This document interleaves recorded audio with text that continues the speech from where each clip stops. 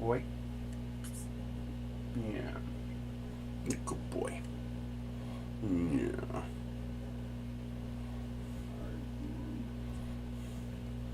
He's such a good boy.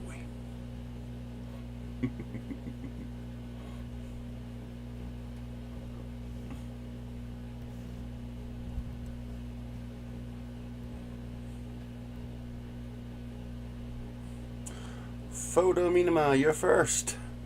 How are you today?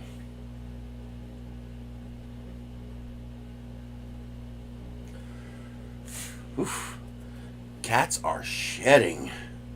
Matt is number 2.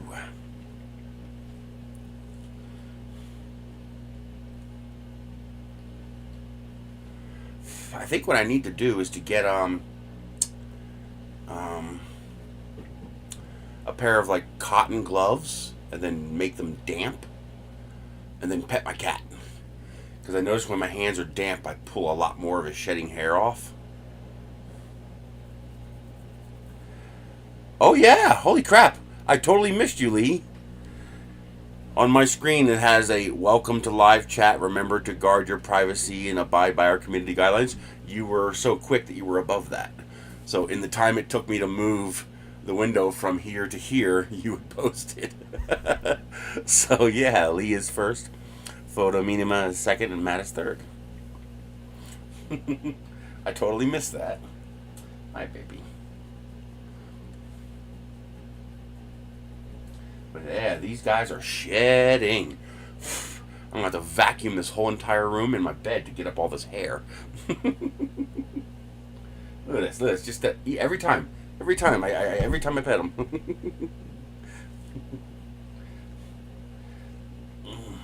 Look at that. Look at this. All this hair. You're hairy, cat. You're hairy.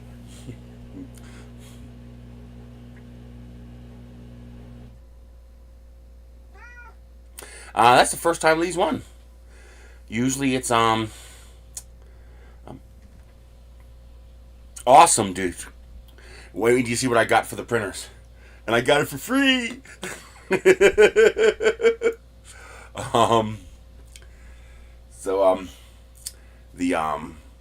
I confirmed that the.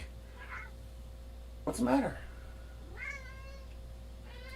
What do you see, baby? Oh, you want that fly, huh? Yeah, you want that fly. Careful, that door moves. And you're gonna fall. You're gonna fall. There's a bug on the door and the cat really wants it.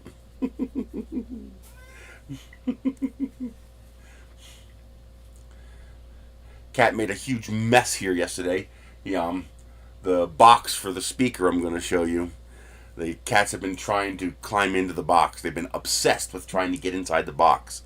And he finally I closed the lid to stop them from going in there because, they're just going to get trapped when they go inside a box that's only that big. And so, of course, he managed to get it open. He got inside the box. The box shifted, which scared the shit out of him. And everything comes flying off the table here. And the cat's like a bazooka shot. Boom! Out and in there. It's like, come on, cat, really? He wanted in that box. Maybe I'll just put that on the floor and let them crawl around inside of it. Apparently he can turn around inside the box, so he won't get trapped.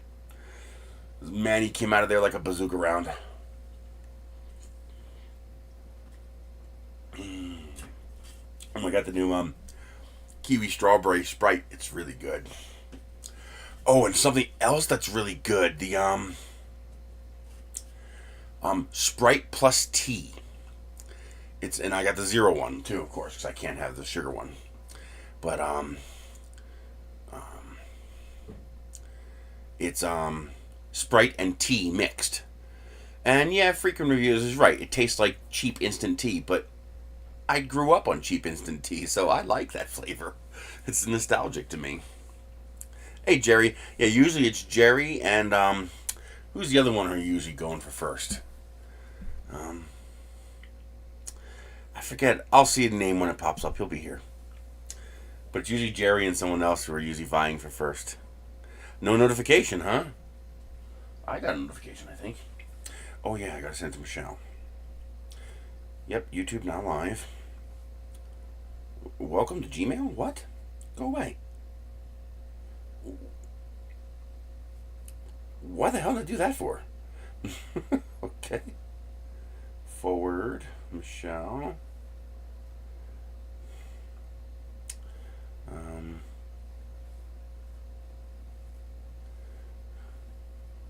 And send. So Michelle might pop in at some point. Well, he also said that when he took a Sprite and added a tea bag to it, that it was very similar. And I have some really nice flavor teas. So I'm going to get some. I actually got Starry is very similar. One of my favorite tea was Rosenberg's, something like that. It's a two-tone yellow brown colors carton of tea, paper carton. The ice cream truck guy would always have the Rosenberg's tea, and he put it in with the ice cream, so it almost froze. The Pepsi Max Cherry Cream. The cherry cream is really good. The cherries and cream Pepsi, really really good. But the ice cream guy would always have the Rosenberg tea, and it would be almost frozen. So the outside layer of the tea would be frozen. So you'd shake it up, and you'd have near frozen tea with these flat ice crystals throughout the tea. Oh my god, it was so good. Oh man, all the kids would go up for the ice cream, and I'd run up and I'd want the tea. I need a tea. Screw the ice cream. I didn't want no ice cream. I wanted that Rosenberg tea with the ice crystals in it. And oh, that was so good. So I have some really good flavors of teas. Zero sugar cream soda flavor. Okay. I haven't seen a Pepsi cream flavor. We have a A&W cream, and we have a Dr. Pepper cream. If you go to, we can get a surprising number of them now. Although I still can't get the Endless Summer Watermelon Strawberry 7-Up, which I really want. Man, I love that. I love strawberry watermelon flavor, so I really want to try that. Yeah, Dr. Pepper cream soda is amazing. I agree. Let's see, in store. Here, let me show you what we have here. So desktop. So the tropical 7-Up, it's a little weak, but it's good. It's a very good, clean flavor. The 7-Up cherry is smooth. It's very good. This one is the shocker. I can't buy any of these now because I refuse to pay $7 or $8 for a case of soda. I only buy them when they go on sale. I'm just not paying that. Well, I might for this one because it's limited edition. This Dr. Pepper Creamy Coconut is out of this world. Oh my god, it's so good. I actually haven't tried the Dr. Pepper Cherry yet. This is my all-time favorite, the Canada Dry Cherry Splash. Oh my god, I love this. When it goes on sale for $5, especially when there's also a coupon in Ibotta. One time I got these for like $2.50 a case because they were on sale for $5. There was a $1.50 coupon in Ibotta, and Fetch had a 1,000 points, which is about $1. It's about 90 cents coupon. So I basically got them for $2.50 a case. Here's the Dr. Pepper cream. The blackberry is really good. I love the blackberry. The strawberries and cream is good. It's not great, but it's good. I would definitely buy it. The Starry Zero is shockingly good. I actually think the Starry Zero is better than the Starry Regular. And this is the one I'm going to try. I got they had a $1.50 coupon for the 20 ounces, so I got 4 of them because it's very similar to Sprite.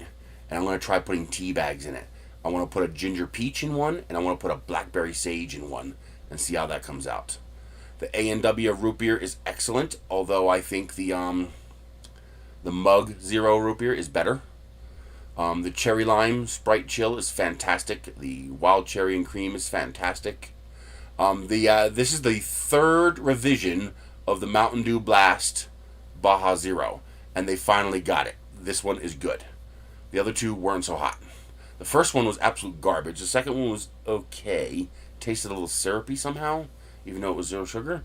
This third version is good. They finally got it. The orange cream Coca-Cola is excellent. It's a mild taste. It's not super strong. I wasn't sure if I was gonna like it because I don't like orange creamsicle flavor. But this one, it's a more subtle, elegant flavor. It's not so in your face, and it's very, very good. I like it. I have not tried the regular Dr. Pepper Zero or Canada Dry or 7-Up Zero, and I think it's pretty close to. I haven't tried the Sunkissed yet either. I'm waiting for it to go on sale because Michelle loves Sunkissed. So as soon as that goes on sale, I'm going to grab a case for her. Fresca Zero. Ooh. I got to wait to get it, but I'm going to add that to my list. I love Fresca, and that's peach flavor. I'm not a big fan of grapefruit, but I want to try the Squirt. I haven't tried it yet. And that looks like that's about it. But what's annoying me is that I can't get the one I want. 7-Up.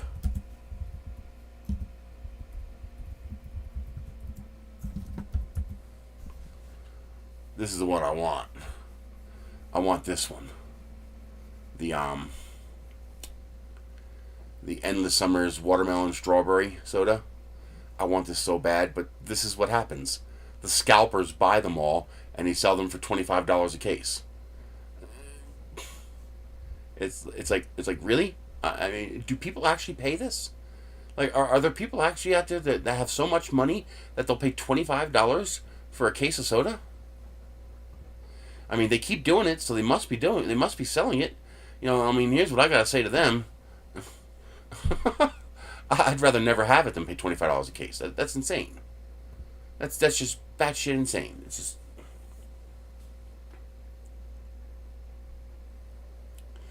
Yeah, I bet there are. Well,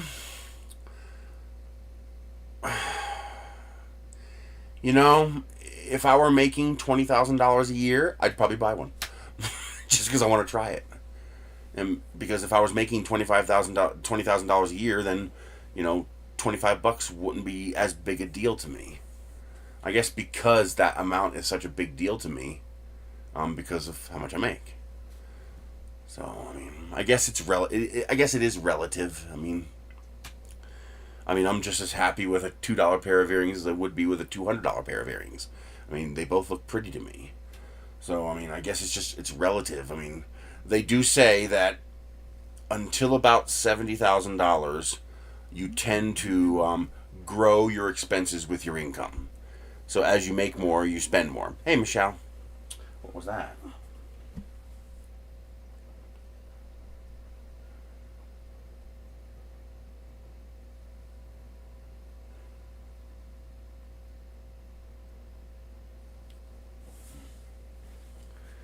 So I guess it's relative to how much you make. So now, I mean, if you're making the kind of money I make and you spend $25 on a case of soda, yes, that's no brains. You're dumb, or at least not very bright. But I guess if you make enough money, it's no big deal.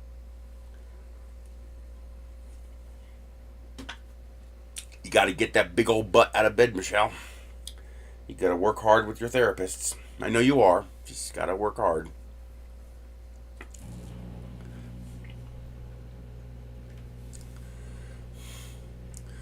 So I did the Temu thing again.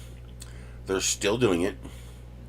Today I spent $43, and I got $164 worth of stuff, and it only cost me $43. I'm hoping they're gonna do it. Yeah, I left a note with the administrator too to try to get on the ball with this doctor. I know the problem is there's one doctor going around to like 10 different places. And so he's really booked out. But you keep an eye on that toe. If it looks like it's getting worse, you let me know. Yeah, I brought her a bunch of goodies yesterday. They had a new. Oh, did you like the guava passion fruit Propel? I got her some Lipton. The Lipton has a diet mango pineapple tea, green tea. Oh my god, it's so good. It doesn't even taste like diet.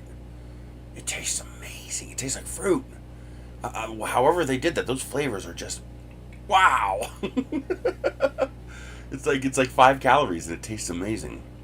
And I also brought her some the Sprite tea and the kiwi strawberry Sprite. And some turtles. They had a coupon again for the turtles, and it's only a 25-cent coupon, but I needed the 4 more to get the $5 bonus, and so the cost of buying the 4 turtles was less than the value of the bonus, so it was worth it. And Ibotta has bonuses. Like this past weekend, they had 2 $5 bonuses, and I was able to get them both. And then on Monday, they had their midweek bonus, another $5 bonus. And you only had to meet 15 offers, and there was already 15 things I was already buying, so I just added the turtles, and so she got some turtles, and I got an extra $5. I actually used that money to, because I had $0 in my account. But I used that money to take advantage of the Temu offer this week. I got $75 back from Ibotta, cash back. That's why I used 43 of it to take advantage of that $100 credit thing from Temu. So I had $118 in Temu credit, and I only had to spend $43 in cash. Because I'll show you. So if you guys can take advantage of this, you really should. If you have the means to take advantage of it, do it. It's such a ridiculous deal. I mean, I got 44 kilograms of filament for nothing, for zero. I mean, so this week, they did this. They did the nice one, the one that I prefer, the $50 one that they doubled to $100, because they still give you the 3% for the main purchase, which means I only had to spend $128 to meet the requirements to get the $100 in cash back, because 3% of 130 is $4, and I needed $3.80 in credit. I'm sorry, $3.90. 130 is $3.90, I think, something like that. It was just enough I was able to get the credit, and so though again, it works exactly the same way. It hasn't changed. You first have to buy something. You have to make one purchase to get into the game, so to speak. And they, of course, say, you're a valued customer. We lower the minimum easy mode. You only have to spend $10. I actually found something I wanted that was $10.12, I think, and free shipping. And it's something I actually need. And I actually got to get a second one, so I'm hoping I can do it again, because I need one for Michelle's chair, too. But I got this. Oh, did I switch screens? No, I didn't. So I got these. I got the orange ones. And, sadly, the pink is sold out. Maybe it'll be available by the time I do it again. Now, it says $10.44, but I paid $10.12, I think. But these are arm covers for couches and sofas. And our chairs are basically like a little one-person sofa. So I'm going to put these over the arms of my armchair and hope that will be. I'm hoping I can tie it, like put a strap from here around the bottom and up through the inside of the chair here to really hold it down, because the cats like scratching the leather. And so I'm hoping this will stop them from doing that. And then whenever I'm not sitting in the chair, I'll just put a box on the chair so they can't, do this on the chair. And so I'm hoping these will stop them from scratching the arms of the chair. Well, it won't stop them. These will get scratched instead of the chair. And then I found this, and this should fit the Neptune 3 Max, which Mike is sending me 2 of, which is freaking amazing. 2 printers that can do 420 by 420 by 500. Yes. I mean, that's like my ideal build volume, 420 by 500. So I got this. and I paid $112. It's amazing how this price fluctuates so rapidly. No, 118. Yeah, 118. 118. That's what I paid. 118. I paid $118, and I had $118 in credit from Temu, but I spent 10 of that getting these, so the other 108 went to this, and then I had to spend 130 to get the credit to get the $100 back. So I bought this. I've been wanting this shirt for like a year now, since last Christmas, and they never had it my size. It always stopped at 7X, and now they have it 9X. So I grabbed it. 9X is still a little tight. The 9X men's fits me perfectly. The 9X women's is like one size smaller, so it's a little snug, but I can lose 10 pounds by Christmas. I just wanted this shirt really bad. I hope the print is this clean, because this shirt is the kind of shirt where if this is blurry, it's not going to look nice. So, I mean, this, see, that looks nice and crisp. This doesn't look like a render, so I'm hoping this is a nice crisp print, because that's just a really cool shirt. But that $16 plus the 118 got me over the 130 I needed, so I will get $100 cash back. The moment these two items get marked as shipped, I'll get $100 credit. I've done this 4 times now. 4 times I've done this now. So they pay up. They give you credit. Because I'm going to use the credit again. Actually, this time, I don't know if so far they've given me the option to use either PayPal or Temu credit. The first time I picked PayPal, just to see if they would actually give me cash, and they did. But the other 3 times I used Temu credit because you get an extra $4. Because PayPal takes like $3.50 for their fee. And so by using Temu credit, I get the whole $100 instead of $97. And since I'm gonna do it again, in my bathroom is a Romeo Juliet bathroom, and now it's like a print farm. Well, you gotta here. So you have to use the app on the phone. But whenever you open up the Temu app, it will many times, not always. Okay, so this time it didn't, but many times it'll pop up with with offers. So it'll pop up on the screen with an offer. It'll pop up right on the screen. Different things. So for example, it'll pop up $300 coupon bundle. Now, if you're ordering big ticket items like 10 kilograms of filament or printer stands, that's actually worth it, because sometimes you get a couple of $40 coupons. So you buy, it says you'll spend $100, get $40 off. When you spend $107 for 10 kilograms of filament, you get $40 off. You're paying $6 a kilo. Hello? Yes. But what you really want to look for is the offer that says credit. You have credit waiting or credit awaiting. You want to look for the word credit. When you see that, make sure you tap it. But, warning, I'm going to describe the whole process again, because it's a time-limited process. And if you exceed the time window, you don't get the benefit.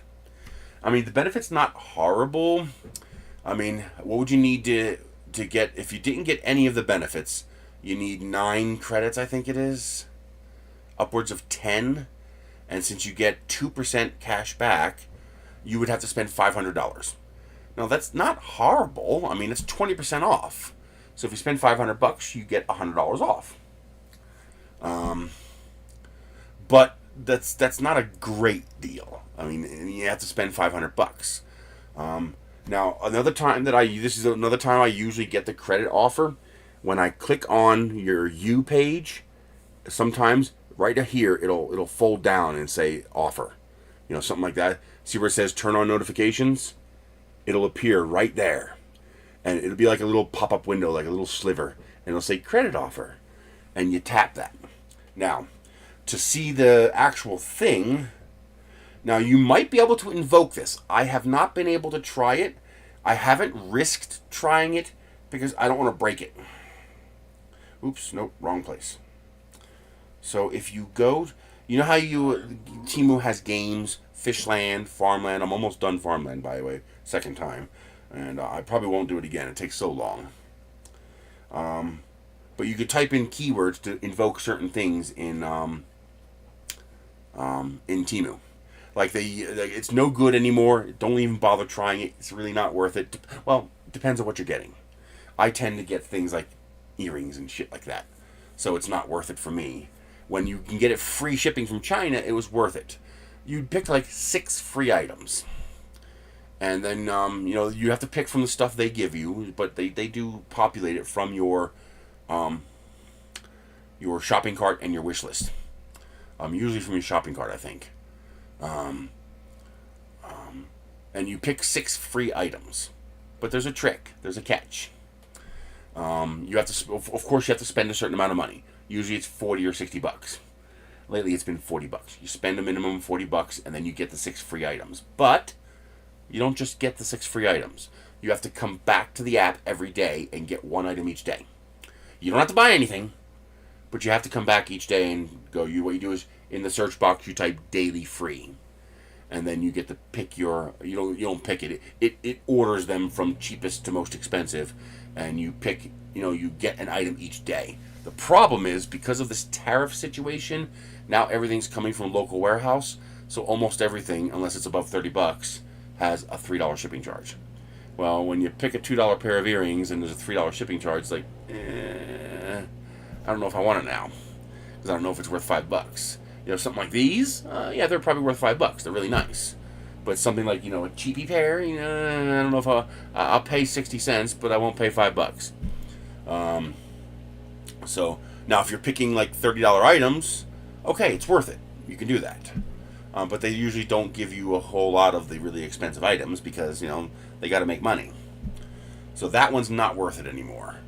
But this credit one is insane. And if you type in win credit, it brings up the page. And here's the win credit page. And you can see I finished it. So I just finished that today. I actually literally did it this morning. So I collected the 300 coins. All I have to do is wait for the orders to ship, and then they give me the credit. That's it. Now the reason they wait for the orders to ship is so you can't cancel the order after you get the money. Because once they give you the money, they can't take it back. So the only condition is they say we wait until the order ships, so that you can't, get the $100 and then cancel the order, because then you get money for free. But yeah, it brings up, you'll come up to a page like this. Sometimes it's different amounts. I've seen 130, I've seen 120, and the latest one is 100. It'll say $50 credit, but then, when the wheel spins, it goes to double reward, and all the rewards change to double, and of course you're going to win the highest one. It's all rigged. And you'll get the $100 credit. Now here's the way it works. Do not do this until you have $140 or about 150. About $150 ready to go. Because you have 38 minutes to do this. And if you take longer than 8 minutes and 30 minutes, you lose it. And now you have to empty your cart, wait 4 or 5 days for it to reset, and you can try again. It's not hard. You just got to prepare, and you got to make sure. Well, it's hard for me because I don't have the money, so I have to make sure I don't touch that offer until I have the money in the account. Because otherwise you got to wait until it comes up again. So, the first thing you have to do is you have to fill your shopping cart. Add 100 items to your shopping cart.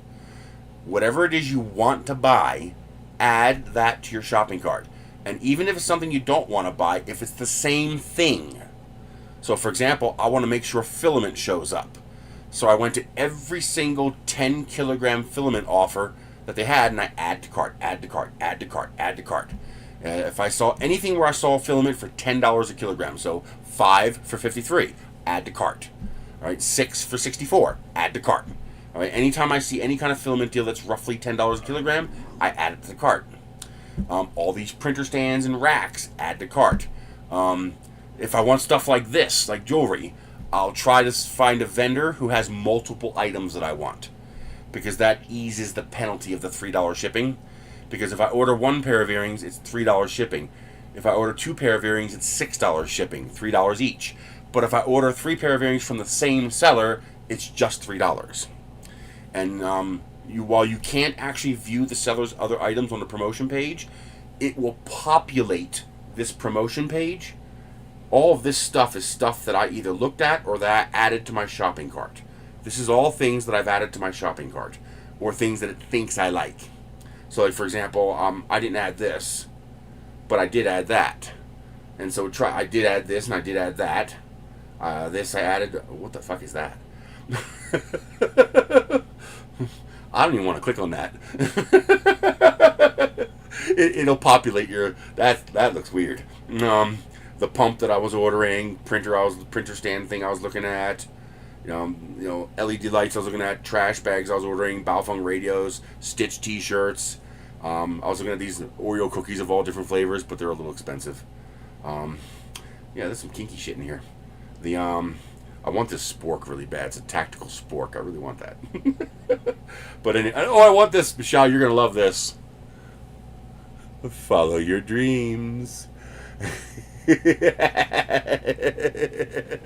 Yeah, I'm waiting for that to come in a bigger size because Michelle's gonna want that. It's like reading Rainbow, but with Freddy Krueger. Follow your dreams. So you fill your shopping cart with a bunch of the stuff that you want to buy, and you have to order from the promotion page, but it populates the promotion page based on what's in your shopping cart. I see people all the time say, there's just crap in there. I was like, what do you got in your shopping cart? Nothing. I was like, that's why. It doesn't know what you want. So you got to tell it what you want, and it figures that out based on what's in your shopping cart. So you can see I got a lot of Filament, trash bags, air pumps, T-shirts, and Stitch stuff. Here's Filament, Stitch, something for my car, earrings, cool hat, and a cool shirt, more Filament, more Stitch, because it knows that this is the stuff that's in my shopping cart. So the way it works is in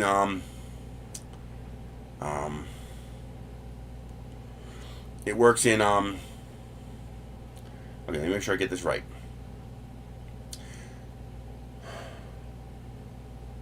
So it works in 3 stages. The first stage is you fill your shopping cart and you waiting for that credit offer to appear. Go to win credit. Maybe it'll work. Maybe it'll pop up and let you do it. But once it pops up, you've got to do it. You can't reset it. Once it pops up, the timer starts and you've got to move. So the first order is a minimum $10, and that's the most important order. It is absolutely critical. Just order anything. Pick something. I don't care what it is. You make it something you want. Don't just order garbage. Like I ordered those covers for the chair. Last week I ordered, I got for $11, I got 108 pair of earrings. Really nice ones though, like this kind. The enamel ones, nice ones, not the garbage ones. And they're studs, because I hate the hooks.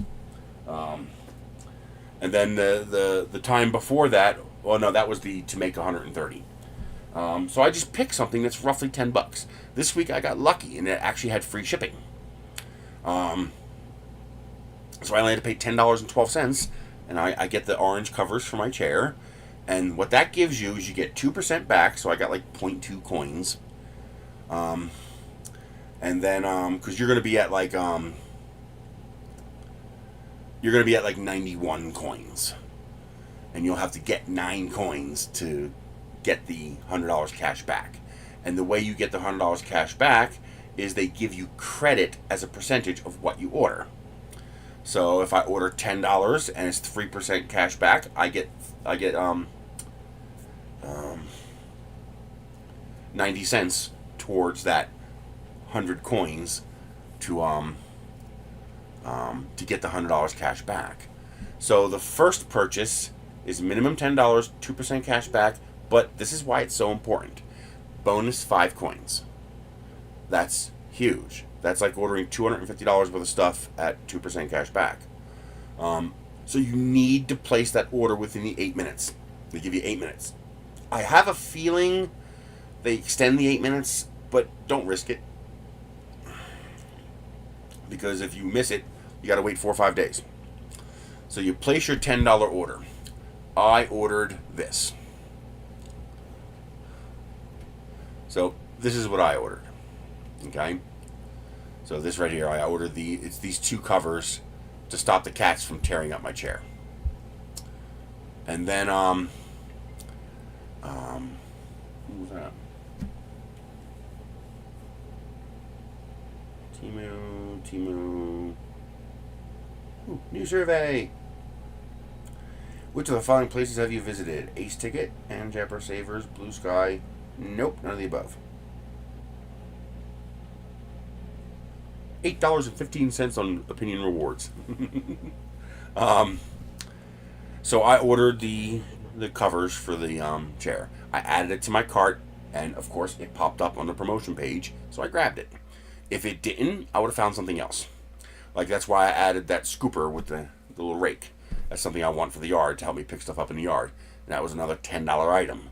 So those are things that I added so that when it populated the promotion page, it would populate it with stuff I wanted.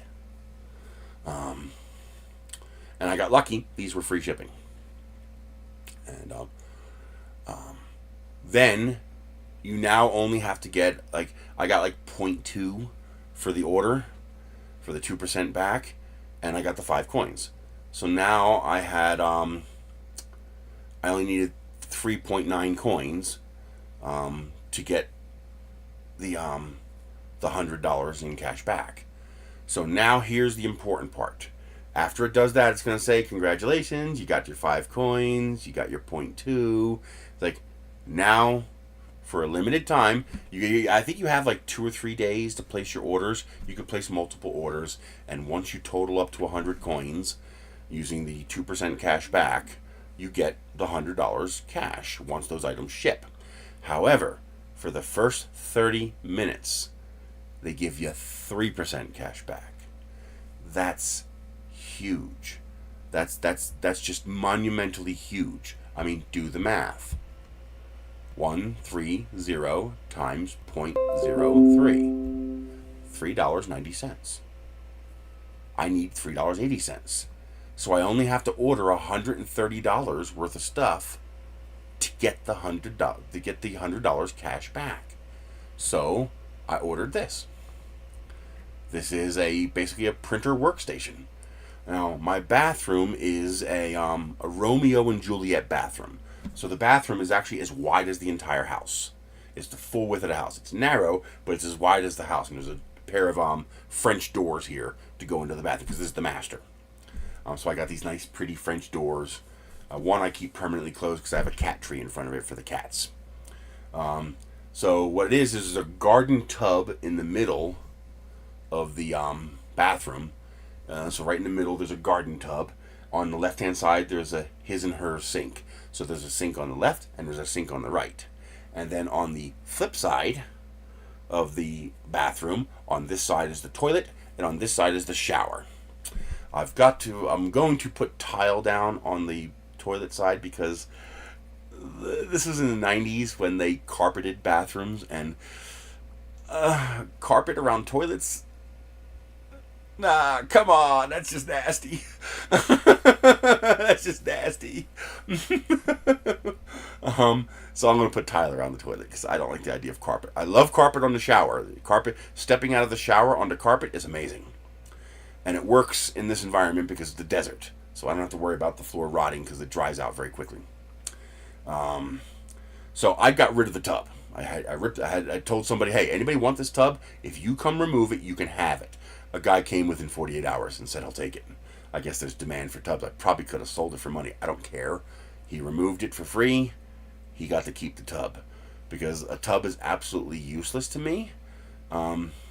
Me sitting in a tub is like Shaquille O'Neal sitting in a kiddie pool. You know, one of those little plastic kiddie pools you get to put your feet in. I mean, my entire body would be out of the tub. I mean, what's the point? I'm 6'4" tall. I mean, I'd be able to cover my knees. So a tub is worthless to me. I want the space. And so what I did is I put 2 tables there. I have like a desk against the wall, and I have a folding table in front of the desk, and that gives me space for 4 printers.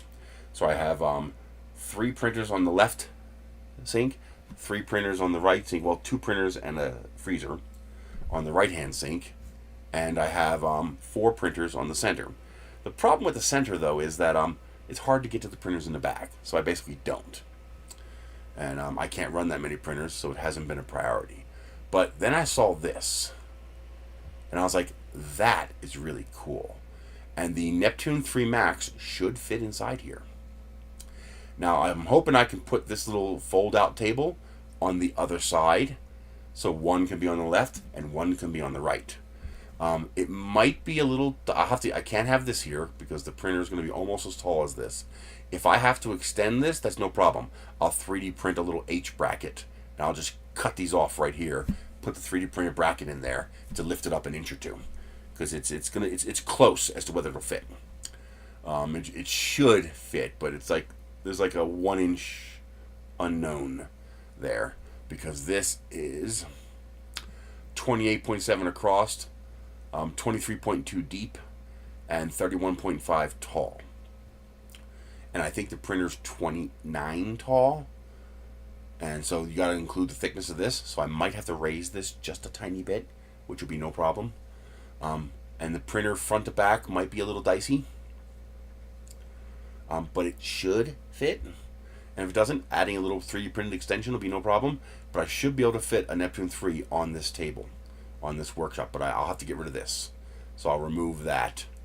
And maybe I'll put that on top, actually. You know, flip it around and have it on top. And then have the filament just feed through. But this also means I could put a filament dryer up here, just like you see them doing here. See the filament dryers?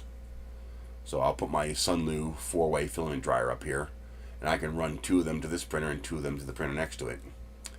And then I can put filament and tools, stuff down here, UPS down here for power. But the cool thing about this is I'm hoping they keep doing this credit thing. And so far they don't look like they're going to stop it. But I'm hoping I can get it at least one more time, because I'd like to get another one of these. I'd like to get a second one. Because if I get a second one of these and put this fold-out table on the left-hand side, I could put these two together in place of the table I have here. So get rid of this second table I have in my bathroom and have 2 of these carts, because they have wheels. Which means when I want to get to the 2 printers in the back, I can just move the carts to the left and right, get to the printers in the back, and then put the carts back. It'd be perfect. It'd be amazing. This would be awesome. Basically, I'll have desks I can move out of the way to get to the table in the back, so I can actually set up 4 printers and use all 4. So I should be able to set up the Neptune 4 Max and my Chiron on the back table, and the 2 Neptune 3 Maxes on these 2 carts, which I get for free. And then I'll have all 4 of my large-scale printers set up. I have an S5 as well, but that won't fit on either of these. That's going to have a dedicated space for it. And so yeah, I'll have one of these in a few days. You know, within a week, I'll have one of these. Now, I grabbed the shirt in order to get me to the 130. So 118 wasn't enough. I needed, $12 more. So I got the $16 shirt plus 3 shipping to get me to the 130. And now I will, once these 2 items ship, because it's only 2 items. So once these 2 items ship, I'll get my $100 cash back. And once I have my $100 cash back, I'll wait until I have $40 in my bank account again. Because because you always have to spend a little. Like this order today cost me $164 for this, and this. It was $164, but I had $118 in credit. I had $18 in what they call price match guarantee. So when you have an order, these are the filament I got.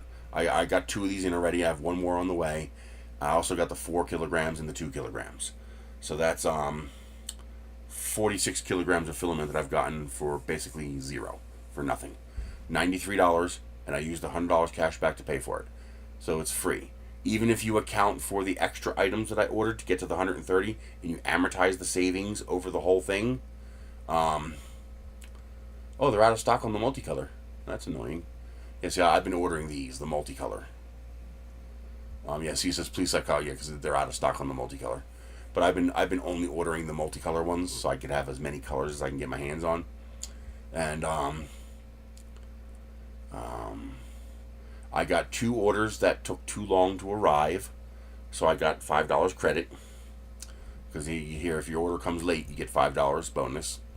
And I had 2 orders that were late, so I got $5. 1 order got canceled. I guess it got lost in the mail. It got to the USPS, but then it never went anywhere. So that's gone, and they gave me the money back for that as credit. And then if you order stuff on Temu, let me show you. Now, obviously, there's not going to be a price match because I've already done this. But every day I come in here. How do I do this? View order details. I never did this from the PC before. Here we go. Price adjustment, they call it.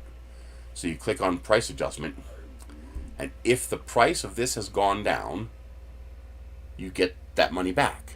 So if they lower the price of this to, $15.50 tomorrow, I'll get a 50-cent price adjustment. And I've done this. Like yesterday, I just got a $3 price adjustment on that pack of filament. They lowered the price to $3.16. I got $3.16 price adjustment. And so, like here, I got this one. Let's see if this has changed. It probably hasn't. Yeah, see here? I got a 4-cent price adjustment, and I got a 60-cent price adjustment. Because they lowered the price by 60 cents and 4 cents, and so within 30 days, if the price changes, you can request a price adjustment and get that money back.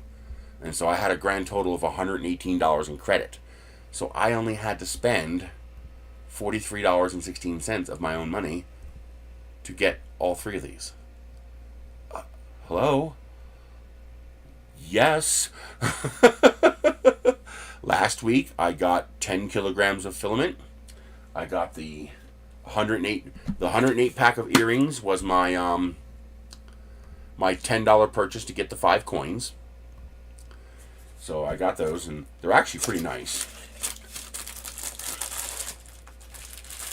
An interesting way of packing them. It showed it on a nice card, but it came like this. But at least coming like this, they don't come damaged. But these are actually, nice enamel. Actually pretty earrings. Mostly different holidays throughout the whole year. So there's like different ones for different holidays throughout the whole year. Christmas, Easter, all that. And so 108 pairs of earrings. That was my $10 purchase to get the 5 coins. And then I got this this gadget for DeWalt batteries. This is an inverter I got, which I paid nothing for. No, this was $26 or $27. And I used the $20 coupon, so I paid $6, $7 for this. But it's it'll do 30 watt PD, USB, and AC, 220 watt, which is pretty cool. And it's got this big ass bright light on it too, really freaking bright. So last week they had another gadget for DeWalt batteries that was a bench power supply, 0 to 30 volt adjustable bench power supply that ran off of DeWalt batteries. So I grabbed that. I was like, hell yeah! It's got 65 watt USB PD output too, but or is it 100 watt? It might be 100 watt. But sadly, I do not think. Yeah, really, Cat? Really? You gonna make a mess? He loves making a mess. So that's going to be cool. That's actually waiting at the post office for me. So I'll grab that. And I got 10 kilograms of filament. The bench power supply was to get me to the 130 so that I could get the $100 cash back, which I now used this morning. Literally, sitting on the toilet. My $75 credit came back from Ibotta, and I used it to... So it actually cost me nothing. I paid nothing for all this. Because the $75, which is where the $43 came from Ibotta. It came from coupons. So I got $75 cash back from Ibotta, so I didn't have to spend any of my money. And then the week before, I got another 10 kilograms of filament, and I bought this big USB speaker, which is something we're going to work on today. So I was just curious. It was only $30. It was $29 and change. It's basically empty. There's nothing in here. It's one of those universal Bluetooth boards that has USB and trans flash card slot, and it came with a cheap microphone input, and you can turn it on and off. It's got a little remote. The one thing that's annoying is that you can't turn off the blinky speakers. So these speakers blink. RGB speakers.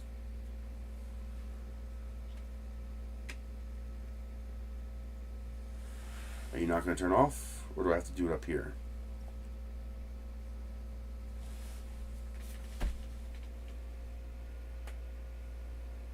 Come on. There it goes. And annoyingly, is there a switch for it? No, there isn't.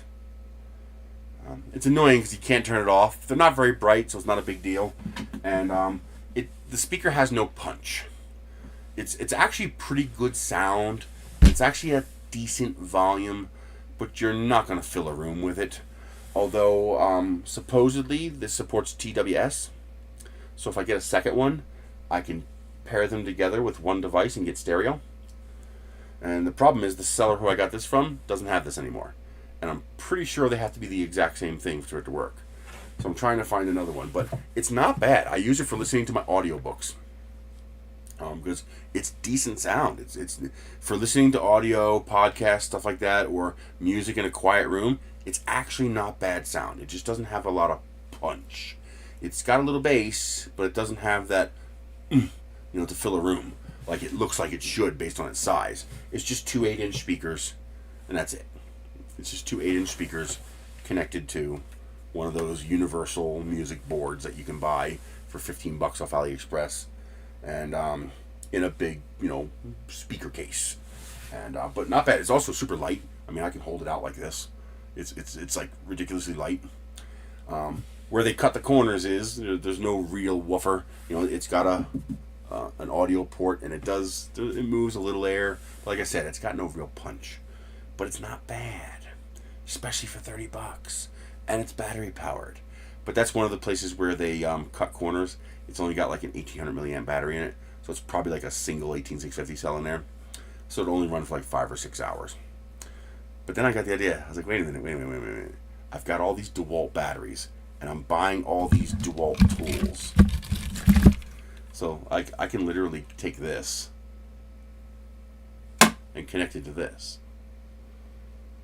I mean, I just had to convert the voltage to get the voltage right. This has USB-C input. It's probably just standard USB 2.5 volt.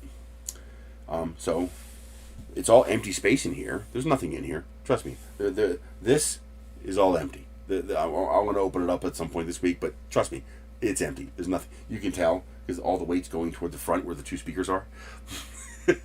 There's nothing in here.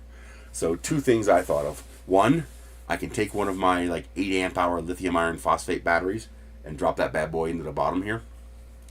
And this thing will probably run for several days. Like 3 or 4 days on a battery like that. Or if I really want to splurge, put a 20 amp hour battery in here. That's 1.28 kilowatt hours. Yeah, if this thing runs, how long would that run? Now I'm curious. So 1.8 amps divided by 5. So it takes 0.36 amps per hour. So that would be 20 divided by 0.36. 8. That's not what I typed. Well, it is, but not what I meant to type. 20 divided by 0.368. Yeah, that's 54 hours. It would run for 54 hours on a 20 amp hour battery. And even an 8 amp hour, or I think my smallest one's 7. So 7 divided by 0.368. That's 19 hours. And I'll bet you it'd run for a day. Especially if I could figure out how to disable the RGB lights. Snip them and put them on a switch so I can turn them on and off. But drop a 7 amp hour lithium iron phosphate battery in there, and this thing would basically, it'd be everlasting. It would run 20 hours at a time, and I would never ever have to replace that battery ever again, because it would at that draw load, you'd never wear the battery out. Even when the battery lost half of its capacity, it'd still run for 10 hours. But I also thought, well, it's all empty space here, so why not put a recessed DeWalt battery jack in here, so I can use my DeWalt batteries to run this. I'm liking the idea of using my DeWalt batteries for things because I don't use the tools very often, except for my little impact. And the batteries go bad if you don't use them. You know, they need to be exercised a little bit. So the more little widgets, you know, that I have to use my DeWalt batteries, I keep the batteries healthier longer. And especially like this monster I just got. I used the $20 coupon to get this again, 12 amp hour. I wonder if it's actually, I wonder what the capacity actually is. I doubt it's actually 12 amp. Well, it might be. It's heavy enough. So, you know, weight is the immediate declarator of capacity. You know, the cheap batteries, you just weigh them and you can see the capacity difference just in the weight. So I got this massive, you know, 12 amp hour battery. That's nice for running things like the USB because it'll run forever. It's just such a big battery. You just put it on the seat next to you in the car and you can keep stuff running. In a pinch, I can even use this to run my little freezer in the car.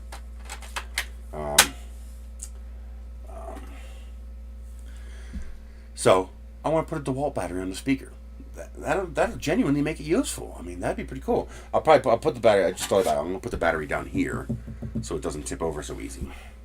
But yeah, I want to put a DeWalt battery on the speaker, and so I'm wondering, you know, I could just, you know, 3D print a recessed box and then mount this in it, and that's probably what I should do. But I want to try to get some of these little metal tabs that are pre-tinned to wires, because I'd like to print my own. I'd like to print the entire thing, you know, the recessed box with the socket all built in, all ready to go. So all I have to do is install the metal tabs and then click a battery in. I think that'd be pretty cool. I think it'd be pretty neat to do that. I can even, there's enough space, I can even put 2 of them on here and mount 2 6 amp hour batteries. That's 12 amp hours, which would be enough to run this thing for, well, how long would that run? 36 hours. Just snap 2 6 amp hour DeWalt batteries onto there, and you know, I got, you know, 36 hours of music if I want it. I mean, that would be enough to run this for an entire, you know, week-long trip without ever having to worry about charging it. And because I mean, are you really going to listen to 36 hours of music? Probably not. So I want to try to 3D print something for that. I can also make a holder on the inside to mount the lithium iron phosphate battery if I decide to go that route. I could also just get like a 21700 lithium iron phosphate cell, and then just get a, I need to find a charge circuit that would charge that, because the lithium iron phosphate has different voltage specifications than lithium polymer, and I'm assuming this is just a lithium ion, you know, standard. I'm assuming it's a cheap 18650 cell in there. I could also just stack up 18650 cells, you know, put 4 18650 cells in there, and there's 20 hours of runtime, and I could buy those for next to nothing, like $3 or $4. Just, you know, match the cells, and you know, you should be good to go. This charges at such a slow rate that all the cells should self-match as it charges, because I think it only charges at 1 amp. It's a pretty slow charge. It takes several hours to charge, so it might even be 500 milliamp charge. But it's also neat because it has a flash card slot for a micro SD, and my entire music collection's about 500 megabytes, I think, if I remember right.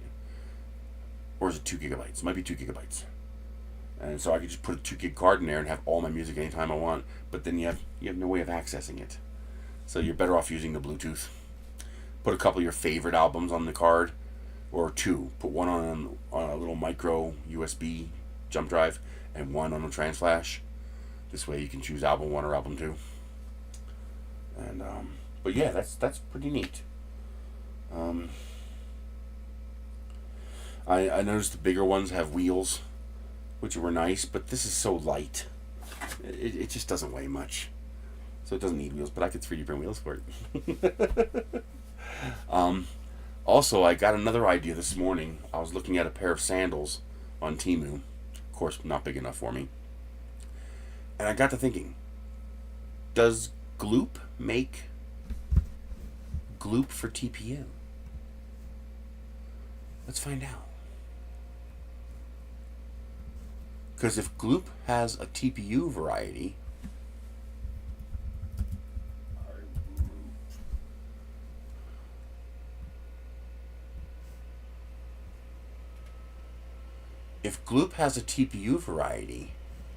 that really, really opens up a lot of possibilities.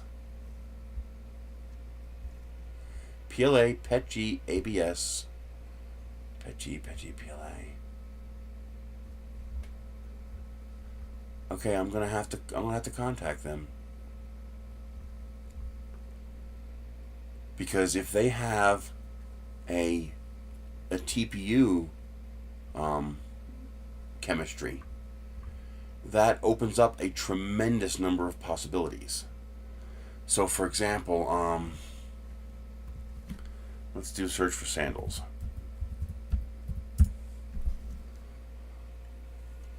For example, if you wanted to print something like this, or something like this, a simple, pair of, two-strap, heel-strap sandals, okay? So you just want to print a simple pair of sandals.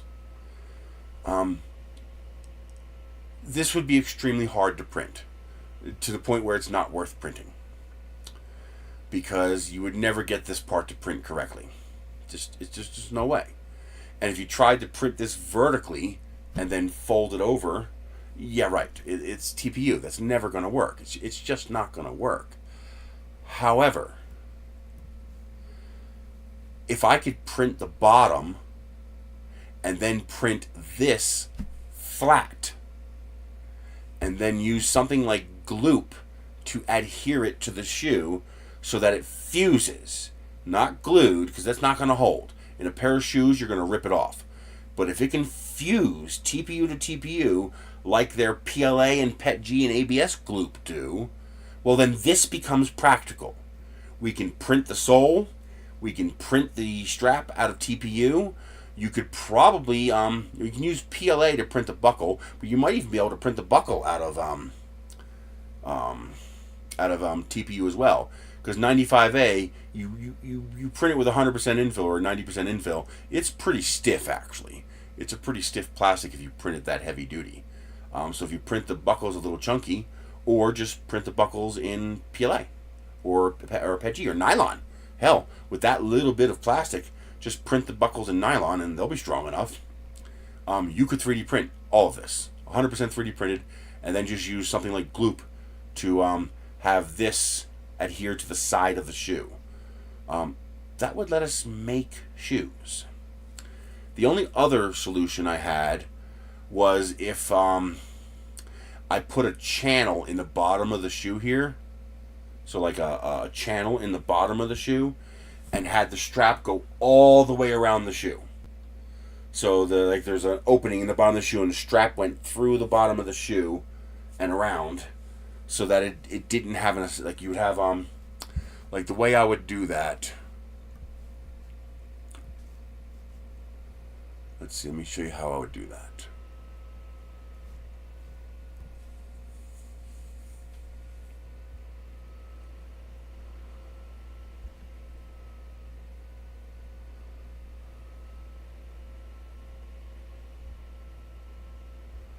Here we go.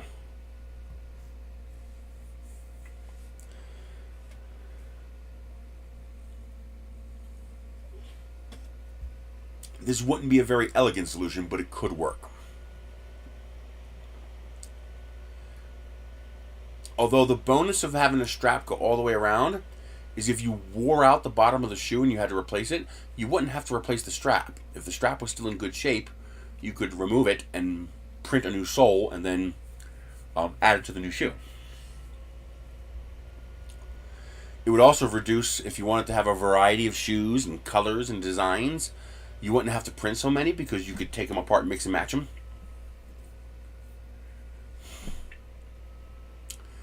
Come on. Come on.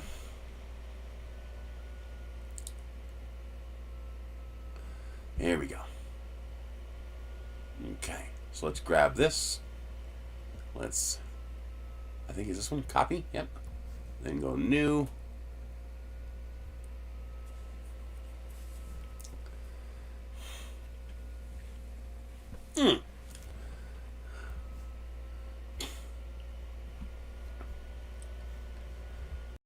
Okay. Now the way I would do this is I would leave a small toe box, just because, you know, I have ingrown, well, they're not ingrown anymore, but I have ugly, I'm not painting my toenails, put it that way, because I have ugly toes from the ingrown toenails.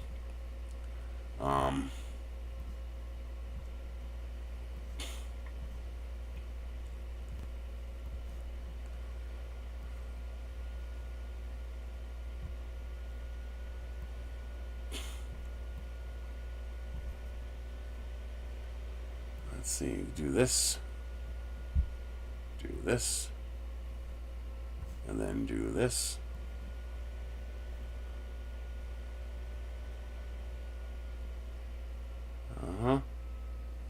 Yeah, something like that.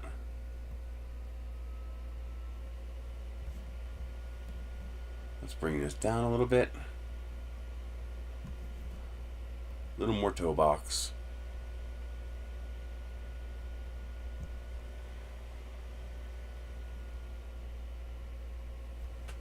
With a what?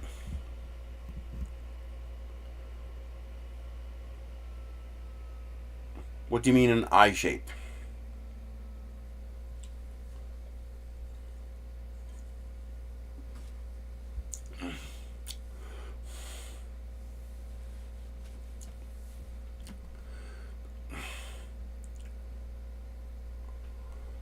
Okay. So that would be like a simple, it would still cover my toes. Especially where I live, you need a little bit of toe protection. What I'm thinking is I could put a channel. Let's say let's try a single strap, just enough to hold the shoe in. So I can have something like this. So 2 millimeters.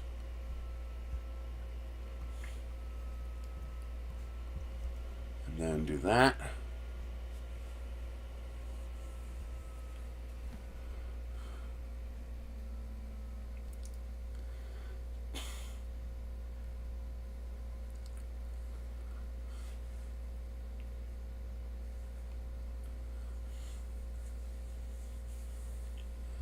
There we go.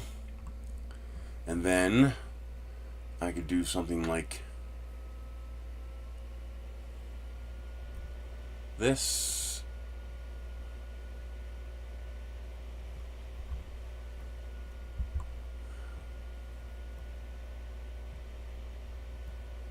So let's say,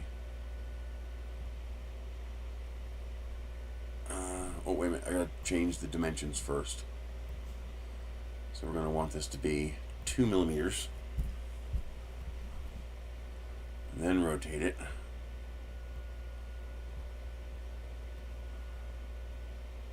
Oh no, I gotta do it all at once. And then we take this.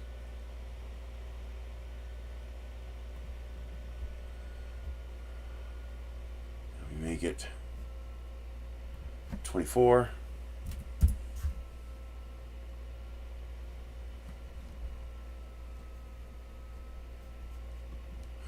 I know, but I'm trying to think of a channel would be pretty hard to do.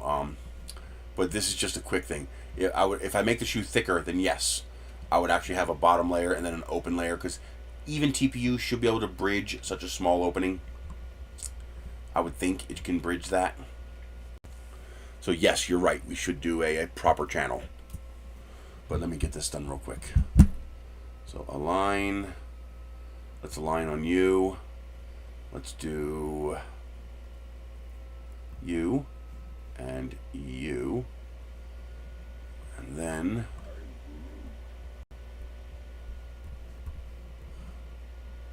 where the hell's my top? There it is. We do this.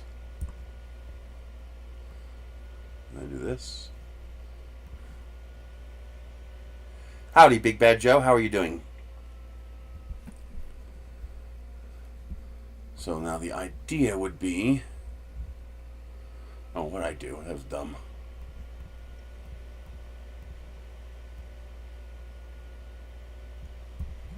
Something like that.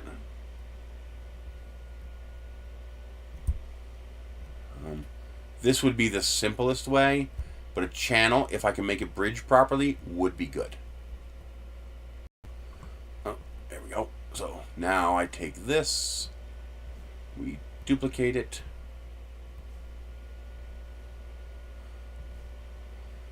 and we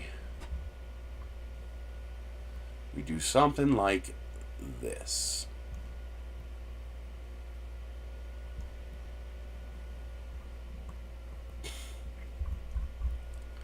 So we do something a little bit like this, where this would embed in here just a little bit, kind of like that. Okay, then this one over here.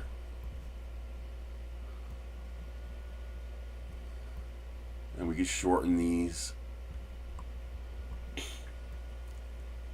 Something like that. Oh, come on. Something like that. Now, the purpose of these is to trap the strap.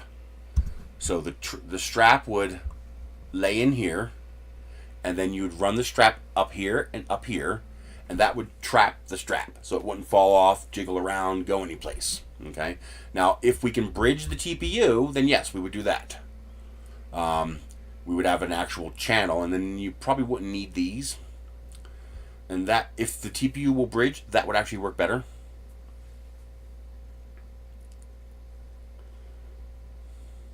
Infusion of what?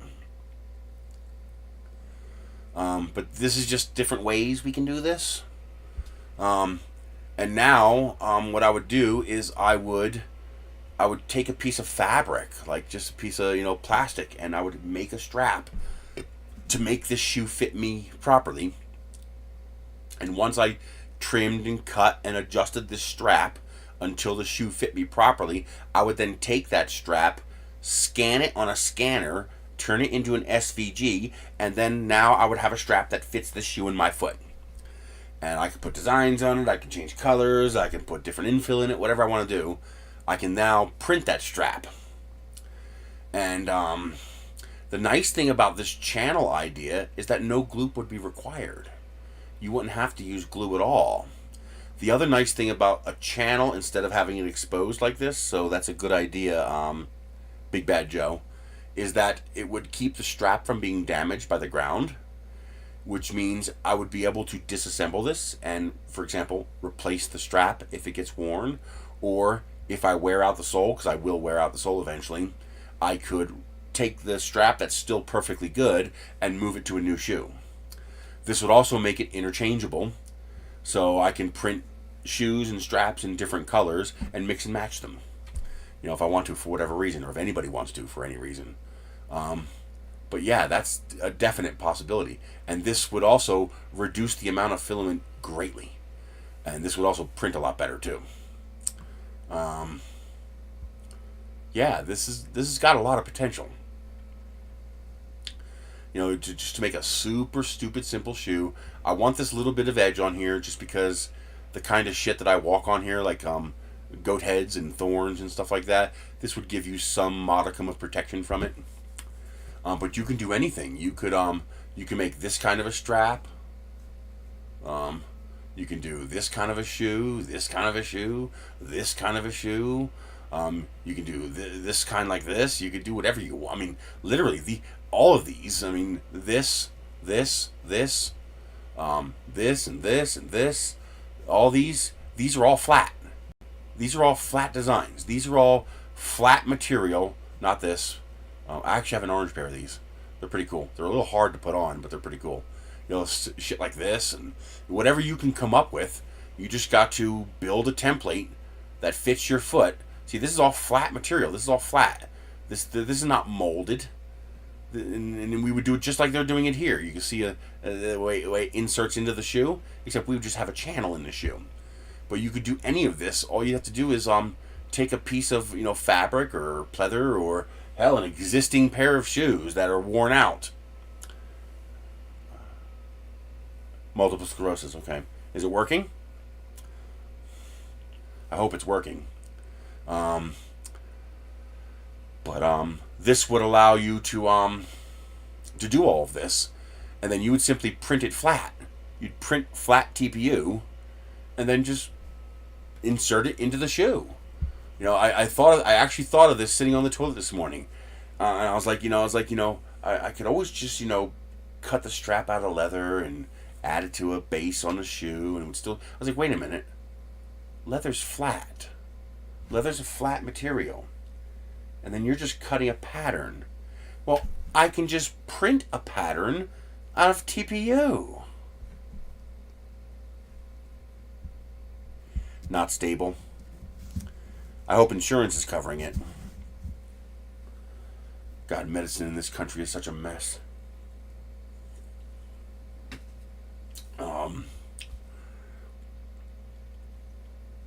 Even this, if I don't want this funky looking toe cover, I can make a T-strap like this. So like this is an open toe. This is like a double strap with a heel strap. But you also have this. Your standard hiking sandals. And so I can have a strap here with a T that comes off to cover the toes on the front. Are you kidding me?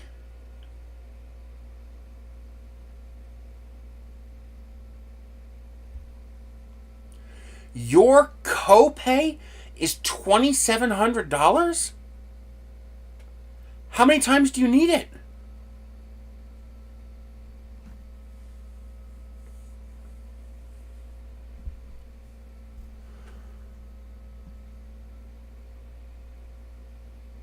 That's insane.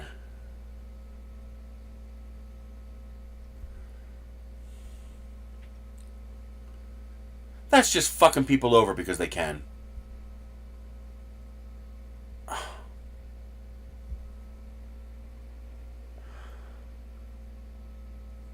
That's more than I make in a year.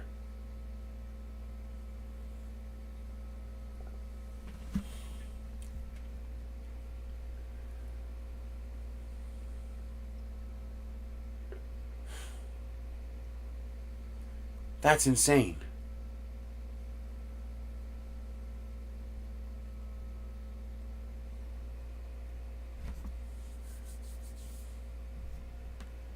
That's just screwing people because they can. That's all it is. That's a big fuck you to people. That's just... God damn it, that's insane.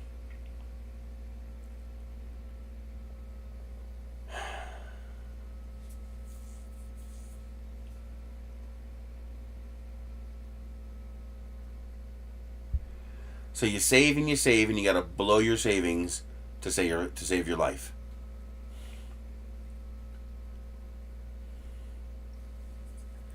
That is so ridiculous. And you have to take it forever? Like twice a year for the rest of your life?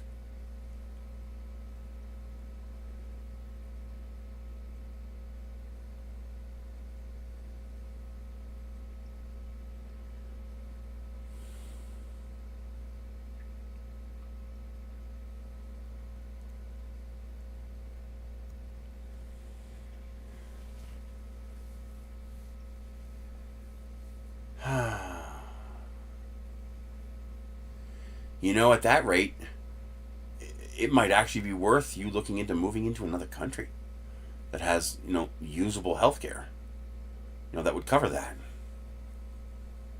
I mean, that's just...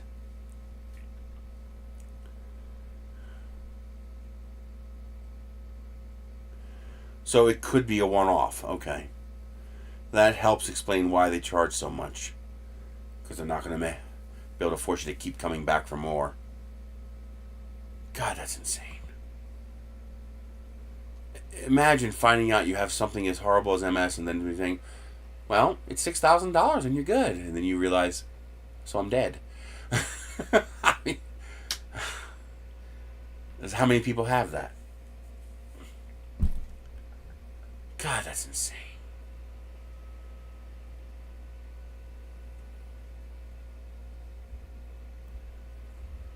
That's just ridiculous. Yeah, like this one here.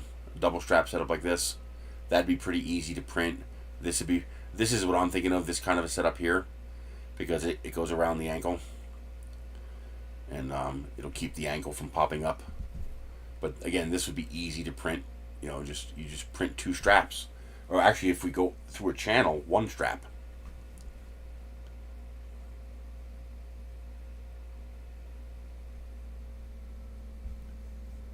But I started taking this when most people are taking off the...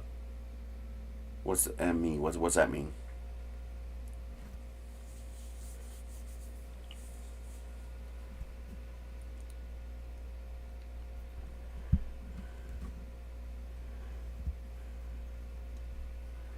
Yeah, I know. The universe screwed you, so do the corporations have to screw you too? I mean...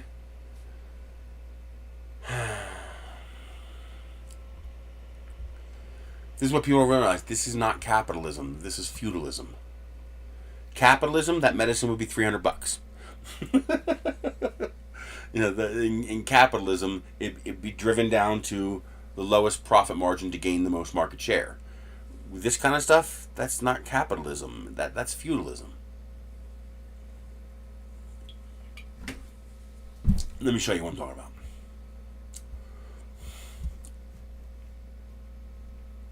Where's it at? This is feudalism. Walmart, $8 for a case of soda, which is already pretty expensive. And in a feudal system, where the few control the market, you get this. Scalpers who buy up the product and then sell it at a hugely inflated price. That's not capitalism. That's feudalism. This is capitalism, where you... actually, I don't think I can do this on the PC. Yeah, I can't do this on the PC. I can only do this on here.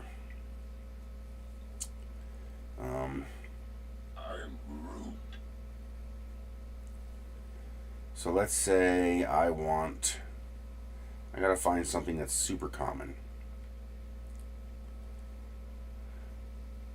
Well, I guess this is a good enough one. So, I want this.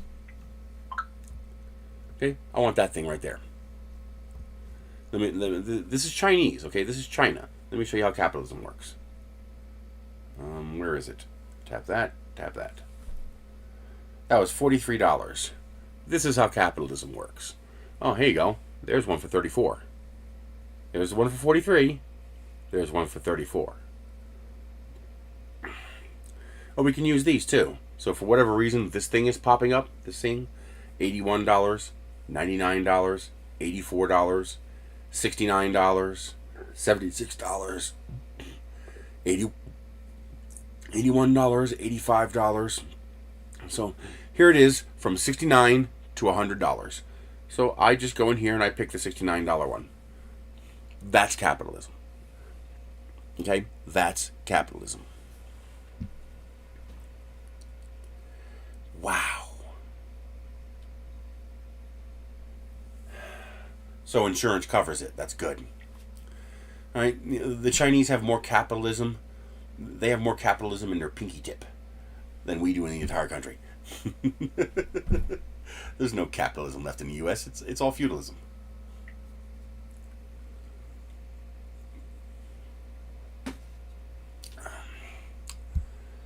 Oh, what are you going to do? That is so insane. Wow. Double lung transplant. Jesus.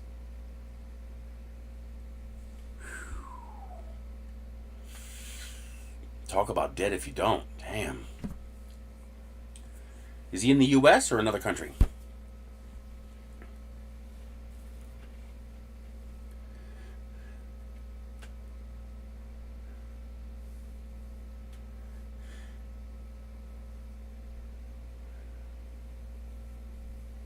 So I guess the meds are anti-rejection drugs, so he doesn't reject the lungs.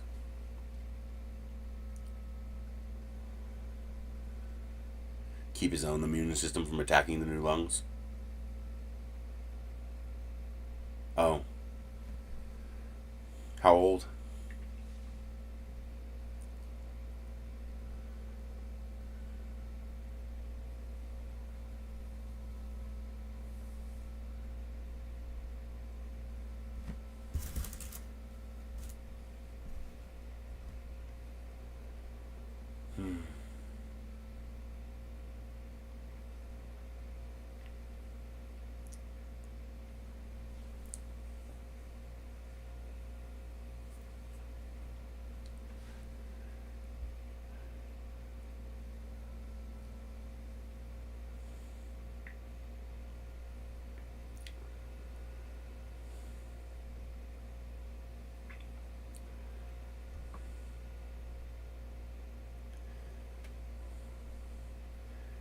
Hopefully the 10 years were good years.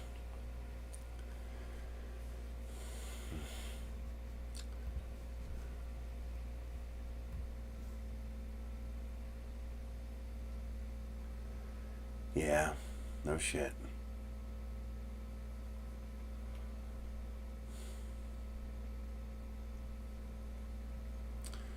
Sometimes life sucks. You deal with it, try to move on. Canada, so yeah, she had real health care. In the US, you wouldn't have got that 10 years. Yeah.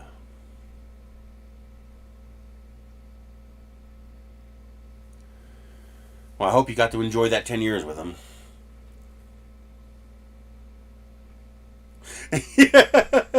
I know, it's insane. I mean, as long as they keep sending it to me, I'm going to keep using it as long as I'm able to afford it.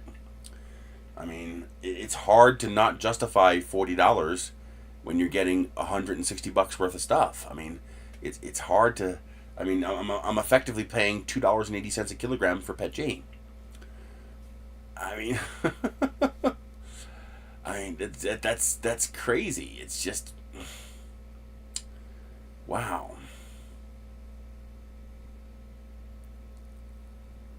How much am I actually paying? So if I bring up a calculator, like, I mean, I could just say the $100 in PET G is paid for by the $100 coupon, but that's not really how it works. You know, I'm spending $143.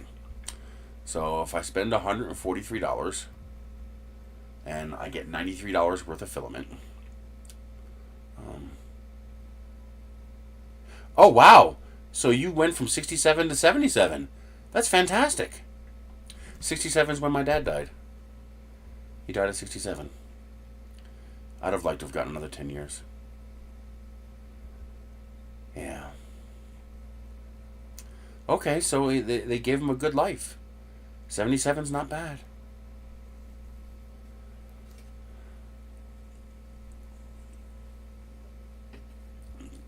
Was rejection of the lungs what eventually did him in, or did something else do him in?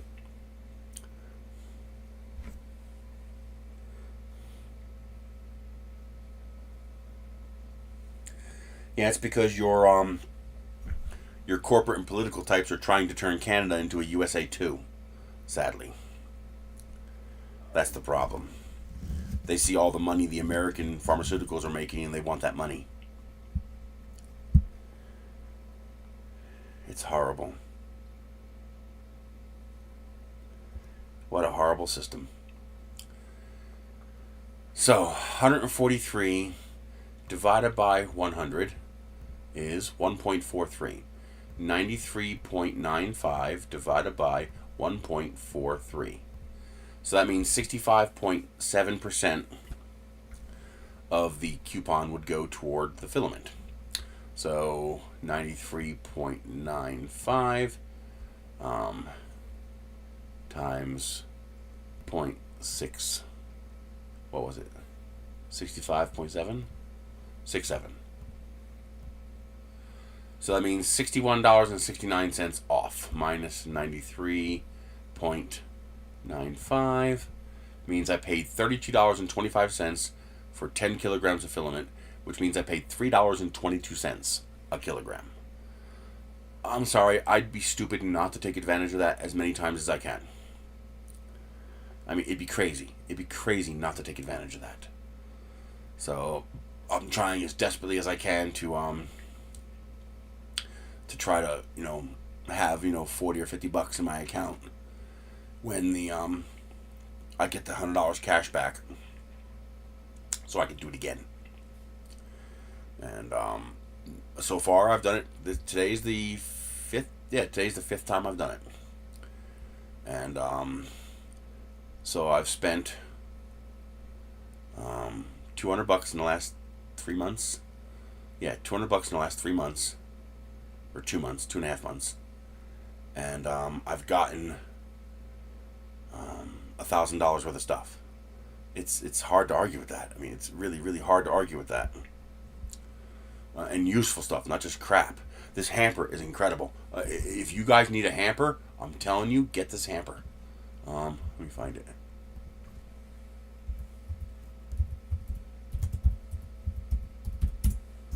I mean, it's like something from IKEA. It's well made. These here, you can sometimes get these for around $40. And if you can get like a 20% off coupon or something like that, or a $20 coupon or something, I got the mint green one.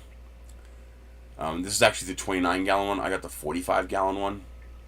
I want to get the 29-gallon one, but I don't want to pay this price. Well, when you have no fucking money, it's cheat codes or nothing, man. Literally, it's cheat codes or nothing. People don't believe me when I tell them how much I get from Ibotta. I'll show you.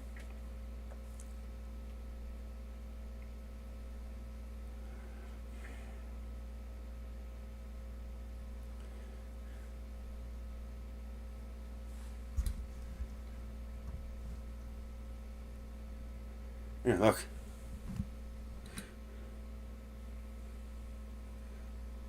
Come on, for here.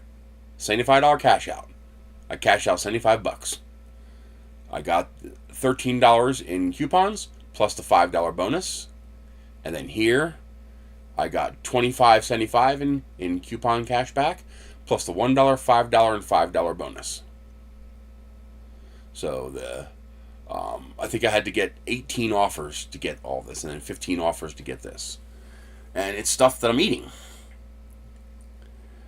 I know. It's just, necessity is mother of invention. When you're poor, you have no choice. So I was able to get $75 back from Ibotta.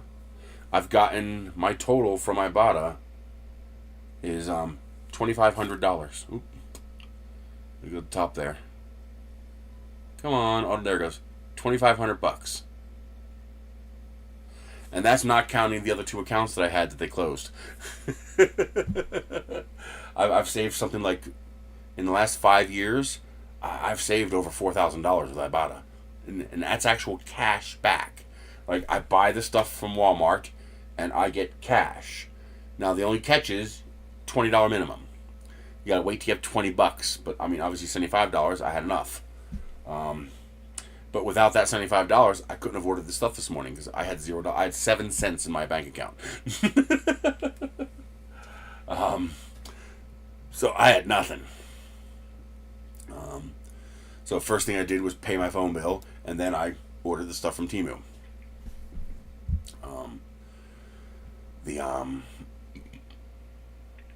I'm pretty close to getting $10 from Fetch again, although that goes to cat food.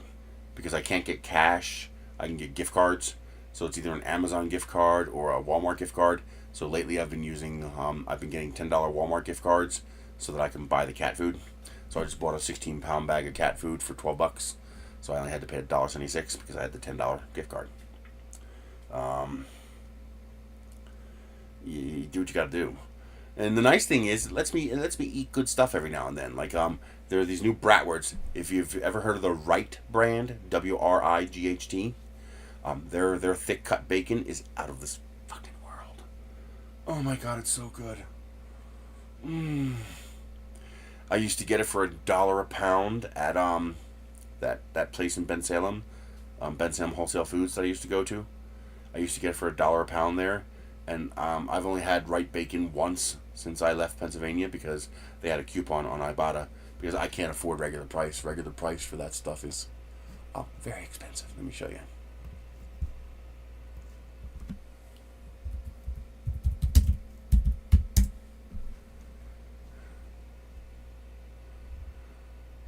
Really? You're going to do that to me?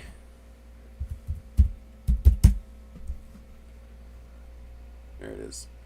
So this stuff is $11 for, well, it's £1.50. But if you ever have a chance, this, I like the hickory the best. That's my favorite. The applewood's also really good. That's a little bit cheaper, $6.99 a pound. And that's, what, 3 pounds? Yeah, 3 pounds. But this week, they have, their bratwursts. White cheddar and bacon, and applewood. Don't use the Walmart cash. The Ibotta is always better. So with Ibotta, it's $1. With Walmart cash, it's 75 cents. The only time I use the Walmart cash, we're talking about coupons. We're talking about 3D printing shoes. We're talking about 3D printing DeWalt battery adapters for speaker I got. And healthcare and how much people have to pay for it with Lee and Big Bad Joe. How are you doing, Cassandra? Coupons that I got for Yummies. I got $75 cash back from Ibotta. So I bought like 7 packs of this. It's so good. I make myself a bag of either broccoli or green beans with a little bit of mashed potatoes and then 2 of these links. So I can get 2 meals out of each one. I should have 1 link per meal, but they're so good. Protein's expensive, so I try to cut back on the protein when I can. And I try to make up for it with protein via beans. Because, well, as good luck would have it, I like beans. And I also got some new soups that are really, really good. But anyway, I got these to help protect my leather chair from the cats, which got me the 5 coins I needed. And I used, am I showing you the screen? Yes, I am. And I used the $100 cash back that I got last week to buy this. So this is a 3D printer stand. So it looks like that. And based on the measurements, the Neptune 3s that Mike is sending me should fit. So I'm going to get rid of the table in my bathroom here because it keeps me from getting to the table behind it. And instead, I'm going to get 2 of these. So I got 1 this week, and when I get the $100 cash back, I'm going to get another one. And I'll be able to put the 2 together. It'll act as a table, except now each printer table will be independent and on wheels. So when I want to get to the table behind it, I can just move them out of the way, get to the table behind it, and then put them back. That means I'll be able to use all 4. So I can put the Neptune 4 and the Chiron in the back, and the 2 Neptune 3s in the front, and have 4 supersized printers there to do what I need them to do. So using this $100 coupon trick with Temu, I've been able to get 44 kilograms of filament, the speaker, some DeWalt tools, some earrings, this printer stand, the laundry hamper. I'm telling you, this laundry hamper is fantastic. I want to get this 29mm one for underwear, or a 29-gallon one for underwear, and the 45-gallon one for regular clothes. So basically 1 for whites, 1 for colors. But I don't want to pay $45 for it because that's what I paid for the 45-gallon. I think it's too much money. Here's the 45-gallon. See, it's $40 for the 45-gallon. Why the hell is the 29-gallon more money? That doesn't even make any sense. But this is the one I got. I paid $40 for it. I knew it was $40. Oh, 18-gallon would be even better. Yeah, because underwear really doesn't take that much space. The problem is I hate black. God, I hate black. Let's try doing a search for this. Because I'd really like to get one in some kind of color besides black, white, and silver. Are you kidding me? Paste. Why won't you paste? It didn't copy.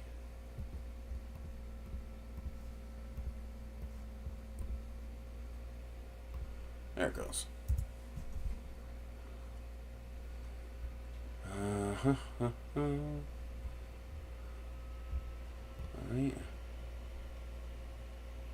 Well, they have 1 in cream. I'll add that for now. I'll see if I get like a coupon, maybe a $10 coupon, and I can get it for $18. Although I don't have the money right now. But yeah, 18 gallons would be perfect. These are amazingly well built. They are shockingly well built. Let me see if I can find pictures of the construction. So this is the one I got. They're not showing the construction. Oh, maybe.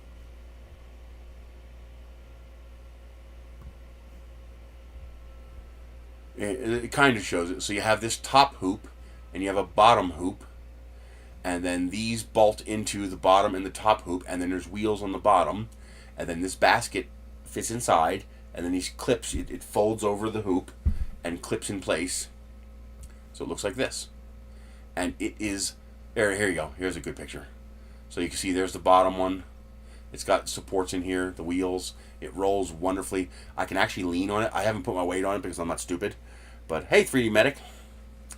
But this is absolutely, this is one of the best things I've gotten in a long time. And the quality is, it comes in a flat box like this. It comes in this. It came in this. I just built it 2 nights ago. But the cat's like laying on it.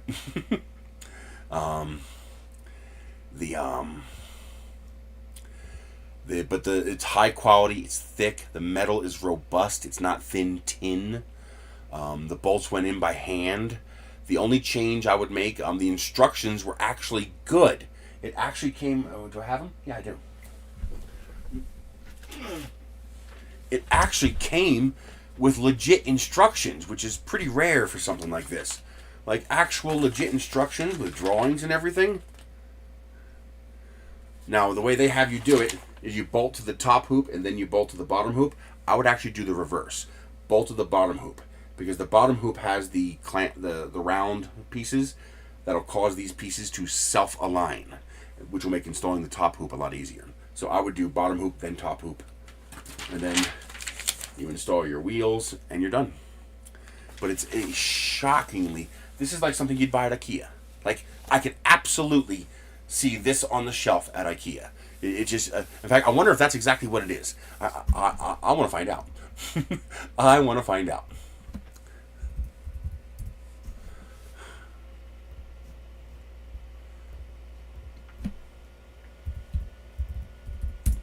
Something tells me this is available at IKEA. I hate when I click on something, I look down at the keyboard, and in that time, the mouse focus moves somewhere else. Really annoys me.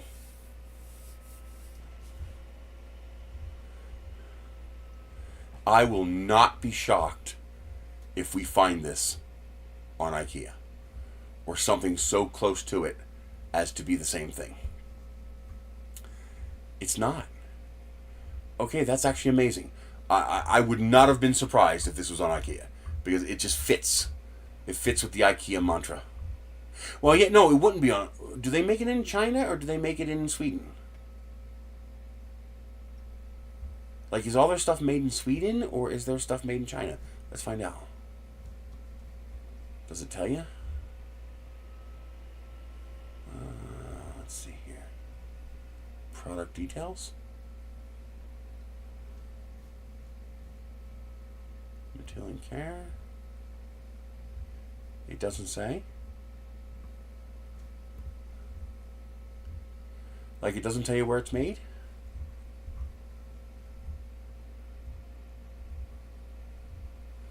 Huh. It doesn't tell you where it's made.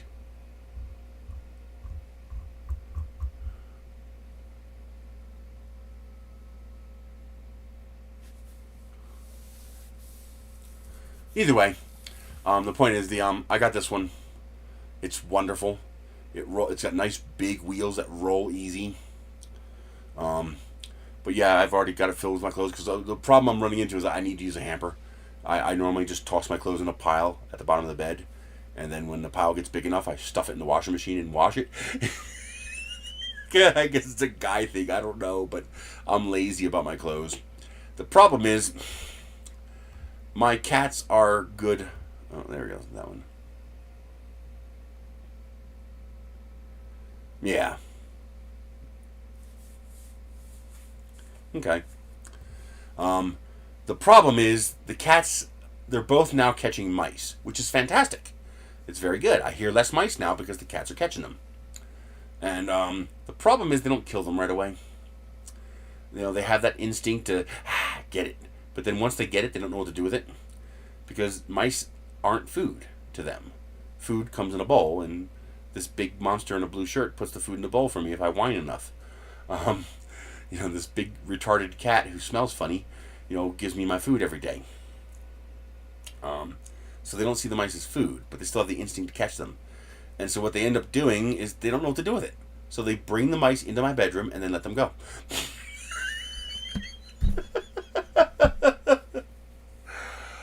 Oh, sometimes they let them go on my bed. Let me tell you, my back hurt for half a day when I felt something on my shoulder. I thought it was Ender looking for some lovin', and I turned my head to the right, and there's a fucking mouse with its paws up on my shoulder. Ah! You never saw a 400-pound guy jump out of bed so fast. I'm not afraid of mice, but waking up to see one sitting there, yeah. Like, damn you, cat.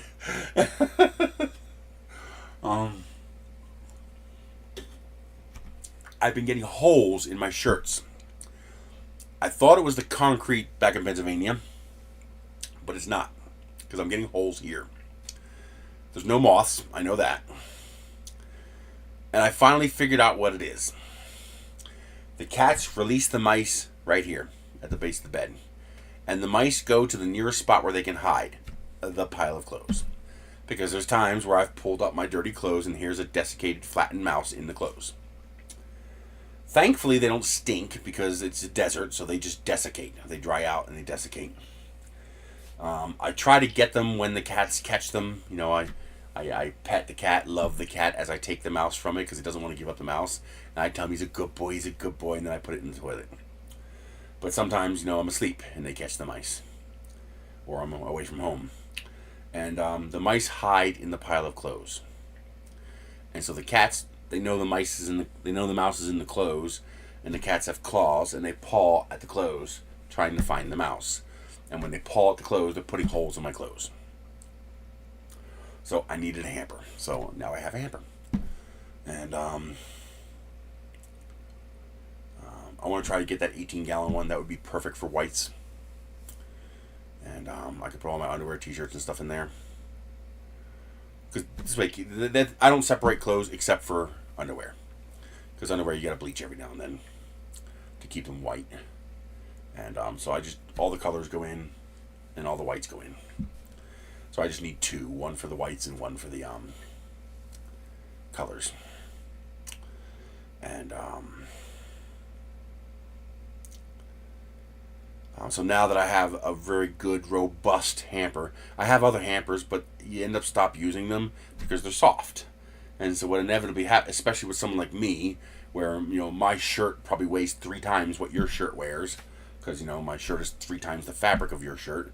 You know, I chuck the shirt into the hamper and the hamper collapses. And then, of course, at that point, you stop using the hamper until you shake it and get the shirt inside and you stand it back up again.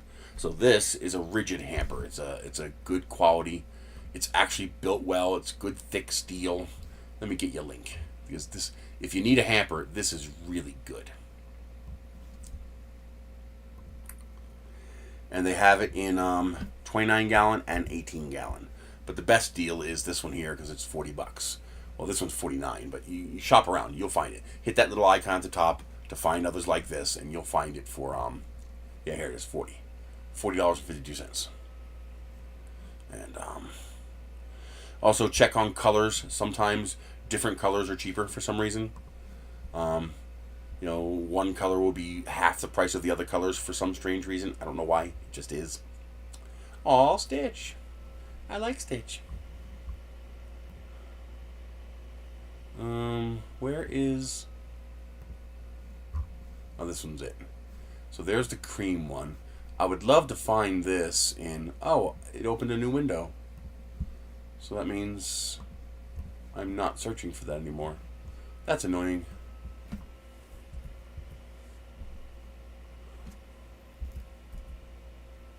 Come on.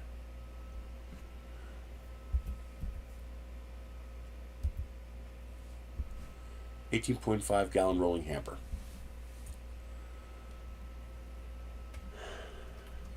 I want one of these, but see, this is what I mean by capitalism. Look at this huge variety of prices. We've now seen this from $27 to $83 for the same thing. Yeah, see? Here, this one's 28. This one's 82. It's the same thing. It's the exact same thing. This is what you'd expect like a hotel to pay from a supply shop. And so they're hoping to get that price. Because if they're making a profit at this price, imagine the profit they're making at this price. Woohoo!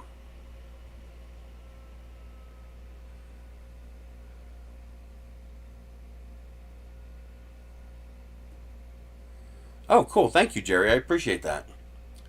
Don't put too much effort into it, but I appreciate it.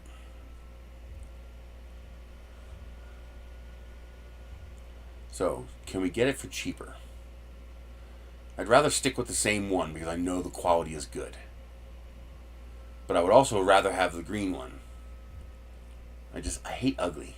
I mean, I guess cream is okay.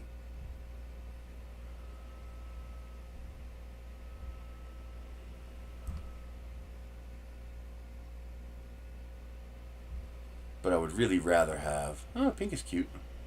But that's cheap.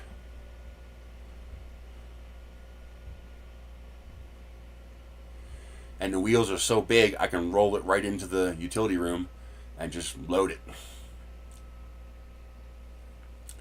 I'm even thinking about, if they keep doing this $100 coupon long enough, I'm actually thinking about getting a second one of these 45-gallon ones. A second one of these big ones here.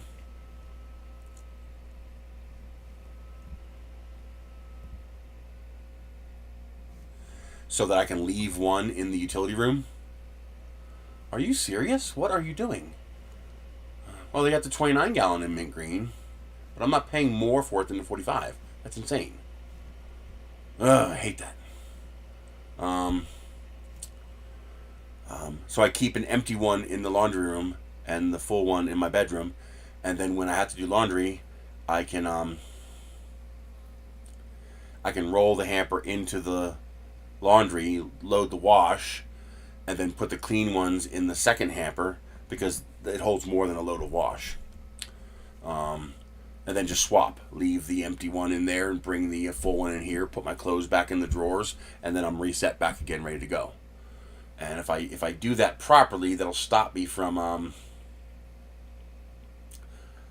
being a lazy slob and tossing my clothes on the floor. Which will keep the cats from clawing at them, and it will also keep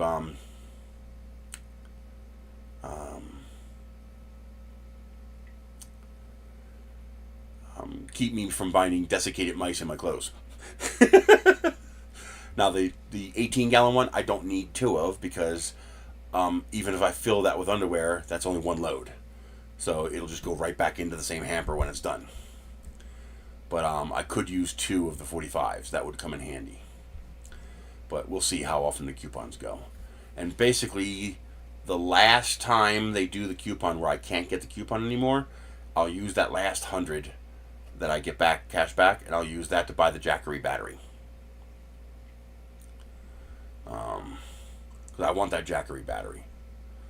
And so if I can get the stuff for free, I'm going to try. But yeah, I want to get a second one of these. And it'd just be handy. It'd just be damned handy. So let's see. It probably didn't ship yet. I doubt it. The likelihood of it shipping in the same day is very low. Oh, try to avoid small, tiny things to meet your $100 burden so that it doesn't get lost in the mail. Things like this are a lot less likely to get lost. So try to minimize the number of items you order. Like on this past order, I ordered 2 items for to get the $100 credit.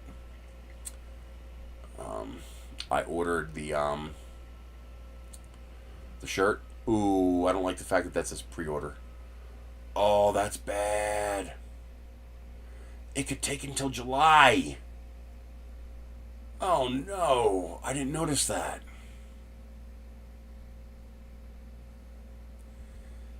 Shit.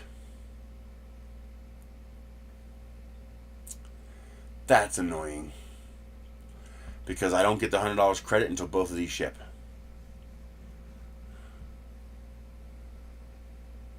Oh, that's annoying. We'll see. Maybe I'll get lucky and it won't take so long. I really want that shirt. I just like it.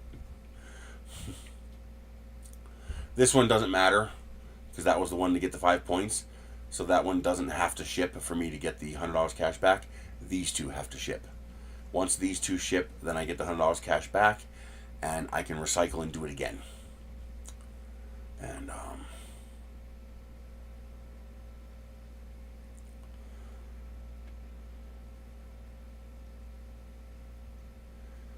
you know, something else I wonder, how hard would it be to 3D print a ball valve? Like for a water line, like a PEX compatible ball valve. I wonder how hard that would be to 3D print. They're not that expensive though. Yeah, I got a nasty surprise this month. A really nasty surprise. I came home last week and I had to move the filament box out of the way. The first order that came in, because they put it right on the stairs.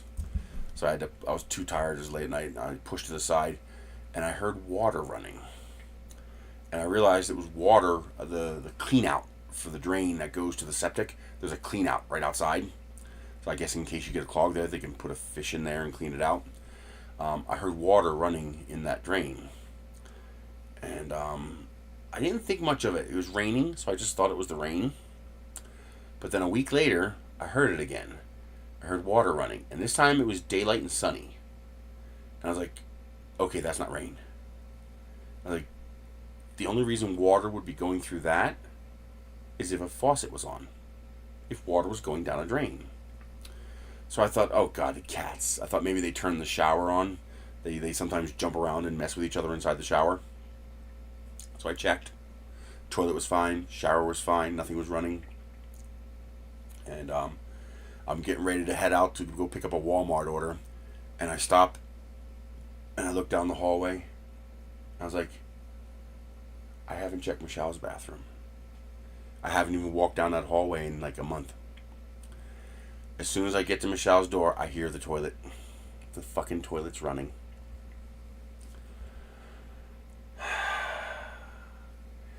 I went from being ahead of my bills to where I will have no problem paying my bills for the summer right through September to now wondering how the hell I'm going to keep the water on next month. Because I have a $319 water bill.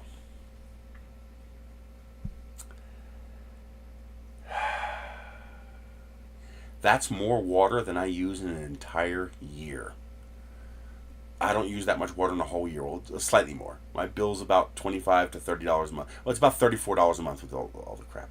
It averages 30. I've had a couple that were down as low as 25, 26, but usually it's around $32, $34 a month.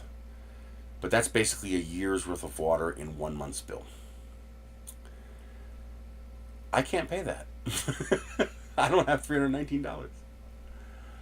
I'm going to have to hope they have some kind of mercy program for situations like this. I don't know.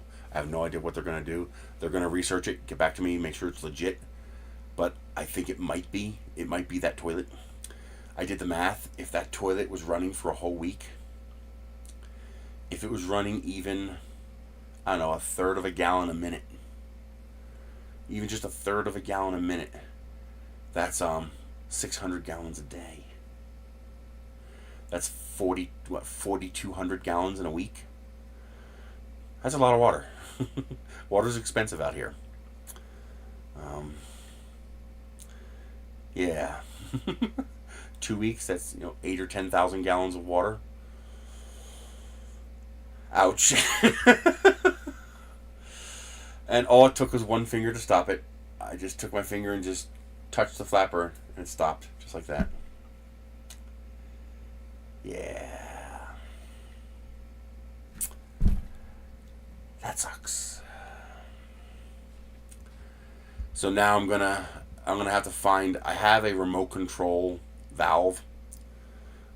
This house actually didn't have a water shut-off for some stupid reason. The guy who connected the water never connected a shut-off valve to it. Why? Why would you do that? So, coming right out of the ground, I have a 90-degree valve. The water guy installed it for me for $50.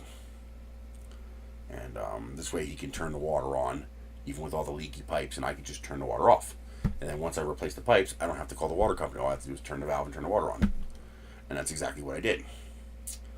I'll say that I actually have a 3D printed box that I put around that valve, and I filled it with insulation because that's a point where it could freeze. So it's just a simple Tinkercad box. It doesn't even have a lid. It's just a box that has 2 slots on the ends, so it slides over the pipe, and I just stuffed it full of insulation to hopefully keep the keep it from freezing. And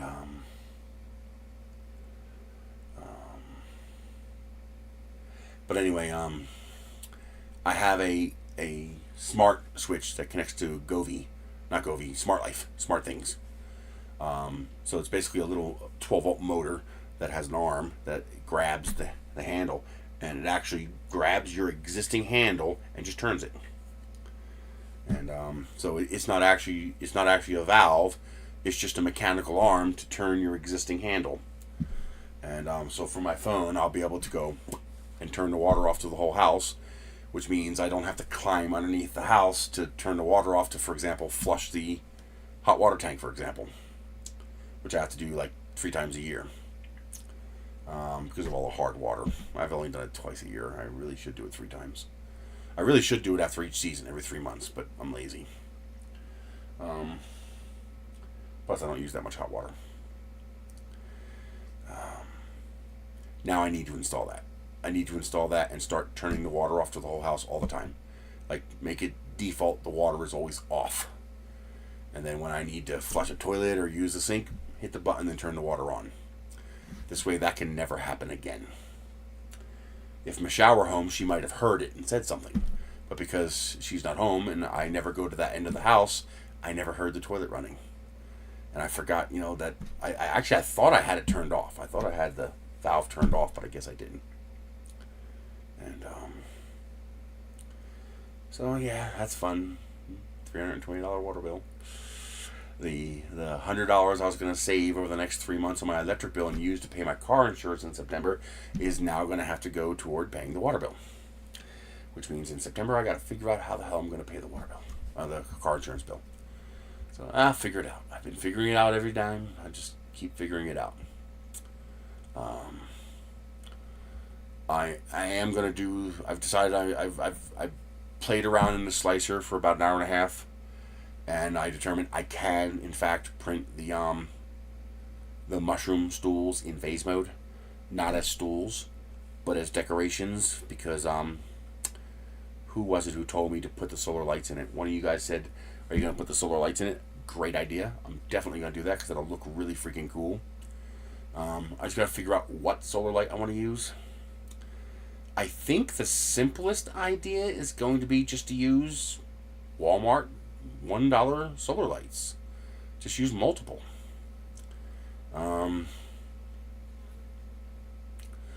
Take the I don't think I have one in here.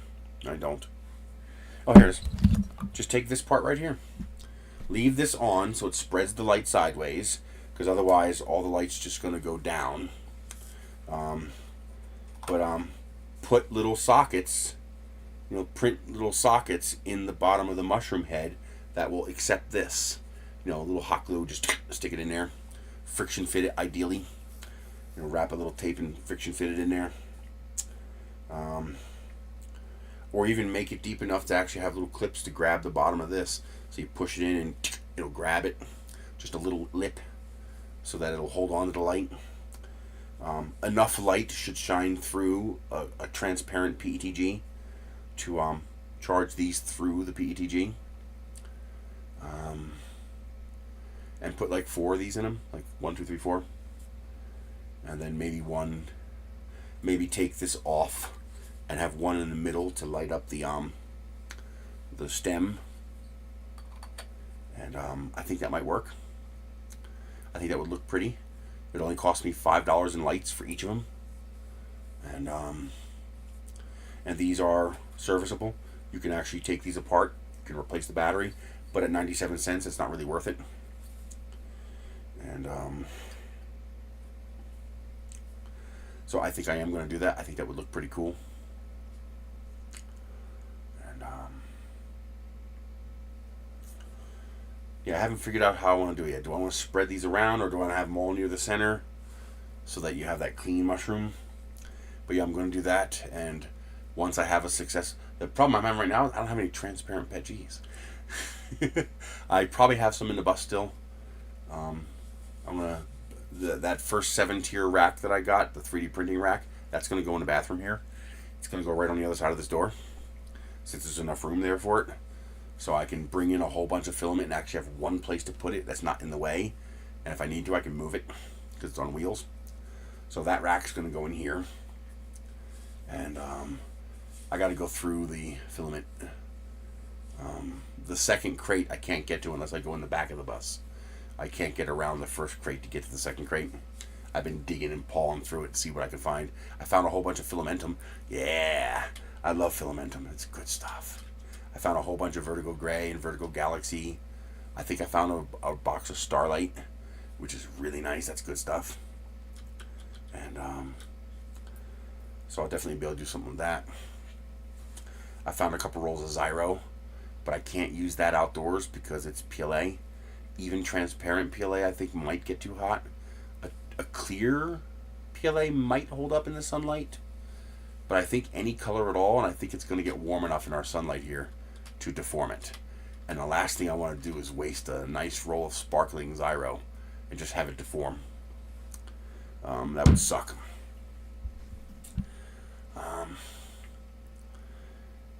I think I figured out how to make the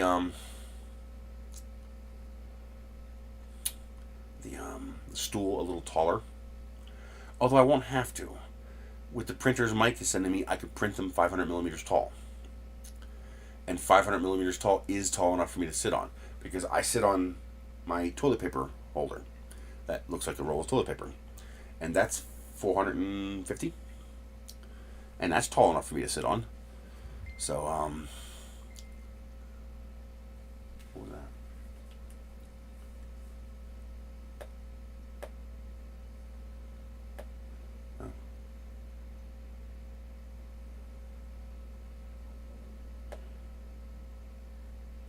Ooh, free Subway sandwich tonight.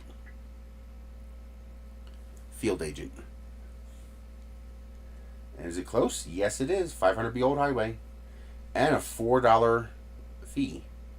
So they'll refund me for the sandwich and pay me $4. Hell yeah, I'll do that. I've had an All-American Club. It's very good.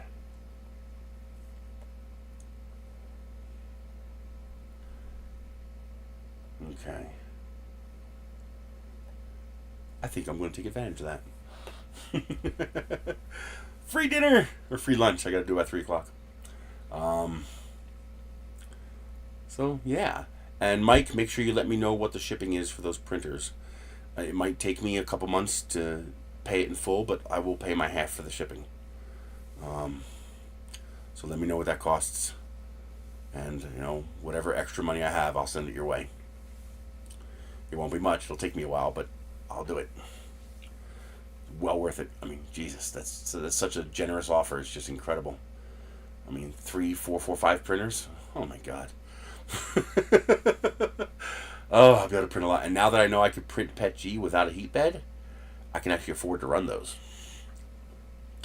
TPU doesn't require heat, and as long as it's like round parts, for example, like this mushroom thing or a rocket, I can print those with PETG without the heat bed. I now know how to do that.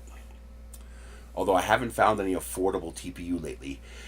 I've been trying to get another roll or two of TPU, but they're all around $25 a roll now instead of the 16 and 14 that I was paying.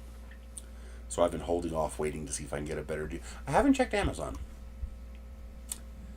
I have not checked Amazon recently. Don't forget, if you're going to buy stuff on Amazon, please try to remember to use my link. It looks like the minimum for June is still $3,250.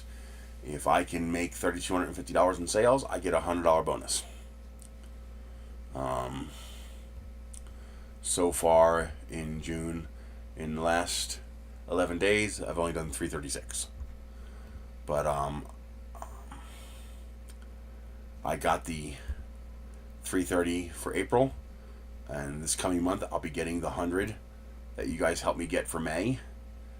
I'll get that next month, and then if we can hit at least $3,250, I'll get another $100 for this month. So if you need anything off Amazon, try to remember to use my link. Just go to Narice.com and click on Amazon shopping page. All that does is take you to the Amazon homepage, and then you just buy whatever you want. Just remember, it can't already be in your shopping cart. If it's already in your shopping cart, this won't do anything. So you have to remove it from your shopping cart and add it back to your shopping cart again if it's already in there. And oh, that's nice too. Oof, $78. That's a nice little table though. It's even got a little hanger on the side for like a towel. Not bad. I don't know. I have no idea how that works. I don't know if how that counts. Oh,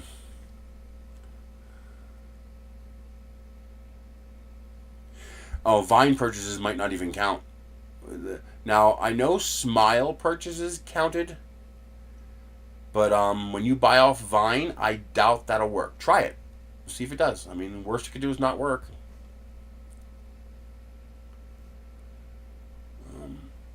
This is the one that I have, except mine has wheels.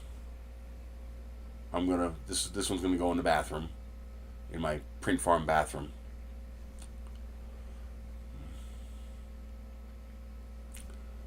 That looks like legit rolls. 1, 2, 3, 4, 5, 6, 7, 8, 9, 12 on each roll. What's that? 72, 84 rolls. Nice. Very nice.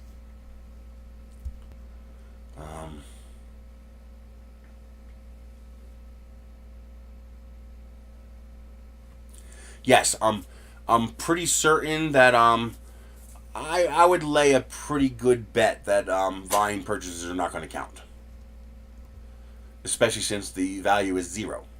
So my commission for, if I got 10% of 0, what's 10% of 0? It's 0, because your Vine purchases are $0.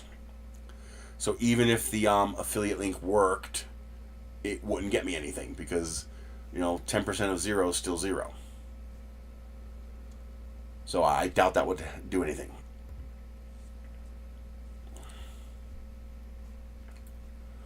But yeah, if you have Ibotta installed, use my code. It's in the description and it's on my page, because we both get cash when you claim an offer on Ibotta. When you successfully claim an offer.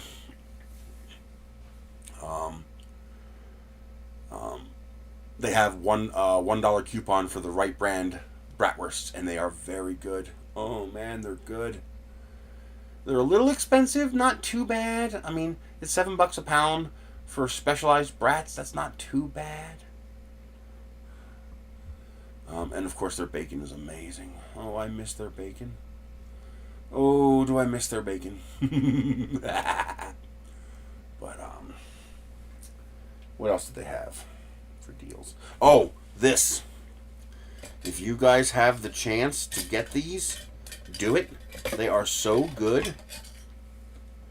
I don't know if you like Progresso soup, but Progresso did a collab with Pitmaster, and so they have 4 or 5, I think 4. Yeah, 4 or 5 different Pitmaster collab flavors. This is my favorite, the grilled chicken and fire roasted corn, and my second favorite is this one here, the sausage and beer cheese with potatoes. It is so freaking good. And they got a 50-cent coupon on Ibotta, and you can do it up to 5 times. So you're basically getting 1 can free if you buy 5. But, oh man, it's good. And the other flavors are good too. The other 2 flavors or 3 flavors. I can't remember if it's 4 or 5 flavors.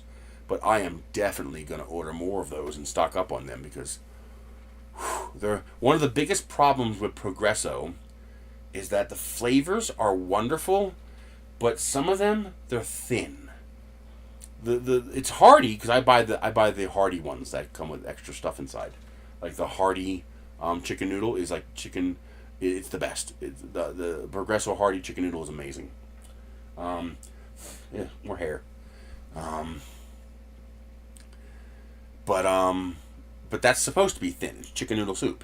But then you get the lasagna soup, and it's like you just wish it was a little thicker. You wish the sauce had more body.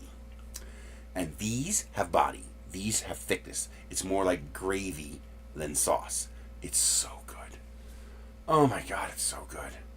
And so far, only one, I think it was the green label one, was the only one where I had to add a little garlic and salt. The rest of them were seasoned perfectly fine the way they were right out of the can. And oh, they're so good. I'm actually gonna make another can of this one, the barbecue style grilled chicken and fire roasted corn. I'm gonna make a can of this tonight, and I'm gonna chop up 2 of those brats into pieces and put that in the soup. Oh yeah, and then mix in a bag of cauliflower or broccoli. I think I'm gonna do cauliflower tonight. Yeah, that's gonna be good.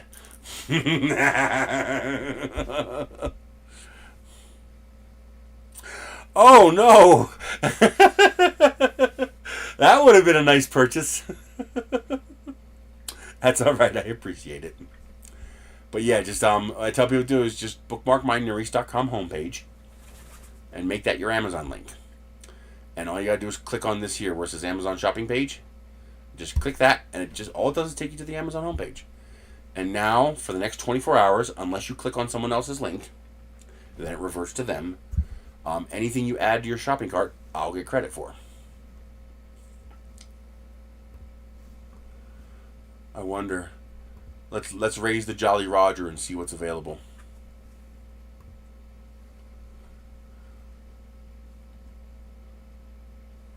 What is Hurry Up Tomorrow? Michelle would probably like that.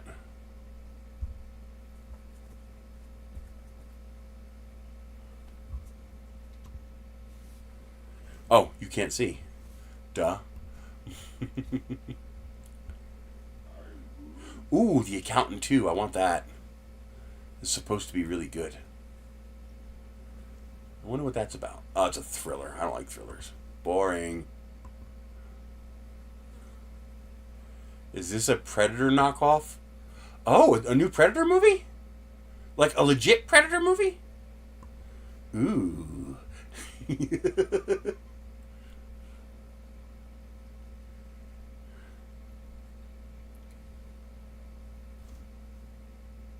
Action drama.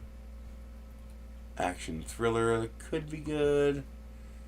Looks cheap, but might be good.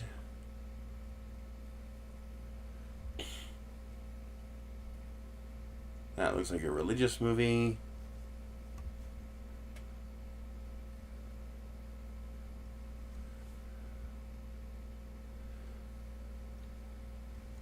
Looking for something to watch tonight. It looks cheesy, but I sometimes like cheesy movies. Ew.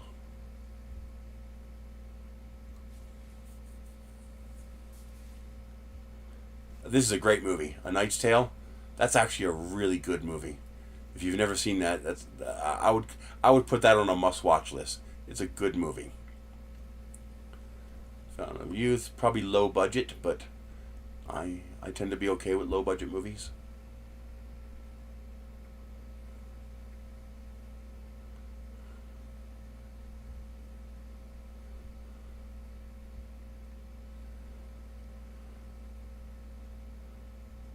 Come on. Give me some sci-fi. The Minecraft movie was actually pretty good. I was really impressed by that. It's very cheesy. Hey, DeWitt, how are you doing? And this is supposed to be good. I didn't think this was going to look very good, but then I saw a preview for it and it looked pretty good, so I already have that downloaded. Let me show you my collection. Let's see, right here. This is the stuff that I haven't offloaded yet. I don't have Mikey 17 on here. Okay, so I got to plug in that hard drive and put it back on here. Okay. Was it good? Good. I'll watch that tonight then.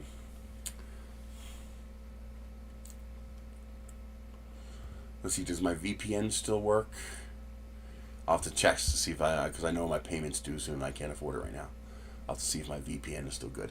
If it's not, I'll go to McDonald's and download it with their Wi-Fi.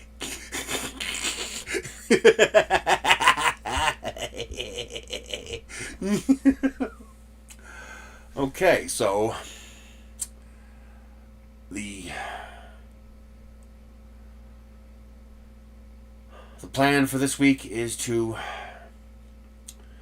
I want to build the 7-tier filament rack, get it in the bathroom.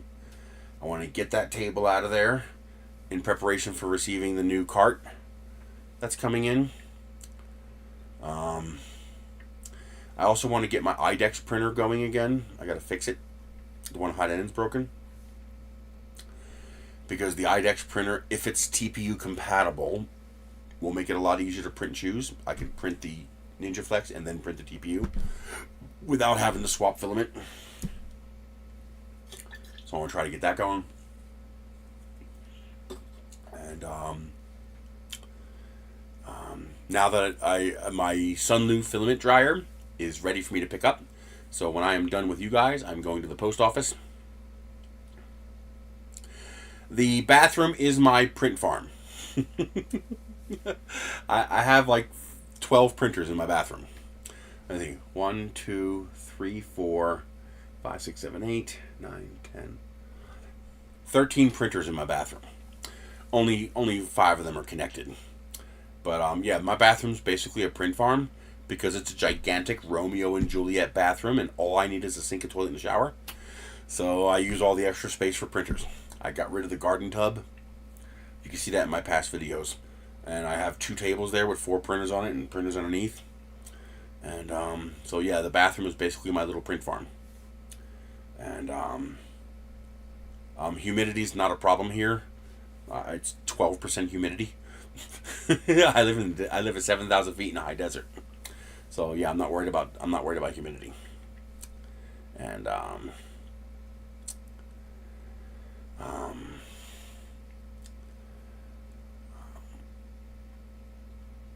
the incredibly, absolutely, ridiculously generous Mike is getting ready to send me those Neptune Maxes, which is just freaking awesome. I'm super stoked about the 3s because they got the 500 millimeter build height. You growing mushrooms down there?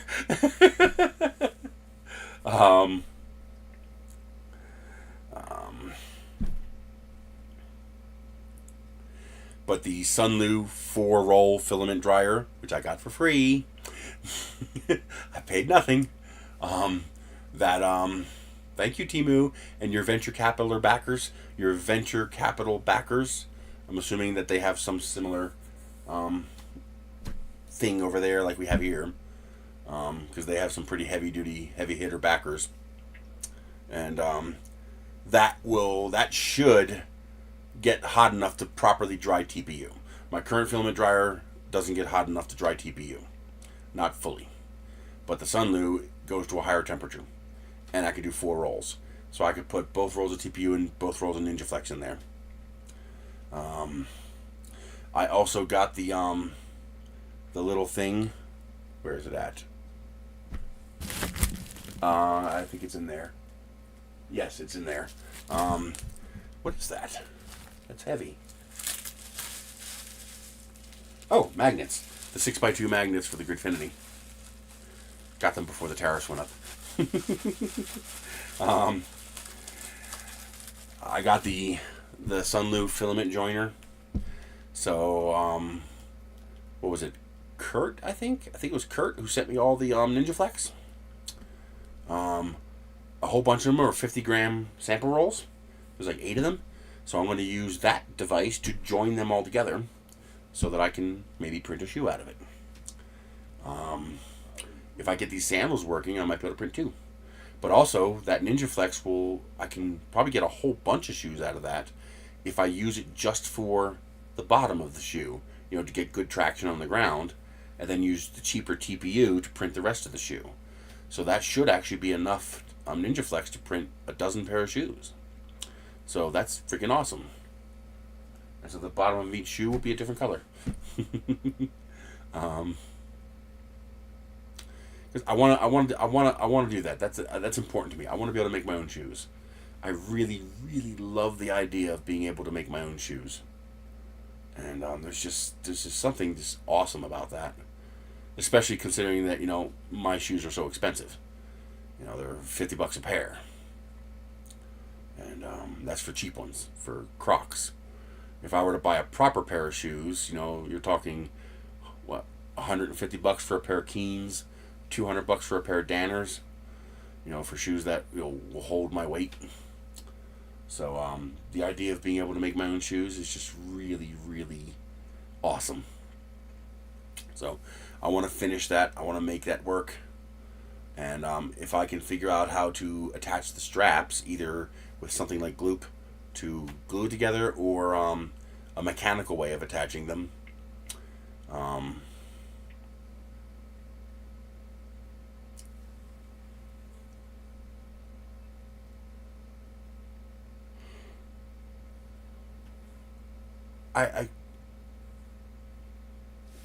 I wonder if TPU was strong enough to make a T-buckle.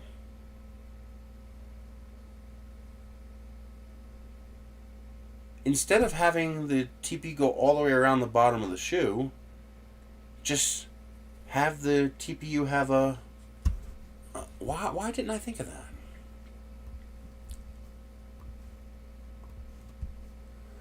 So instead, just do this. Why the hell didn't I think of that? Control D.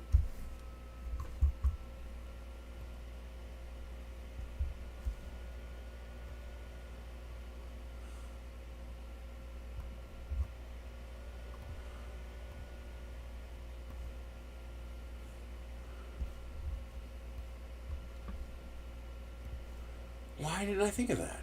Just do this.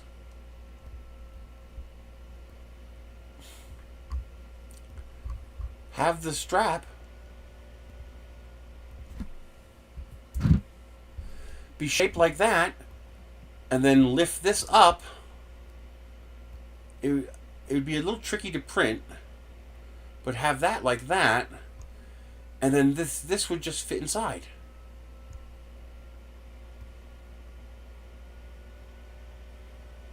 As long as the TPU is stiff enough down here that it doesn't pull through this.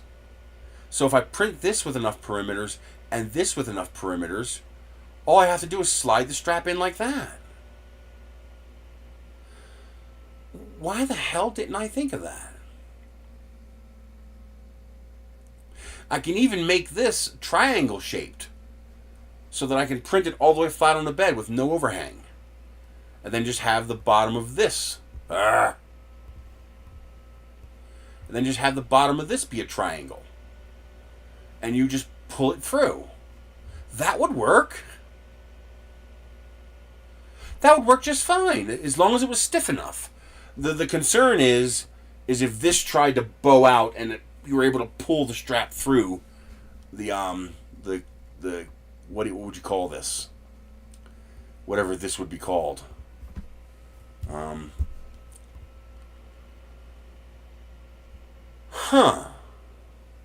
Now, this wouldn't be shaped like this. This would be rounded to be smooth, which would make it thicker. It's more of a stop than a buckle. The buckle would be up here.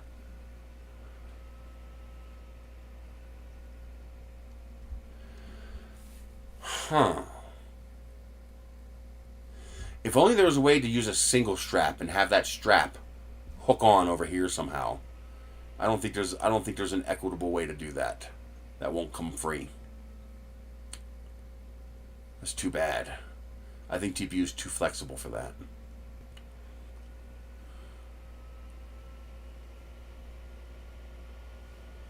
Huh.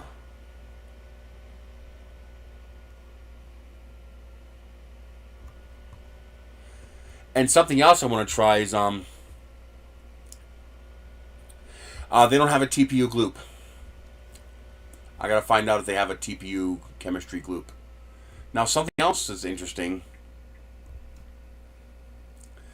and I'm gonna print some of these this week. Because of that water bill, I've been trying to avoid using electricity. Lower I can keep my electric bill, the more I can pay on that water bill. This is a snap fit. Now this is designed to be one-time use. So you snap it together and you never take it apart again. But I wonder, especially using PETG, which doesn't have the problems PLA does with creep and deformation, I wonder if this can be made reusable. Like, how many times could I use this before it would stop working? So could I print a snap like this, so that I can have the two straps just go snap instead of having to print a buckle? I could also do Velcro, but that requires using something that's not 3D printed, which I really don't want to do. I really want to make it, call it dumb, but my objective is 100% 3D printed. I would prefer to use no fasteners, no glue, no hardware, at least if it's not 3D printed.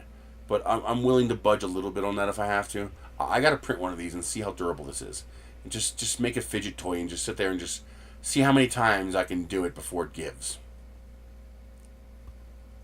I mean, this is pretty robust.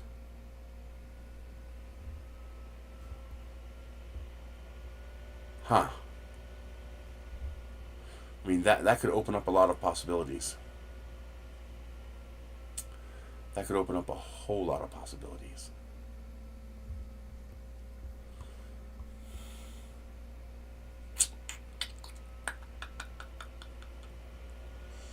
Alright, I'm going to have to work on that. My objective is to get, ideally, I would love to get down to 200 grams.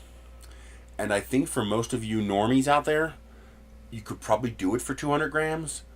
Doing it for me is going to be hard for 200 grams. Just because I'm so heavy. I need the mass, I need the matter to be able to hold my weight. But I think I can do under 300. And under 300 would allow you to print a pair of shoes with one roll, including a mistake. And if I can get it down to 250 grams, then it should be possible to print a pair of shoes for $12, which would make 3D printing shoes affordable and equitable. Hell, even $25 is affordable and equitable. TPU 1 kilogram. Oh, so we can get $19 TPU, but that's black, so it's ugly. Here's $17 TPU, but it's black, it's ugly.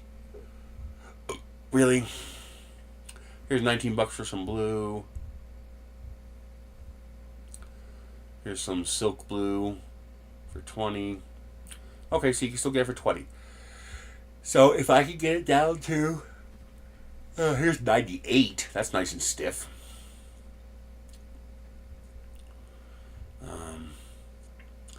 This is the nice stuff, though. That's what you want to use, the nice colorful stuff. 64D is about the same as 95A, so there's no real benefit.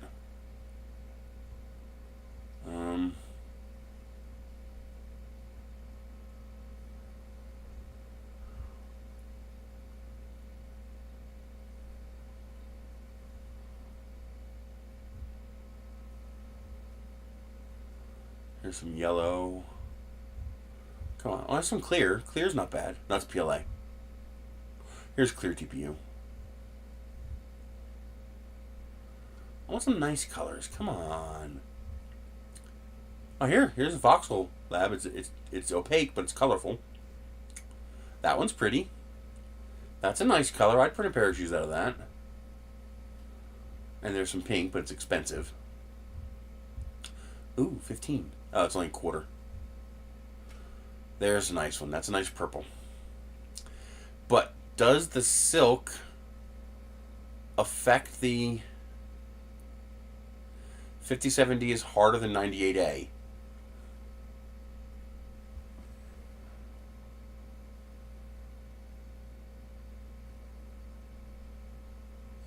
Yes, well, that's what gloop is. Gloop is a solvent. That's how gloop works. Gloop actually dissolves the material, which allows the two sides to mix, and when the solvent evaporates, it's now a single material. That's why gloop is able to be so strong. That's why it doesn't break where the joint is, because the joint is actually stronger than the plastic, because there's no layer lines there. The two materials melted together, dissolved together. That's how gloop works. It's a solvent. That's why they have a different gloop for each plastic, because you need a different solvent for each plastic. But I wonder, you know how silk is got poor layer bonding? I wonder if silk TPU has poor layer bonding, because that's pretty. Here's 25 for a pink. Oh, here's a transparent red for 25, 24. Okay. Transparent red's nice. That'd be good for the... No, I don't need that for the mushrooms. I need PETG for that. Okay.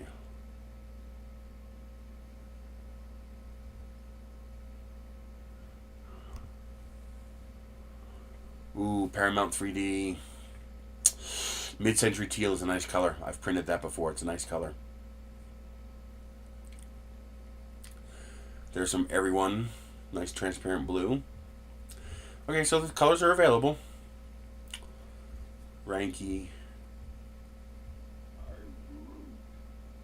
Okay. I wonder what the deal is with this. I wonder if this 57D is close to that PLA HR. I'd like to try to make a basketball one of these times, but man, that stuff is $50 a kilo. Saint Smart makes pretty good TPU. Let's see, can I get my orange? I believe that was Saint Smart. Well, that's not bad. $19 for orange. That looks like a transparent orange for $17. Hell yeah. But where's my really, really bright orange? Zyro has TPU. I like Zyro. Zyro's a good company. Was it? I don't think it was it Pryline? I don't think it was Pryline. I thought it was... I'm not sure. I think I still have some left. I gotta check it. It was a really, really bright orange.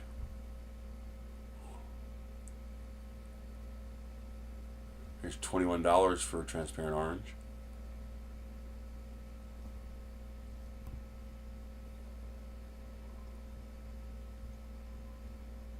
Yeah, clear orange for $22. Wait a minute. Oh, Prime member price, $21.99.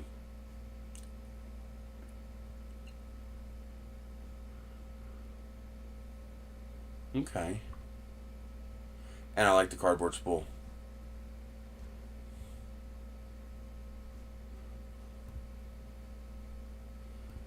That I think my brother still has Prime, so I can send him the money and order it. But yeah, I'll try an orange at some point. Not now. I got too much to do right now. Okay. But there it is.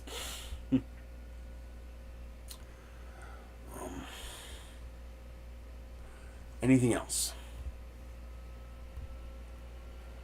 Yep, I want to build one of these things, so I'm going to try to get that done this week. I want to try to make one of these of my own, just because I think it's cool. I want to get that room set up for the new printer stand that we'll build, and the new filament rack.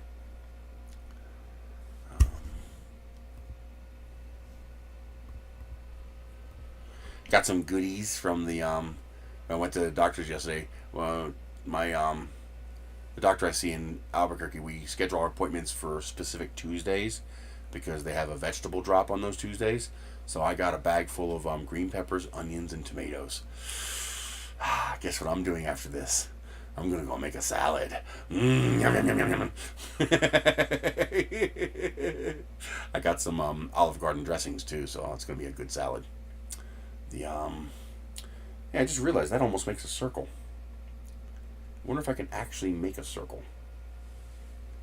Like actually complete it into a circle.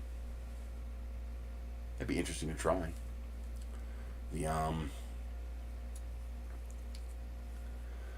So yeah, I'm gonna make a salad, some soup, and some brats. That's gonna be dinner tonight. And what else? That's it. I can't think of anything else. And I want to get one of the mushrooms printed. I don't have any handy transparent PET G, but I'll just print it with white because I have some extra white. And so I'll go through all my colors and see which one I have the most of. Whichever one I have the most of. Oh, this thing? It's a hairband. For holding your hair in place. Absolutely wonderful in the car. Stops my hair from blowing in my face. But I thought it was neat just because it's mechanical. So it's like a fidget toy. I love it. And so I want to try to print my own. And so that's that thing you saw on the screen earlier, the two little things with the snaps. I'm trying to make these and make my own. Temu.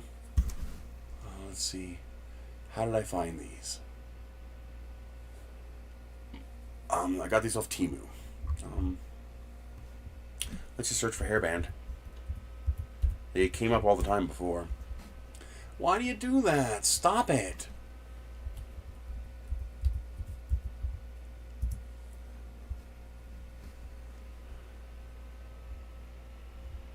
See, they're very cheap. You get a bunch of them in a pack.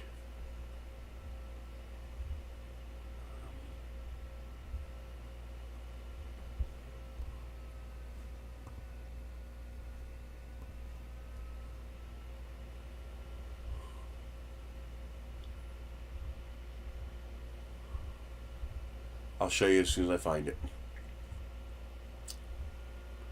Come on, they gotta be here.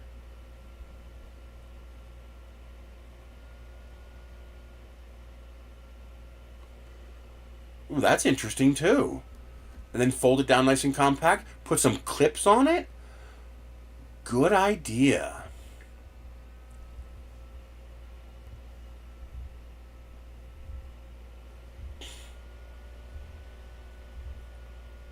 That's a great idea, actually. Just make it bigger. Come on. What if I add the word folding?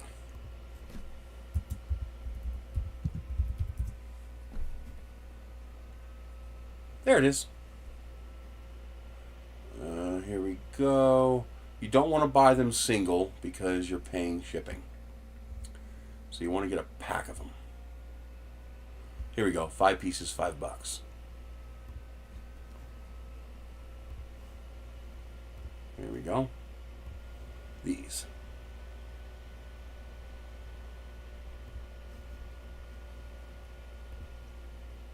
Hey Asper, how you doing? There they are right there. But yeah, if they work, if my printed version works, let me bring it up. Yep, just did. Oh, nope, this one. Ah. Go back. Go back. Yeah, it's a fascinating mechanism. Now, the only trick is, it's not going to work printed flat like this. The reason it works is because the pieces are curved. So there's a tiny curve. And that means when it extends, that's what allows it to form the circle.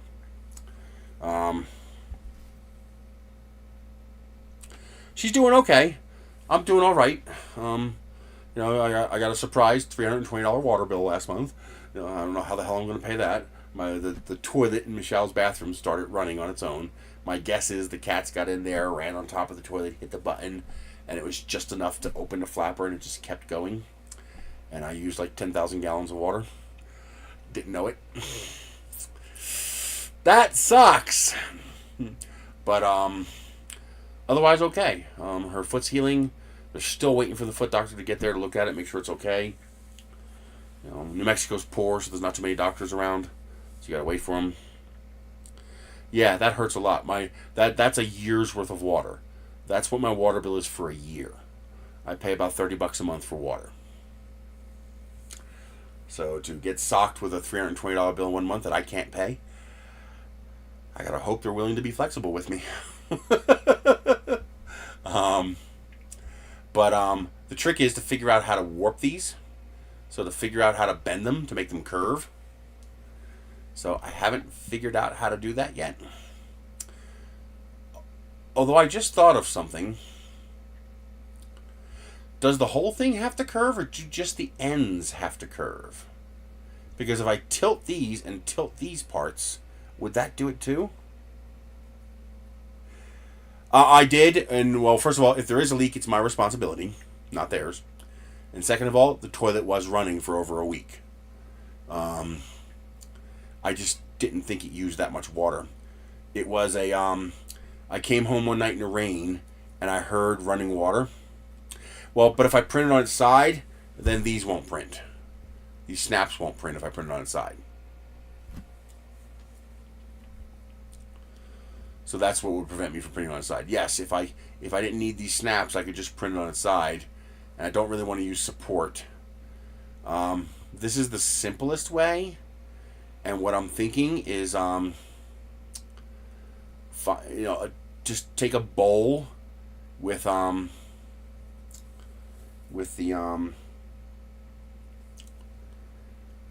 right curvature in it, and a bag of hot water.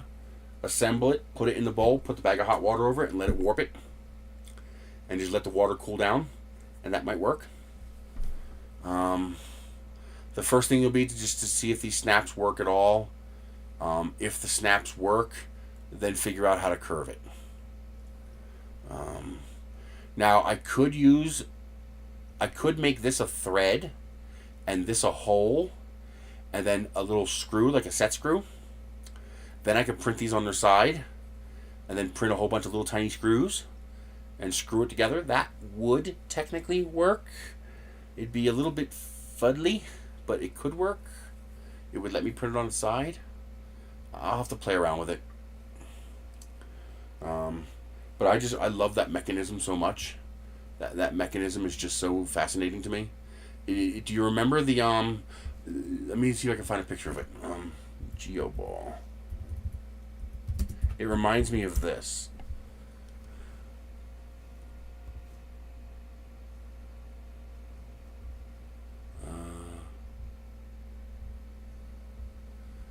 Come on, I know it. I know it. I saw it all the time. You can buy it all the time.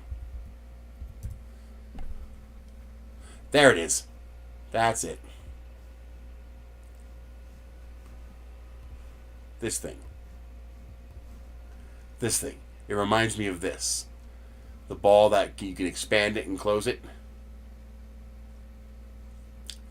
That got me to wondering if I could duplicate this. So do a search for geodesic ball toy and click images. And it's this thing here. Actually, it's probably a video. This one.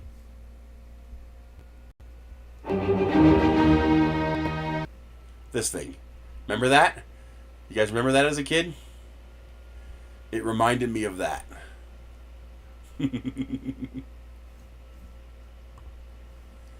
I used to have one of those and just play with it for hours and hours and hours, and this reminds me of that. That type of a mechanism that can transform like that. I just thought that was so freaking cool. So I want to see if I can print one myself. The tricky part's going to be printing these teeth. See little teeth? That's going to be the tricky part. That's where printing it on its side would come in handy, because those would come out a lot better on their side, and you kind of need them because they grab the hair and hold it in place. But yeah, that's neat. I keep one of these in each car now, so when it's nice enough out that I can open the window. Right now I have to close the window and turn the air on because my hair, no matter what happens, my hair blows forward into my eyeballs. No matter what I do, it's like, can't you blow a different direction? I guess it's the fluid dynamics of the inside of the car, how that works. I don't know, but it's annoying as hell. Probably the air comes into the car, circulates in the back, and creates a vortex on the inside back seat of the car. So that's probably why it does that. But all right. I can't think of anything else. That's it for now. I gotta go get one of my Ender 3s out or my Ender 5s out. I need a low power printer that I can run instead of these big printers.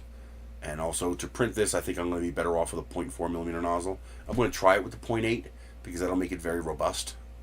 It's 0.8 is just a stronger print. But I have a feeling for detail work like this, it's going to be better with a 0.4. And oddly enough, for things like the mushroom stool, the 1 millimeter would be better, because I can cover more area in less time. More surface area per pass, 20% more surface area per pass.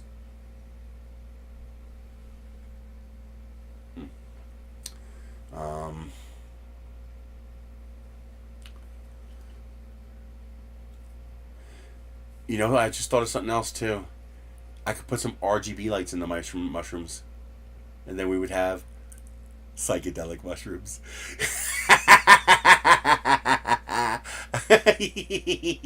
That would make the white mushroom, the white plastic would work then. Put some RGB, get like a solar RGB strip. Do they have a little tiny one? Like 5 foot?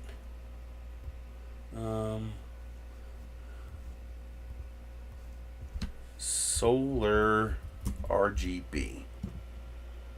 Really? Are you gonna mess with me? You're just gonna piss me off? Stop it! Yes, I yell at my computer. Shh. Let's see. Is there any really cheap solar RGB? Something that changes colors.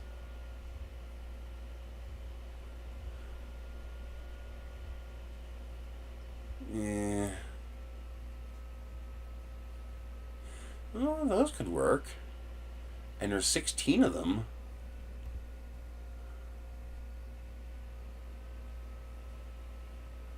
Nickel metal hydride, good. Is it nickel metal or is it nickel NiCad? Nickel cadmium. I'm hoping it's nickel metal. Now, do they color change or are they each a fixed color? RGB fade, okay. That's exactly what I want. I want fade color. They're cheap and they're small. Okay. I could put 3 of these in the center of the stool, aimed down, and it would light up the whole stool in random colors. Okay. And that's not bad. That's $19 for 16 of them. Actually, if I order 2 sets, free shipping. So I'm going to add that for now. Yeah, if I order 2 of those, then I would get free shipping. And that would be $1 a piece. Less than $1 a piece. Just under $1 a piece. With tax, it'd be $1 a piece. Okay. So it'd only be $3 per mushroom. Interesting. I can maybe even put one of these at the bottom of the mushroom.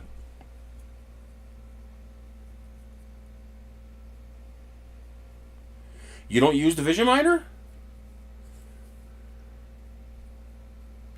Hell yeah, if you don't need it, I'll take it. I use that stuff like crazy. I love Vision Miner. That stuff is amazing. It's when you need to make sure something sticks, it's amazing. Yeah, this would work. It would only cost me $3 per mushroom. I can make psychedelic mushrooms.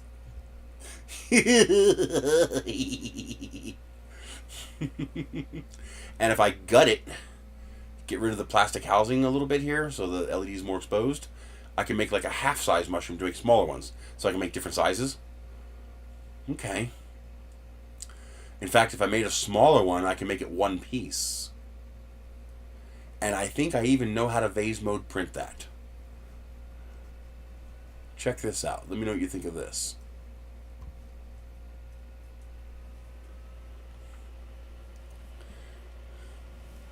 Am I showing the screen? Yes, I am. So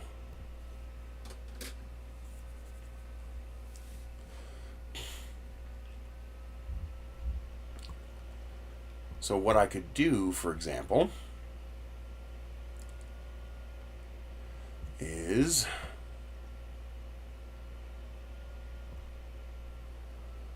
let's see. I think I already have this loaded into Simplify. Oh, hell yeah. Use Cassandra at Nerisse.com. So Cassandra at Nancy Echo Romeo Yankee Sam.com.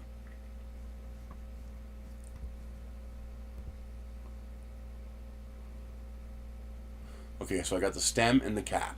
Okay. So let's make this 50%. 50. Let's rotate it 180 degrees. 180. And let's make it 1, 2, 3, 4. Would 4 layers be enough? I think 3 layers would be enough at this half size. So that's 4, 8, 12, 1.2. So position 1.2. Okay. And then turn off additions.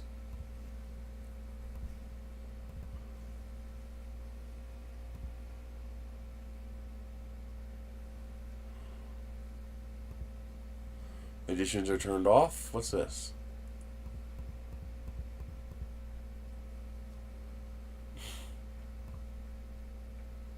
One, vase mode. Let's do this. Get rid of you. Get rid of you.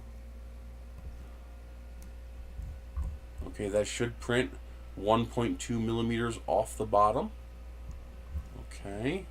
And to make sure we get good adhesion, we're going to do 50% speed, but at 200% width.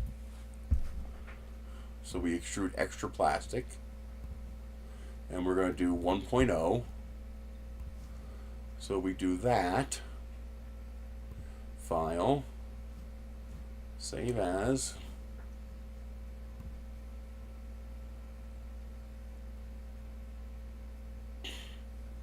Why did I call it REI?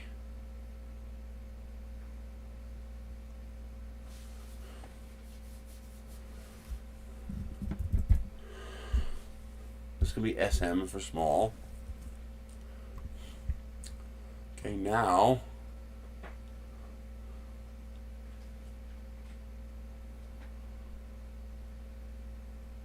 let's bring up the cap.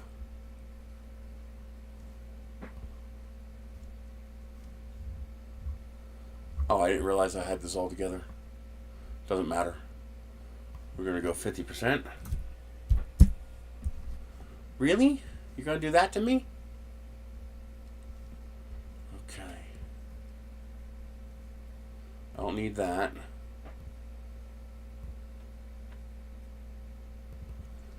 Okay. We're going to do 3 bottom layers at 0.4. We'll do 3 perimeters just to keep the strength. So we have a little bit of strength on that rim.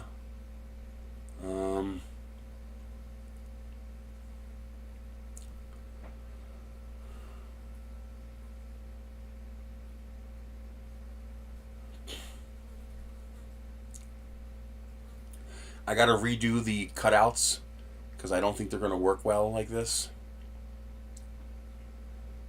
3 bottom layers is going to go to 1.2 for 812, and then this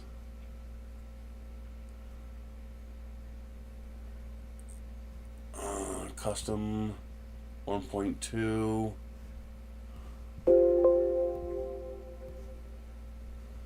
Okay, we're not going to print that tall. Custom, get rid of that.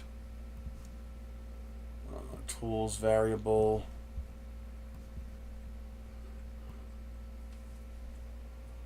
Let's print that much. Let's go 30. Add.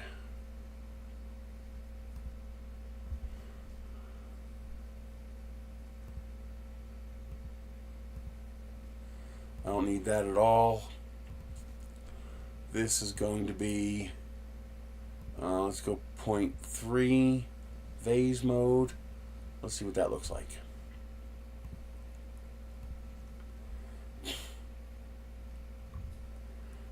Okay.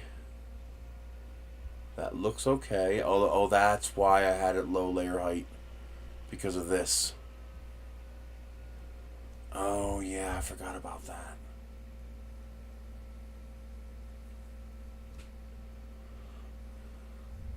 I think I might just get rid of these holes altogether and just like do an applique or a sticker or something like that. Or just paint with a stencil. You know, use a piece of paper and just spray paint to make these circles. I think that might work better.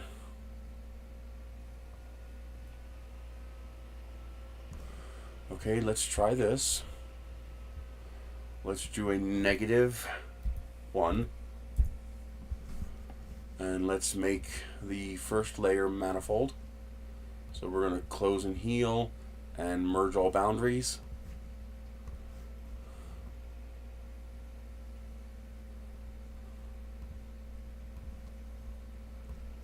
Much better.